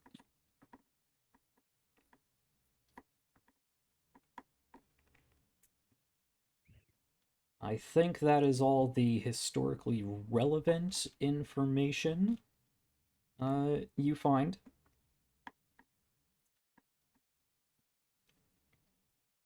Nothing about how she You was would- assassinated.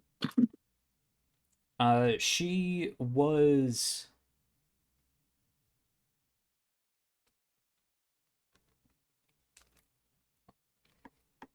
it is suspected that she was poisoned by one of her aides.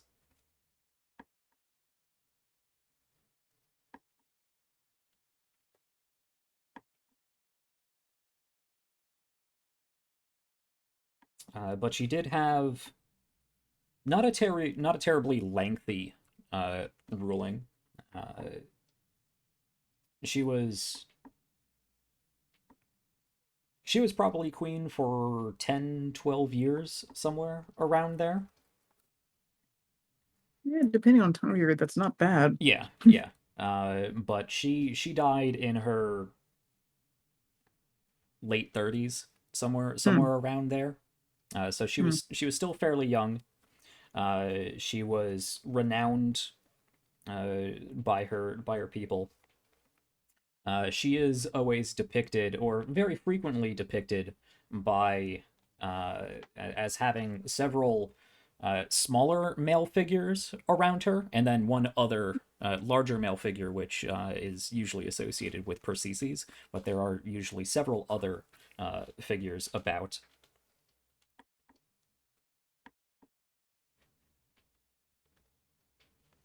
But not like children. Not children, no. Okay. Just So that's just smaller in the sense that they were of lesser import. yeah, no, yeah, because that's kind of the way Egyptians did it. Yeah. Well, but it was still fair to ask, make sure they weren't depicted as children. Right.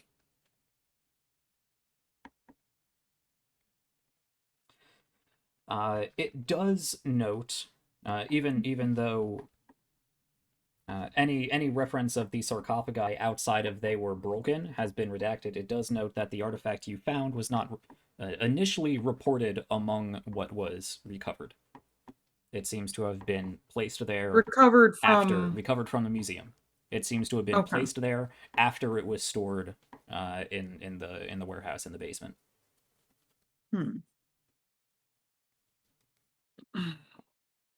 The official records note a few guards that came in and out. Obviously, Azabiah was noted as going in and out. And of course the elderly woman in charge of the facility down there.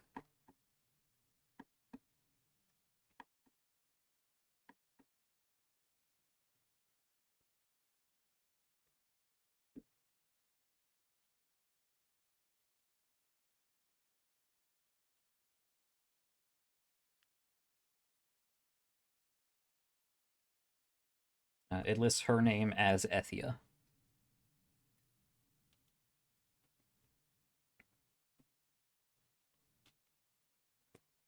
Now, you said sarcophagus, just one or both of them? They were both there. They were both broken into. Other than that, no, I mean that it was. I mean that because you said it was not initially noted as being among the artifacts. Did you mean both sarcophagi or just one of them? The item, the bomb. Oh, the bomb was not noted as being in the sarcophagi when they were recovered. Okay. Both sarcophagi were there. Okay, I see what you mean. Yeah. I must have misheard you. But the bomb is not recorded as one of the artifacts recovered from the situation. It does look, based on context clues, that that an investigation of the inside of the sarcophagus was done, but any information involving that has been redacted. outside of, hey, we found this other thing, what is it? Yeah. Or they didn't find this other thing. They, in these Yeah. new notes, noted that there was something new here. That is the most recent entry, probably scribbled in there an hour and a half ago.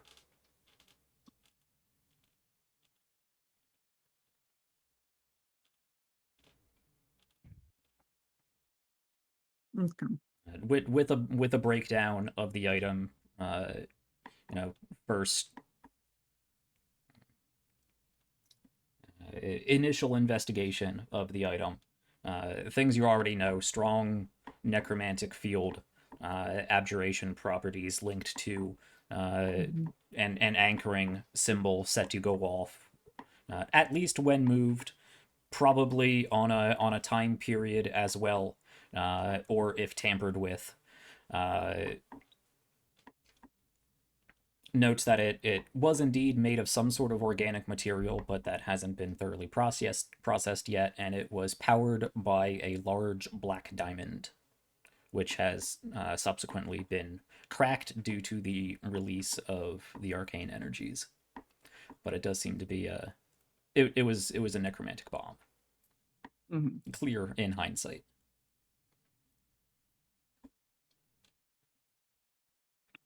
Any other questions you may have that might be in this information that I have not readily portrayed?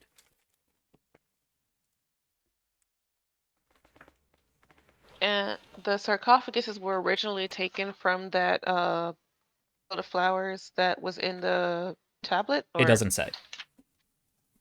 okay.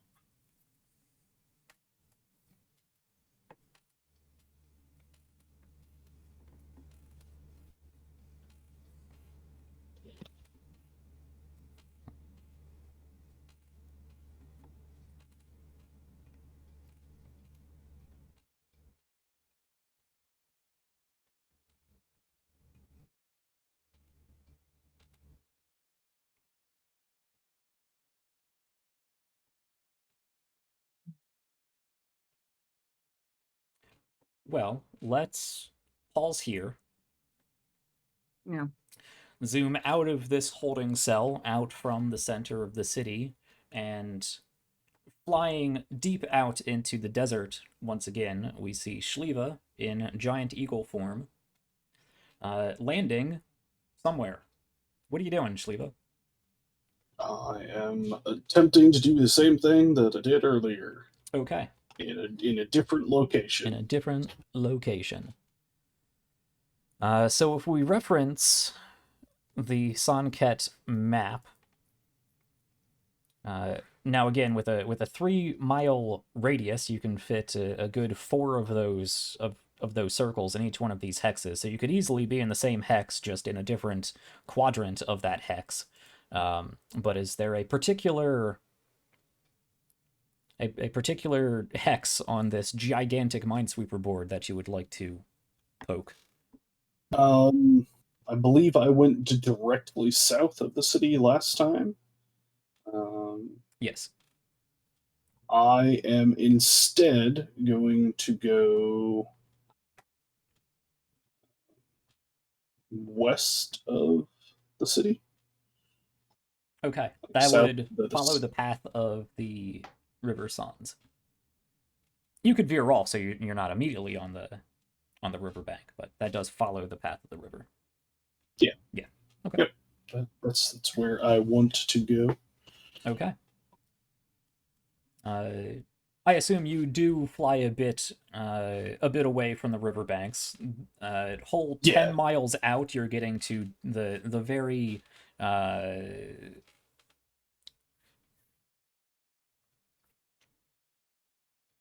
settled area is starting to taper down.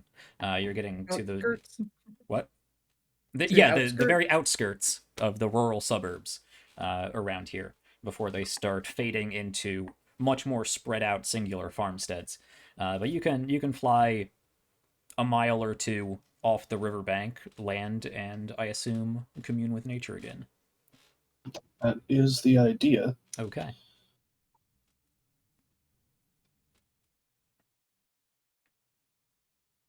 How far away am I from the closest farmstead? Knowing that you have a 3-mile radius, if you would like to say that you are 3 miles away from the last known point of civilization, that's easily doable. Okay, yeah, that's what I want to do. I want to not to get that in my radius if possible. Sure, easy enough. All right, and similar to the last time, meditate for a while, take in my surroundings, and yes, I will commune. Okay. Once again, the first question I ask is, are there any powerful undead in the area? Okay.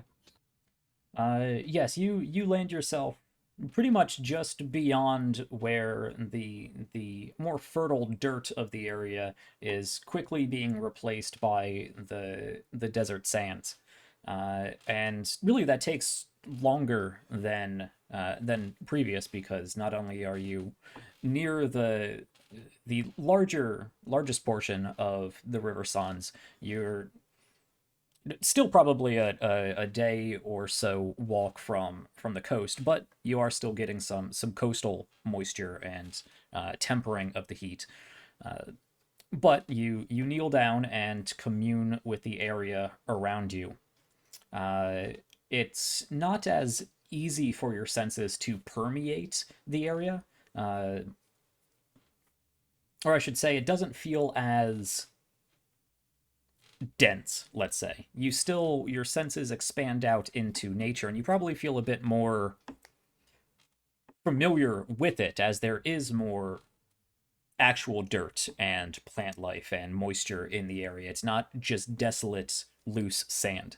But you focus, and there really is no change in any sign from nature. No change in wind, no temperature shifts. You don't get the feeling that there is anything to report about undead in the area. All right. Are there any congregations of people in the area?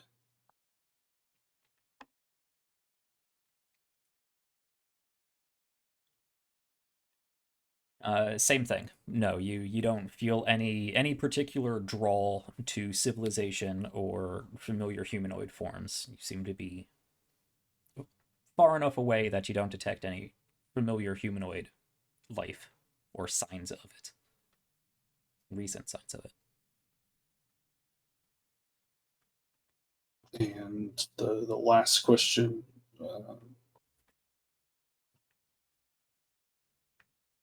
are there any dead buried in the area?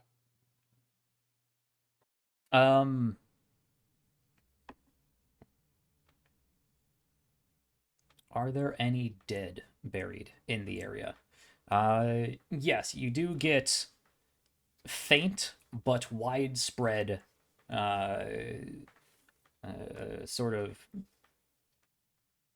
very brief, almost like goosebumps level chill, to the side of you, facing back towards the river. That very periphery of your commune with nature senses, but it all seems very minor and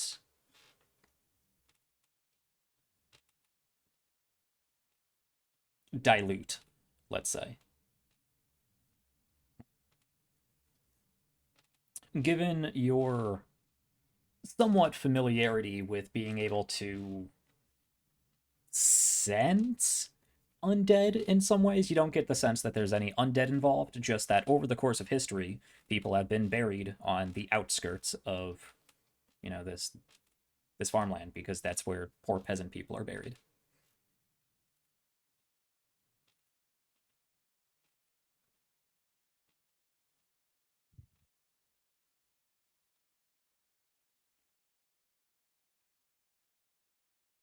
All right. So with that, you finish your meditation or sink back into a less inquisitive meditation, more of a contemplative meditation. And like before, I assume you just kind of hang out here for a little bit. Enjoy the landscape. Okay. Much more hospitable area. Definitely a good 10 degrees or more cooler in this area due to sea breeze and moisture from the river and whatnot. You can see plant life. You can see in the distance the edge of various fields of crops. You can even pick out small wildlife out here of mainly different, like, smaller rodents and birds and whatnot. So, a bit more going on out here. A nice, peaceful landscape for you to hang out in. With the presence of a sea breeze here, once I'm finished with my commune and once I've meditated for a little while, I'm going to attempt to reach out to Alithia on the winds. Okay. Just to get a sense of how she is doing, and to express my disdain for the big city that everyone else is spending so much time in. Okay. Yeah, so again, you can't get out complex conversational thought, but you can relay, "Hi, I'm okay. Big cities are stupid," if that's what you're trying to get across. Pretty much. Okay. So you stand up, spread your arms out, and feel the breeze. Take a deep breath in. Say a quick prayer or beseechment to Arkesh under your breath, and just let out a long, low exhale, and just exhale your thoughts into the wind. And you can feel that the sea breeze, just for a split second, stops blowing against you and sort of shifts and blows away from you, at least in your one little localized area. And a little bit of time goes back, because it takes time for that wind to reach Alithia. You hang out and meditate and take in the scenery some more, and probably half an hour, 45 minutes later, you feel that same breeze wash over you, but you get a sense of recognition, a familiar sense. You can feel the presence of Alithia on the wind. You can sort of smell her scent on the wind. Especially as a druid, somebody who changes into animal shapes on probably a fairly regular basis, you would be accustomed to everyone having their own discrete scent. And it basically just sends back an affirmation, a hello, I'm here, I understand, because that's about all Alithia is capable at the moment. But you do get her presence and a minor response from her.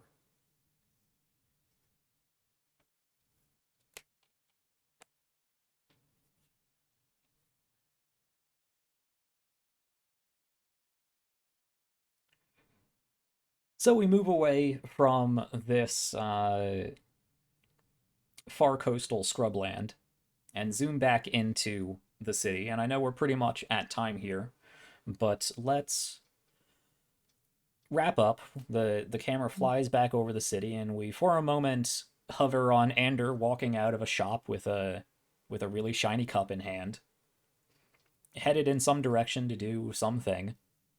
They didn't give him a bag for it? He'd have a bag, but it's, he takes it out of the bag and admires it so the camera can see as it flies over the city. Fair. Sorry. And we zoom back into the barracks in the provincial capital district, and into that concrete room where I assume Aquila closes a book. Tali shuffles some paper together. Sevgi jots down a few notes and punctuates it with a period as you guys put everything back into the box. I do have one last question. Sure. Does the thing say anything about what happened to the dude after he took his own life? Like, did they just like anything Persicus? weird happen, or did they take Yeah, your body somewhere? Persicus. No, Oh, the guy the that cultist. broke into the Oh, the exhibit cultist, that one, Yeah. yeah. at the cultist. His possessions were recorded. The ring, the amulet, and a dagger have been placed in storage, and it does list a storage locker.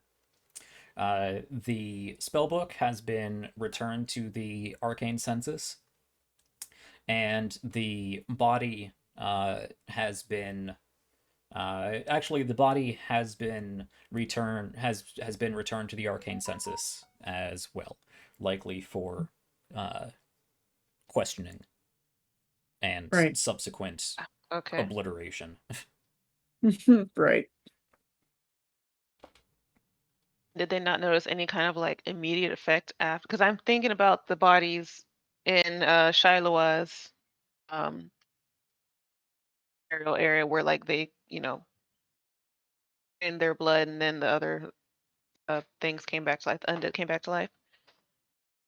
Did nothing weird happen No, this case, him, or him killing himself doesn't seem to be immediately apparent of any sort of ritual. It just seems to be a case of I won't be taken alive.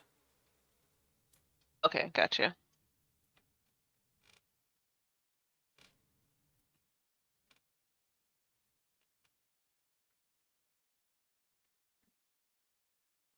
I think that's all I had then. This was 5 days ago. I will also add on there, because that at the very least would have been that information would have been relinquished to you. The information the arcane census got. They were not able to question him because his soul was no longer tethered to his body. They could not call it back. It has either been raised or obliterated. Huh. I knew it.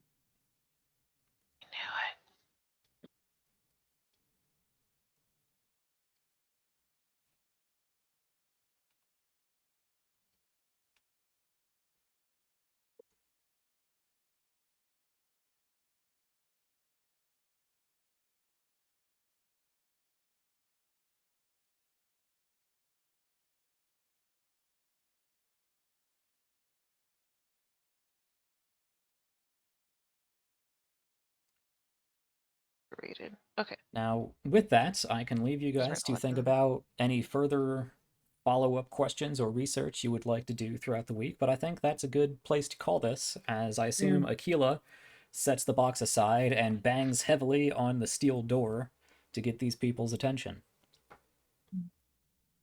Yeah. You do so. The door opens. One of the guards comes in and takes the box, and the other guard walks in and begins saying something as we fade out, and we'll pick up with this. We don't next get to know week. what he says. Hanger.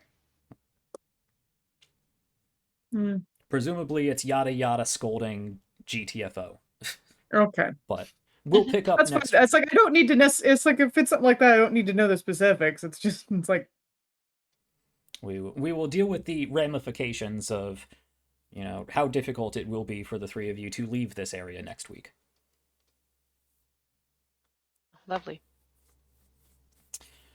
So, that went way askew. Yeah, plenty of things to talk about in the after show.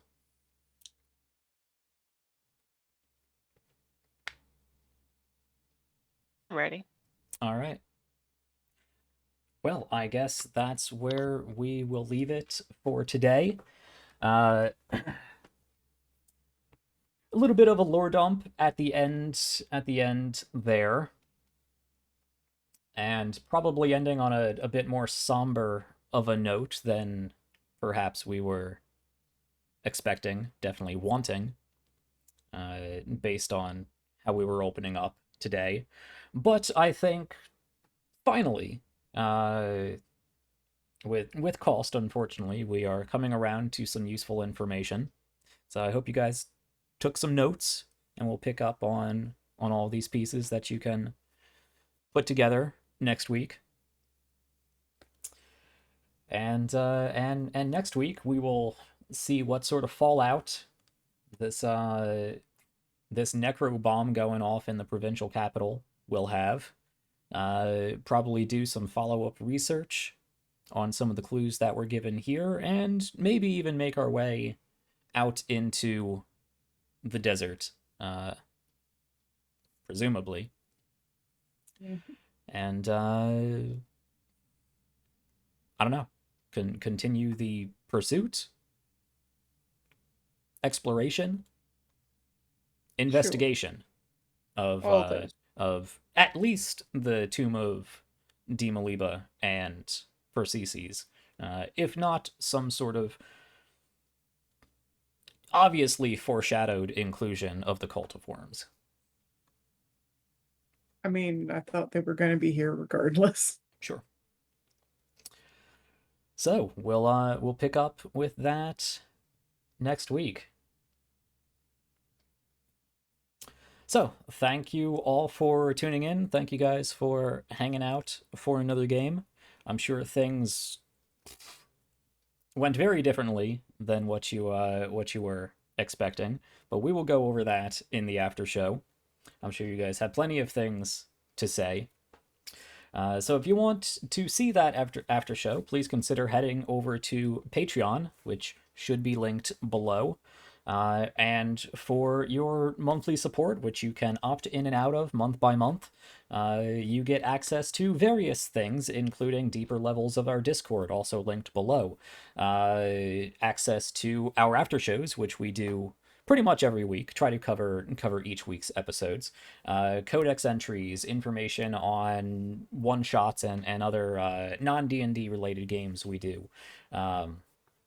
All sorts of stuff. So go check that out.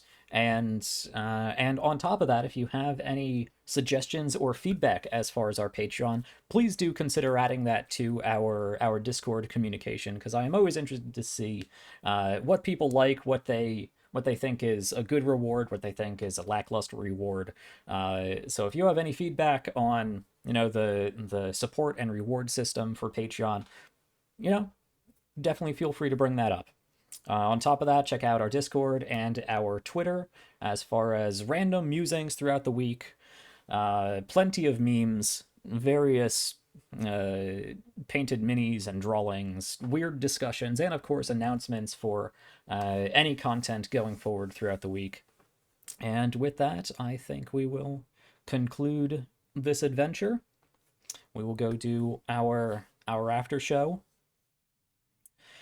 And make sure there's no weird necrotic bombs mysteriously hidden in my small garden patch of heart tomatoes. So everybody, take care out there. Stay safe, stay happy, Good. and healthy, and all that. I will catch you at the very least throughout the week for more People's Ascension content. Everybody have a good evening.